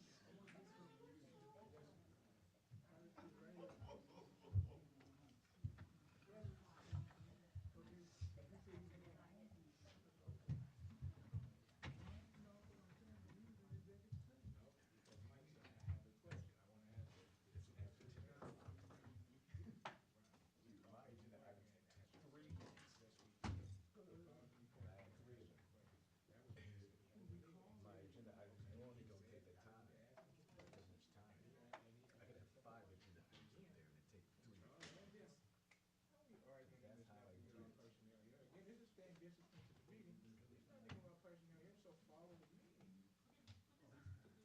Because if y'all are arguing about him being in here in regards to personnel, there's no need for him to be in the authority.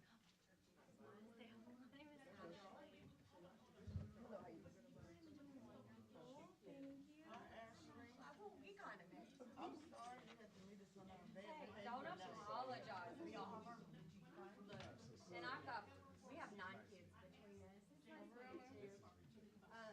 So you mediate a lot of marriage? I mediate? Look, I'm neutral. I don't mediate nothing. No, I mean, I definitely let them handle it. Y'all are gonna learn to fight it out, talk it out, whatever you gotta do. But there's a lot of people. When it comes to their sister, they better respect. Yeah. But I do think y'all need to meet each other myself and just kind of say, look, I think I have another one of my bags. I just wanted to. I've listened to y'all. Y'all are amazing. I mean, I respect it. I love it. Thank y'all for listening.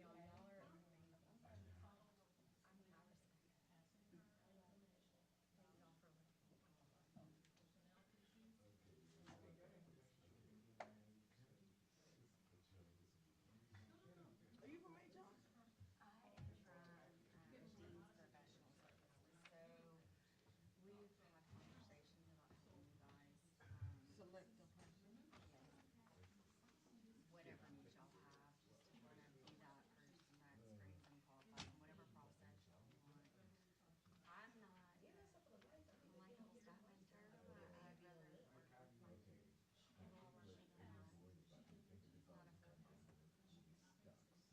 whatever needs y'all have, just to kind of be that person that screens and qualifies in whatever process y'all want. I'm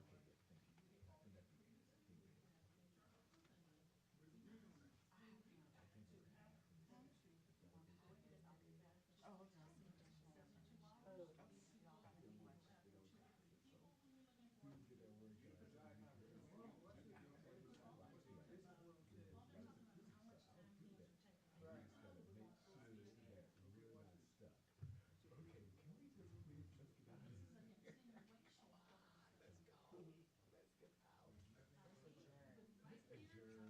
I'm ready to adjourn. I'm ready. I got my stuff to do. Me too. Now, see, now, Risha, you saw all my 3 items.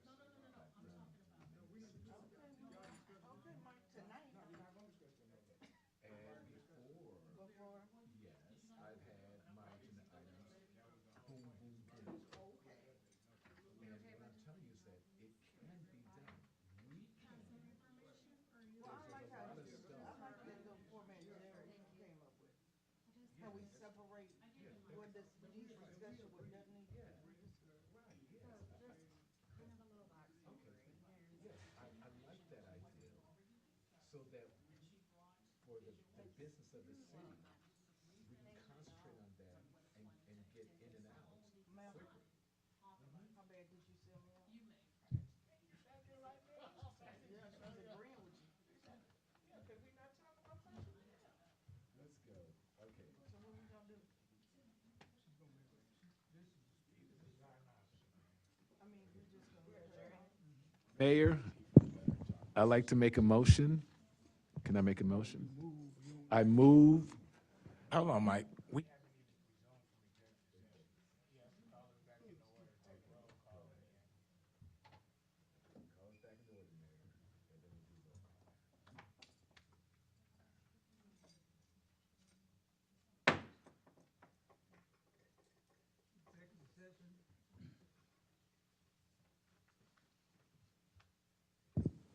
is over. It is 10:13, roll call. Barbara Manuel present. Risha Reed, present. Councilman Mike James, present. Malcolm Jackson, present. Thank you. Council, what's your pleasure? Was anything discussed that we need to discuss as a result of executive session? Yes, sir, Mr. Mayor, if I may. Again, we had a brief discussion, and I know, Ms. Manuel, we had an agenda item listed in your name. Would you like to discuss that in the public forum, or would you like to discuss that at the next executive session? I would like to discuss at the next executive session. Well, I'm asking Ms. Manuel because it's her agenda item. So would you like to discuss that in executive session, or would you like to discuss that in the next executive session or public forum now? Well, I can go to the next executive session. Yes, ma'am. In that case, there's no action from executive session. Well, one of the things that we was on the agenda to do was presentation. I would like for us to look at the presentation. We have moved to employ, to have a neutral company to look at giving us the best update on employing someone to work for the city of Prairie View. We invited her here, and she's here. Would you please come forward? And let me give you a good mic.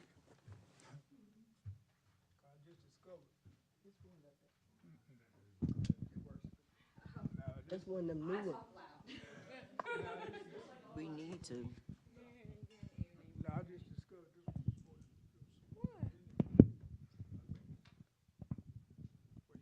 Thank you. Good evening, Mayor, council members. My name is Ashley Fruis, so I actually work with Dean's Professional Services. The reason I'm here is because I personally feel it's important to get to know the people that you're working with. At the end of the day, you work with different cultures, different personalities, different environments, and I want to know feedback on what y'all are looking for, ideally on qualifications for the open roles, how we can be a partner at the end of the day and not somebody that you're paying. I'm not here to buy you business. I'm here to help you guys. Get somebody in here that is gonna help, at the end of the day, everyone, because that's what y'all are all doing here. I mean, and God bless, it makes me emotional because I watched y'all. Y'all are very passionate about everything in this city and how to benefit and what to do. I wanna know how I can help support y'all and y'all's needs. As far as pricing and stuff like that, there's nothing there for. If y'all have questions, I am a 24/7 open book. I have a few more business cards I'll need to dig out of my bag. Sorry, guys. Please feel free to reach out to me. If y'all have any questions, I mean, let me tell you a little bit about Dean. So Mrs. Dean is from Arkansas, El Dorado. I found out, Mayor. Small town. She started this business in 1993 out of her room by herself. She has done all of the roles. She is a very passionate person, a very, very passionate person, which gives me so much excitement about being part of this team because it's not about business, it's about relationships to her. So I take pride in that and having a leader that takes pride in what she does and the relationships she builds. So we're not just a staffing firm. We consider ourselves an HR extension of whoever we work with. We screen candidates, we qualify them based on the people we are working with as a partner's needs. And that's gonna change from day to day. We understand that. We're in the people business. No person is the same and you can't ever expect the same thing every day. So just being transparent, because I'm a very transparent person. I'm not helping you. You're not helping me if you're not honest with me at the end of the day. And that's how we stand to operate. Our business model is a very big partnership. She actually does consulting. She has created platforms, software for our clients to tailor solutions for them. And at the end of the day, it's an extension, like I say. So Absolutely, ask away. How much how much do you guys charge? So we actually charge, we don't charge. We definitely have conversations. At the end of the day, we have crunched numbers and had discussions on budgets because that's important. I understand it. I come from a business perspective. We are not a nonprofit, I ain't gonna lie to you, but we are a business that operates out of passion. Is it $11,000? For a total for 3 positions. Now, that's 3 positions of potentially 300 candidates that we reach out to 3 times. 3 times until we get that person on the phone. We screen that candidate based on experience and qualifications. What we have conversations with all of y'all on each individual role is what we apply to these people. We also want to see them. We want to know about them. We want references. So we do all of that. And that's something that we're very thorough with. My team is very thorough with, let me say that. Credentialing is important as well as verifying. I mean, I say that 100 times over, but also culture. Knowing who you're putting in a position, what really they need, and what they're looking for. You can teach somebody skills, but you can't teach somebody I passion. have another thing. We, as a council, we mandated, we voted on, that these positions, we must look locally first before we hire anyone from around the country or anything. So I absolutely understand the logistics situation. Trust me, I understand logistics. That didn't happen. That didn't If happen. we approved that if we found a qualified person, we voted on it. So at the end of the day, we're screening based on experience, and we're gonna let y'all decide who y'all want to move forward with. We will narrow down the field. We like to have 2 to 3 candidates that we have qualified, experience, nothing else other than, hey, experience, we've had this conversation, salary, budgets, all of that stuff, as well as what's gonna work well.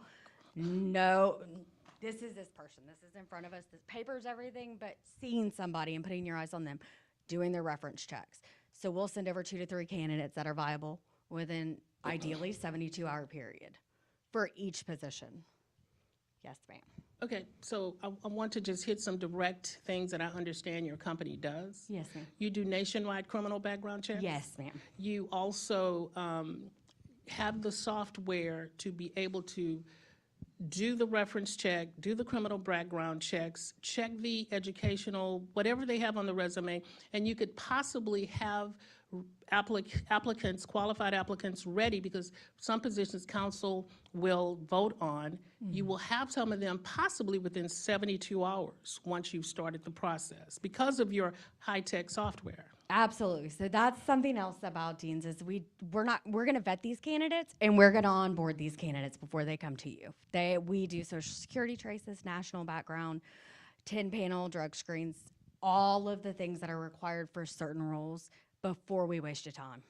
At the end of the day, if you can't pass a drug screen and you're in a position and that's a requirement or a background check, we won't absolutely send them over.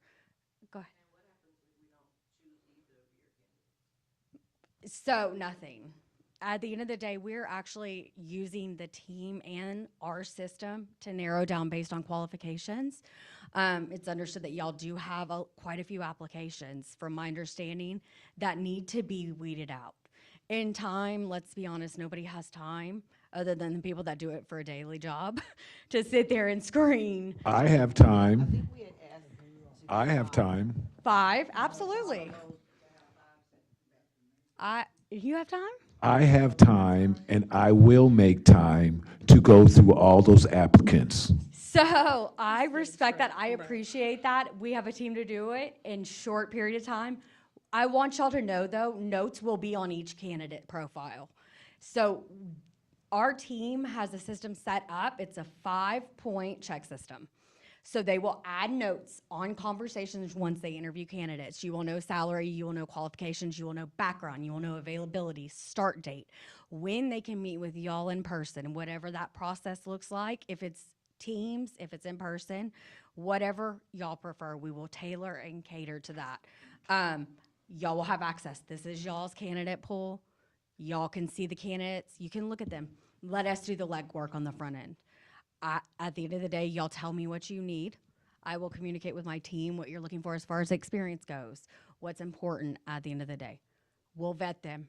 Y'all will see the notes. We'll send over the top 5 that have actually passed onboarding and all that and made it through that process because it's a lot. Yes, ma'am. I like everything you've said so far. I was just wondering, is this $11,000 like a flat fee, or is it based on the number of candidates you have to vet? So actually, this is a reduced fee, flat fee, and that's for all positions. I don't care if there's 300 resumes or there's 5 resumes. At the end of the day, the price don't change outside of onboarding, and that's just pass-through costs for criminal law. If I may add that, I don't think the council knew that advertisements were made on the Texas Municipal League website. So many of the individuals who applied were people who were specifically looking for municipal jobs, highly qualified people, and since you asked for them to have experience and knowledge, several people who had been in these positions for years have applied for those positions. So we have a really good amount of people for them to go through. 100%. I I'm have gonna a tell you my question. team's gonna be busy. I have a question. Yes, sir. Let's say you give us these candidates, and we don't pick any of them. Do we still pay the $11,000? So at the end of the day, we don't do work to not be able to support. So I'm going to ask you for feedback why you did pick those people, so I know what to do different next time. Ideally, we find somebody. I mean, at the end of the day, I'm confident in my team, and I don't put money on anything unless I have passion and I believe in what I'm talking about. You say ideally you guys find the people, right? No, we will find people. Okay. What happens if the council wants to find the people? Y'all are. We've just identified skills. Okay. Requirements, backgrounds that are required for these roles. Mr. Mayor, if I may, I believe what their job would be is to find the best qualified candidates and present them to us. If we ask for 3 or 5, they find the best qualified 3 to 5, present them to us. And in regards to city manager, that is the only position in which we're to make the hire as far as the charter is concerned, if I'm not mistaken. Other positions, the hires are made somewhat differently as far as city council having a direct involvement in. But city manager, it says in the charter, city council has direct involvement in. So they will present to us, let's just say we got 25 apps, they will present to us. If we ask for 3, they give us 3. If we ask for 5, they give us 5. Then we weed through those 5. Now, my question to you would be this. If you don't like any of the better qualified applicants that they present forward, would you want somebody that's not qualified that they already read it out? I would want someone who maybe is the same qualified, but they may be local, or I would want someone who we already are utilizing.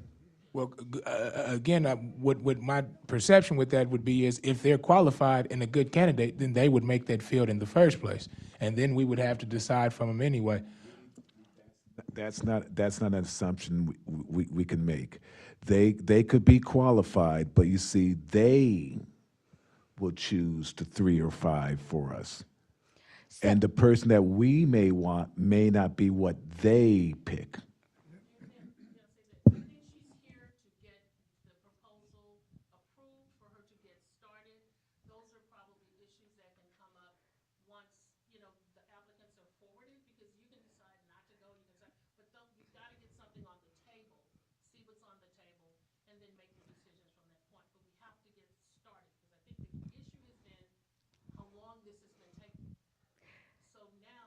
I just,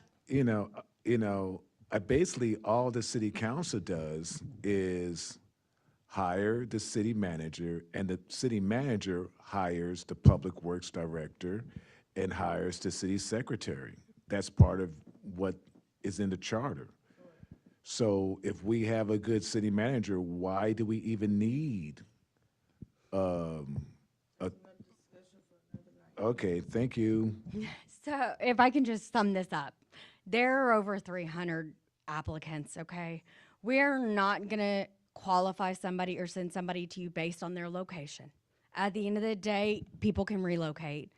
They need to have that background and they need to have the passion and they need to fit and have the same directive or directives that they can lead this team, lead everybody. So.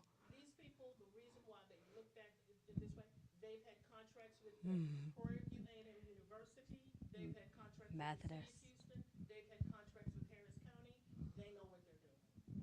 100%. And we're actually preferred partners, and that's because we're not a staffing firm. We're a partner.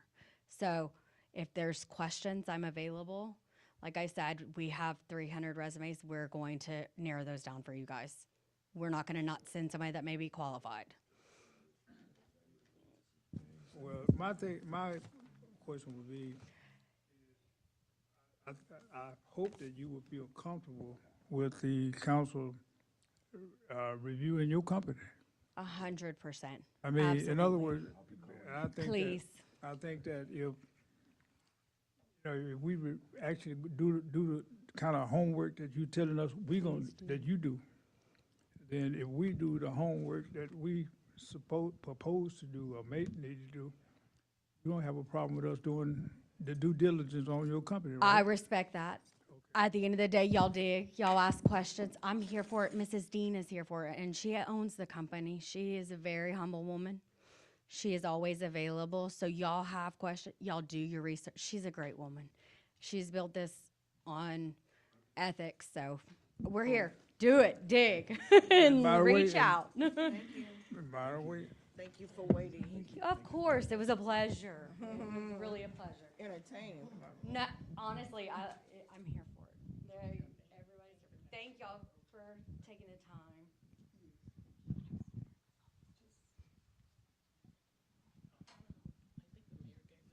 So again, just for clarity, that was in reference to to the executive session at the last time in which we agreed that you would go out and get a company and present the company to us as far as financially, and we would be ready to move forward with the company. And I have spoken with the accounting and the numbers. I negotiated the numbers down, and accounting has approved those numbers.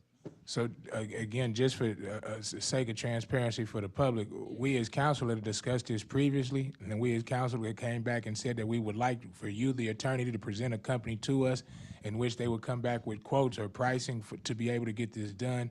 I think we as council agreed that, hey, we would like to have that done, and I was under the impression that by us agreeing that we would like to have that done, that we were ready to move forward with a company.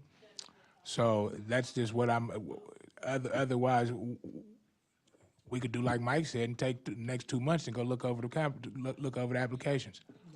It's not 2 months. I didn't say 2 months. I apologize. The next few business days. Okay.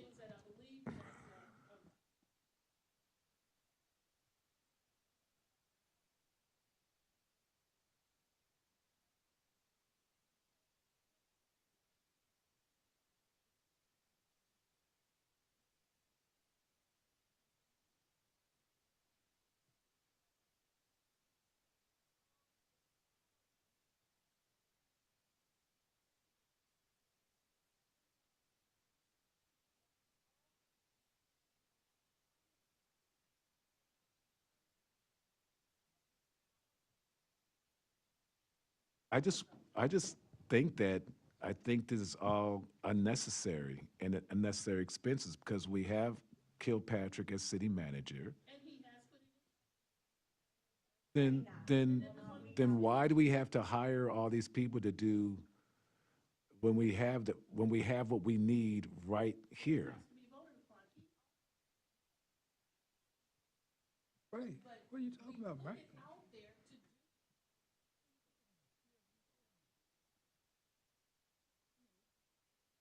I'm just saying that I think we have the people we need right now.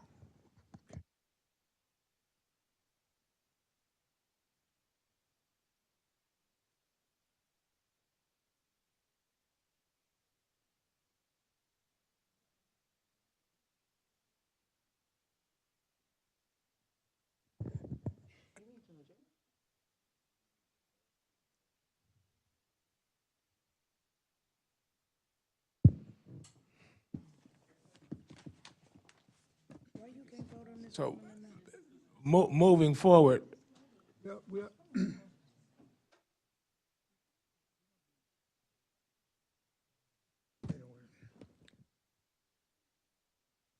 Yes, please. At the end of the day, I don't got resumes, send them, y'all can send them to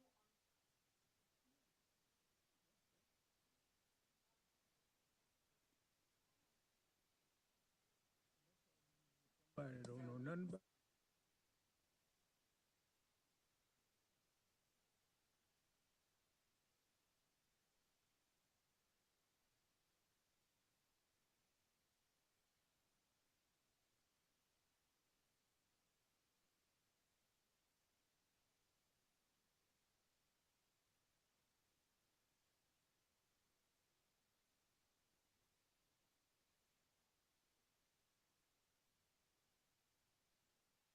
Pardon me?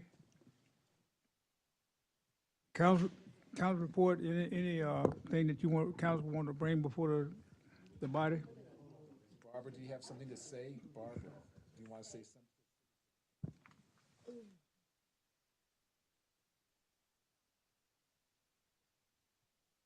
something? We thank the citizens for coming out tonight, and we continue to work hard to support the citizen of Prairie View. And we just thank God for his grace and mercy. Amen. Yes, I want to say, for those that are still watching, thank you for hanging in there to 10:30 with us. We greatly appreciate it.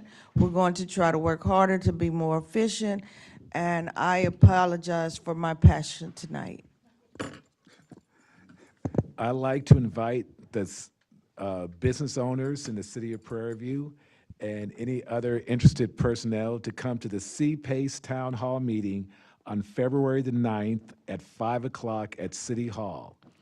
And this is a way that misinformation that was propaganded will be addressed. Investment funding opportunities will be discussed. What also will be discussed will be lowering utility cost, and we would love to hear the public feedback. Thank you very much. Please come out. We'd like to thank the citizens that came out earlier, thank the ones that are still watching.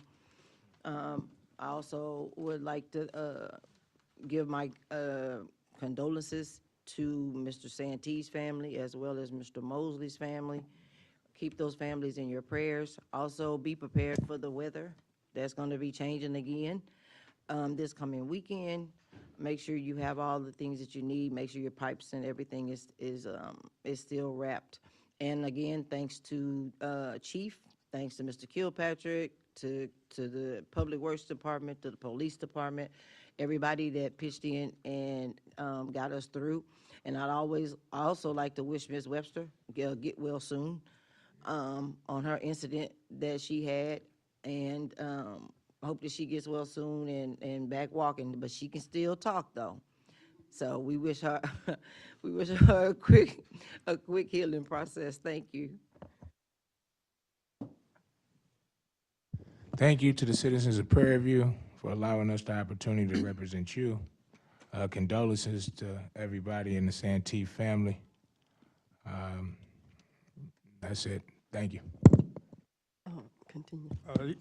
Yes, I would like to thank the citizens for bearing with us tonight and understand that we are trying to do the best we can, know how to do, and to bear with us because there have been some changes made. I think that we're in a position to make more changes. Oftentimes, it's difficult, and we have to go through a lot of hurdles to make changes. One thing that I want to make sure that the citizens as well as the council understand is something called transparency and accountability. Transparency and accountability. And even, we can't, it's certain things that as leaders, we all elected officials here. And the citizens out here, I know you hold us accountable. And also, you watch what we do, how we do it, And some of us, some of you decide not to get involved in it because this is a tough job. I mean, it's 10:38. So thanks for sticking with us and hoping and praying that we do the best job we can. And I think that, I believe that we understand transparency and we understand visibility and accountability. And thank you, citizens, and good night. Mayor, I move that we adjourn this meeting.